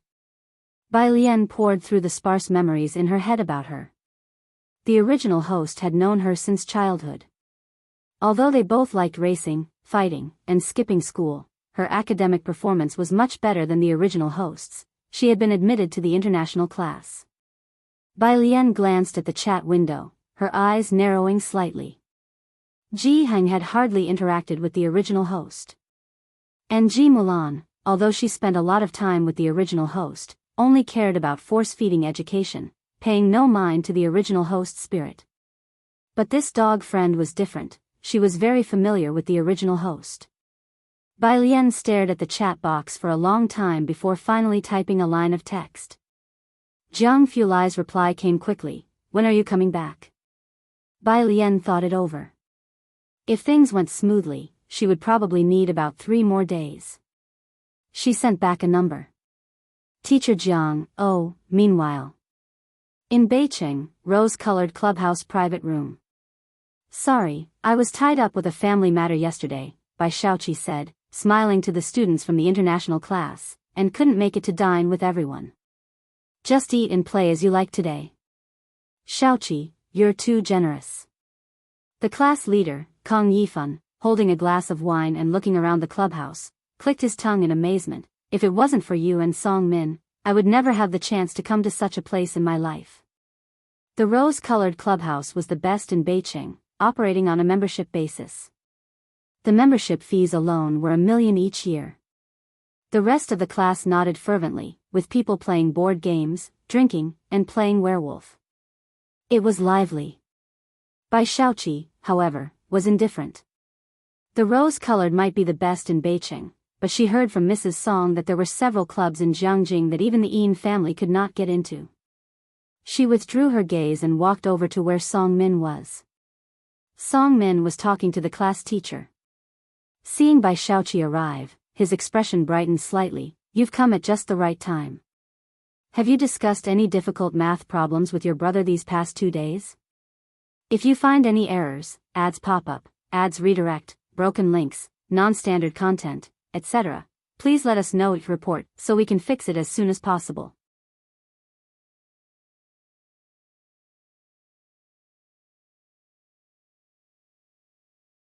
Chapter 525. Met with mysterious dog friend at 210. Gift_2. Everyone seated at Song Min's table was among the top 10 students in their class. Upon hearing this, they all turned to look at Bai Shaoqi, aware that her brother had been the top scholar the previous year. Only Song Min's gaze was fixed on the table across from him, where a girl in a black skull shirt adorned with a black chain around her chest was playing cards with someone. When Jixia, he knew she was Bai Lian's only friend at the school. No, our family is busy trying to get us tickets to a concert, Bai Shaoqi said as she elegantly poured herself a glass of wine. Kang Yifan exclaimed in shock, Jianjian's concert? Right, I remember Shaoqi, you're excellent at the guzheng. Damn, isn't Dean Jian also there? I recall he's Yen Lu's arranger. For those who weren't students of music, Dean Jian's name wasn't as useful as Yen Lu's. Song Min came back to his senses, glanced at Bai Shaoqi with surprise, and asked, You got tickets already? Bai Shaoqi gave a slight nod, yes. Remember to take pictures, we've never been to such a place, Kang Yifan said excitedly to Bai Shaoqi. I wonder if Yen Lu's compositions will be there. Not sure, Bai Shaoqi sighed when compositions were mentioned. I've tried to contact them many times, but that person is peculiar and refuses to compose for anyone other than Yen Lu. Those who study art often have a bit of temperament, Song Min said softly. Across the room. The long-haired girl sitting beside Wen Jixia sighed as she looked at Song Min's group and said, This is high society for you. Why on earth would Miss Bai think of going to Shangcheng? Oh, right, Wen Jixia, you know Bai Lian, don't you? Has she really gone back to Shangcheng? I don't know, boss, Wen Jixia responded indifferently. Come on, I'm playing a 9, and you're playing the king? You're not letting us win even the small hands, the long-haired girl couldn't believe it. Wen Jixia remained silent and slowly played her hand. Why hasn't Yan Lu released a new song? Someone asked suddenly. The long-haired girl said, damn, even if she did, we couldn't snatch up her collector's hit. Wen Jixia had 10 people trying and still didn't get Han Shishu. Too many rivals, Wen Jixia remarked. Her phone lit up. Silly dog, location, silly dog, I'm in Beijing. Wen Jixia paused for a moment, playing her cards more carelessly now as she raised an eyebrow. Doggy friend, I thought Miss Bai had forgotten that I'm in Beijing. Wen Jixia glanced at the location Bai Lian had sent, which was at a hotel, swiftly finished her round of cards, and then excused herself from the table before leaving the clubhouse. The long-haired girl looked up, leaving so soon. The rose-colored clubhouse, eh? You're not going to play a bit longer? You might not have the chance to come here again. Wen Jixia shook her head. She had been indifferent to the place from the moment she walked in. After she left, the voices in the private room grew louder. Wen Jixia left? Kang Yifan, who was sitting next to Bai Shaoqi, was surprised. Bai Shaoqi glanced in the direction Wen Jixia had gone. There was no one family in Beijing, her family background was average, and she was never on Bai Shaoqi's list of people to ingratiate herself with. Probably something came up. Sun Guan from the humanities class next door was known for his ability to put some people down while praising others. Remembering seeing Bai Lian at the hotel the day before, she laughed. I wonder if she's going to see Bai Lian. Shaoqi, do you think Bai Lian will manage to test back into Beijing? The others at the table laughed. Who knows, but certainly not as high as our Song Min and Shaoqi. Room 1108. Bai Lian had intended to find a time to meet with Wen Jixia somewhere else. But before she could decide, Wen Jixia called her. Which room are you in? Her voice was crisp and decisive. 5 minutes later. Wen Jixia adjusted the exaggerated chain around her neck, looked up at room 1108. She had a short bob, stood tall, and was dressed in punk-style clothing. Her features were quite androgynous. As she approached room 1108 and was about to press the doorbell, the door opened just then. The person who opened the door was a girl in a white homeware dress, her jet black hair falling entirely down her back and trailing down to her soft homeware. Her skin tone was a cold white, her eyes lazy, and upon seeing her she merely stepped aside slightly. Arrived? Come in. As if she knew Wen Jixia had just arrived outside the door. Wen Jixia looked at the girl before her. She was very different from her memory, and Wen Jixia paused before following her in. Inside was a small living room with a square table in the center, upon which sat a purple clay teapot surrounded by 4 matching teacups. Next to the sofa was an antique zither. And that was it. Whether it was the purple clay teapot or the zither, they were at odds with Bai Lian from memory.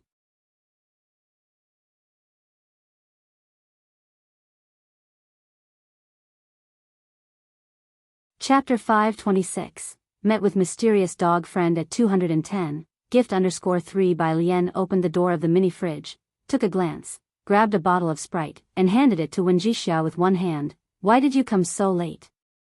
Wen Jixia accepted the Sprite from the other person. It was the drink Wen Jixia liked.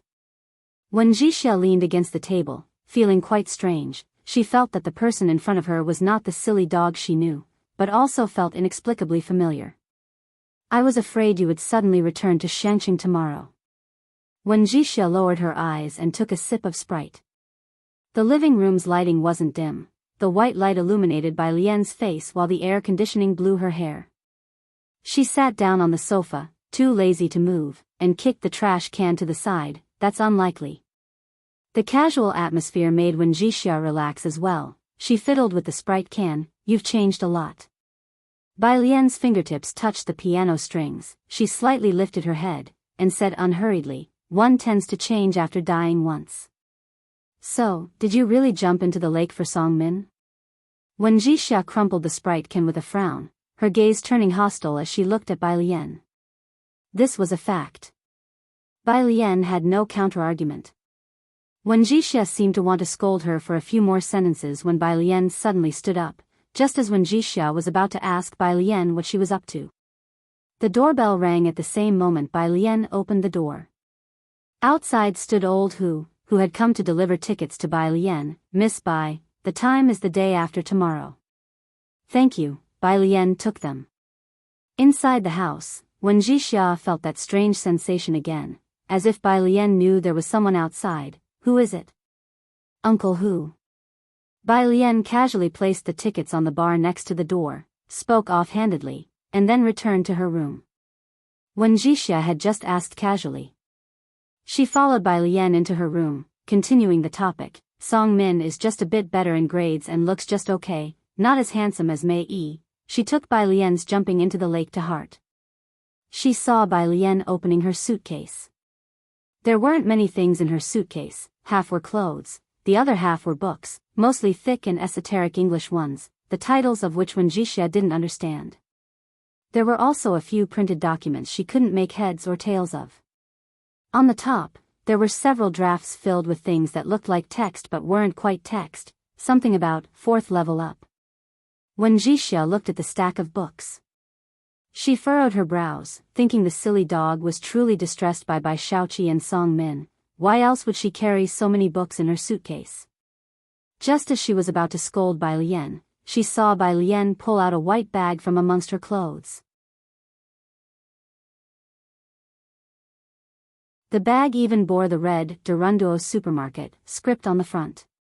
Most students in the international class came from well-off families, especially Bai Shaoqi and Song Min, who frequented import supermarkets and rarely went to Durunduo. Bai Lian had never been there before either. Seeing the plastic bag, Wen Jixia immediately conjured up an image of what life must have been like for her in Xiangqing. Before she could say anything, Bai Lian handed her the bag. What? Wen Jixia looked down. Bai Lian, a gift. Wen Jixia, she took the bag, but this time, didn't continue with what she was saying.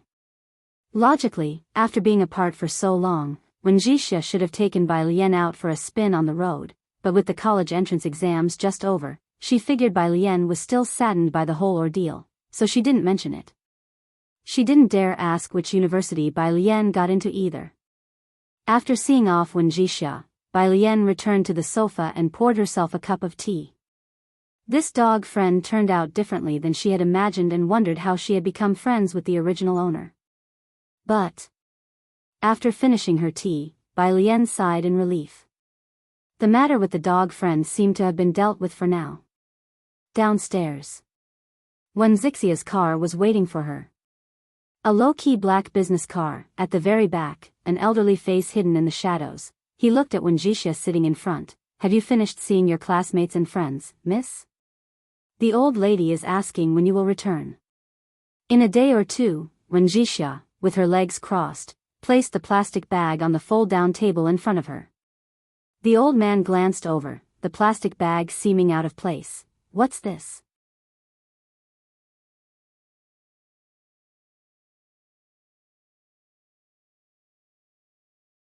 Chapter 527, Qinzhou, the Sage of the Zither 211. Her teacher is far more formidable than I am. Second update, _1, I don't know. When Jixia looked at the white plastic bag, reached out to open the tied top, and casually said, a stupid dog's gift to me. The old man didn't understand why Wen Jixia called her friend a stupid dog, but he didn't comment on it. He knew that Wen Jixia didn't have many friends here, and this was one of them. When you go back, don't mention these 2 words in front of the old lady. The old man paused, then reminded. Got it. Wen Jixia had an elegant name, but she was not so refined herself. I know I'm uncivilized and rude. As she spoke, she saw the gift in the bag. It was 4 recorded CDs. Each one was beautifully packaged. When Jixia looked at the top one, and on its blue cover, 2 powerful characters were written, gambling on liquor. Below it the signature was written in black marker in an artistic font. As a fan of Yan Lu, she recognized it as Yan Lu's signature. What the foo? She was halfway through the word when she realized the old man was behind her and forcefully changed her words. Hurriedly, she flipped to the next CD, Han Shishu, the one that had been hyped up to 200,000 apiece online. The Han Shishu that 800 people had failed to get. Each one had Yan Lu's signature on it. When Jixia cursed silently in her heart, then opened her phone, "Did you get it? Why do you have the signed version? Is it authentic?" Stupid dog. 1, at this time still, 1, what the hell does 1 mean? When Jixia looked at the 4 precious CDs wrapped in the plastic bag, temporarily forgetting the heartbreak of the stupid dog, "Today, you can be my dad for a day." Stupid dog. Forget it, let her full stop herself with a full stop. When Jixia decided not to quarrel with Bai Lian for now, she put her phone aside and then glanced at the albums. She belatedly remembered. She hadn't been able to get them even with someone's help, so how did Bai Lian manage to get these albums? And they all came with signatures? One day later. A music concert in Beijing. The Bai family had gotten 3 tickets, middle seats. The attendees were Bai Shaoqi, Song Min, and Mrs. Song. Only the 3 of them from the Bai and Song families could appreciate classical music. Bai Qiming had the sense not to come and fake sophistication. There was a large queue for ticket checking at the venue. Most of them were well-known musicians from Beijing. "Shaoqi, I heard your brother is confirmed to be following a Professor Jiang." Mrs. Song stood beside Bai Shaoqi, chatting as they waited in line. Bai Shaoqi nodded slightly, her demeanor as calm as a gentle breeze and floating clouds. "That's right."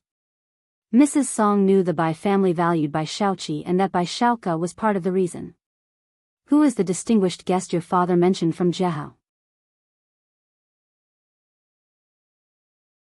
Have you two heard anything?" Many from the international class came from impressive backgrounds, which also offered a route.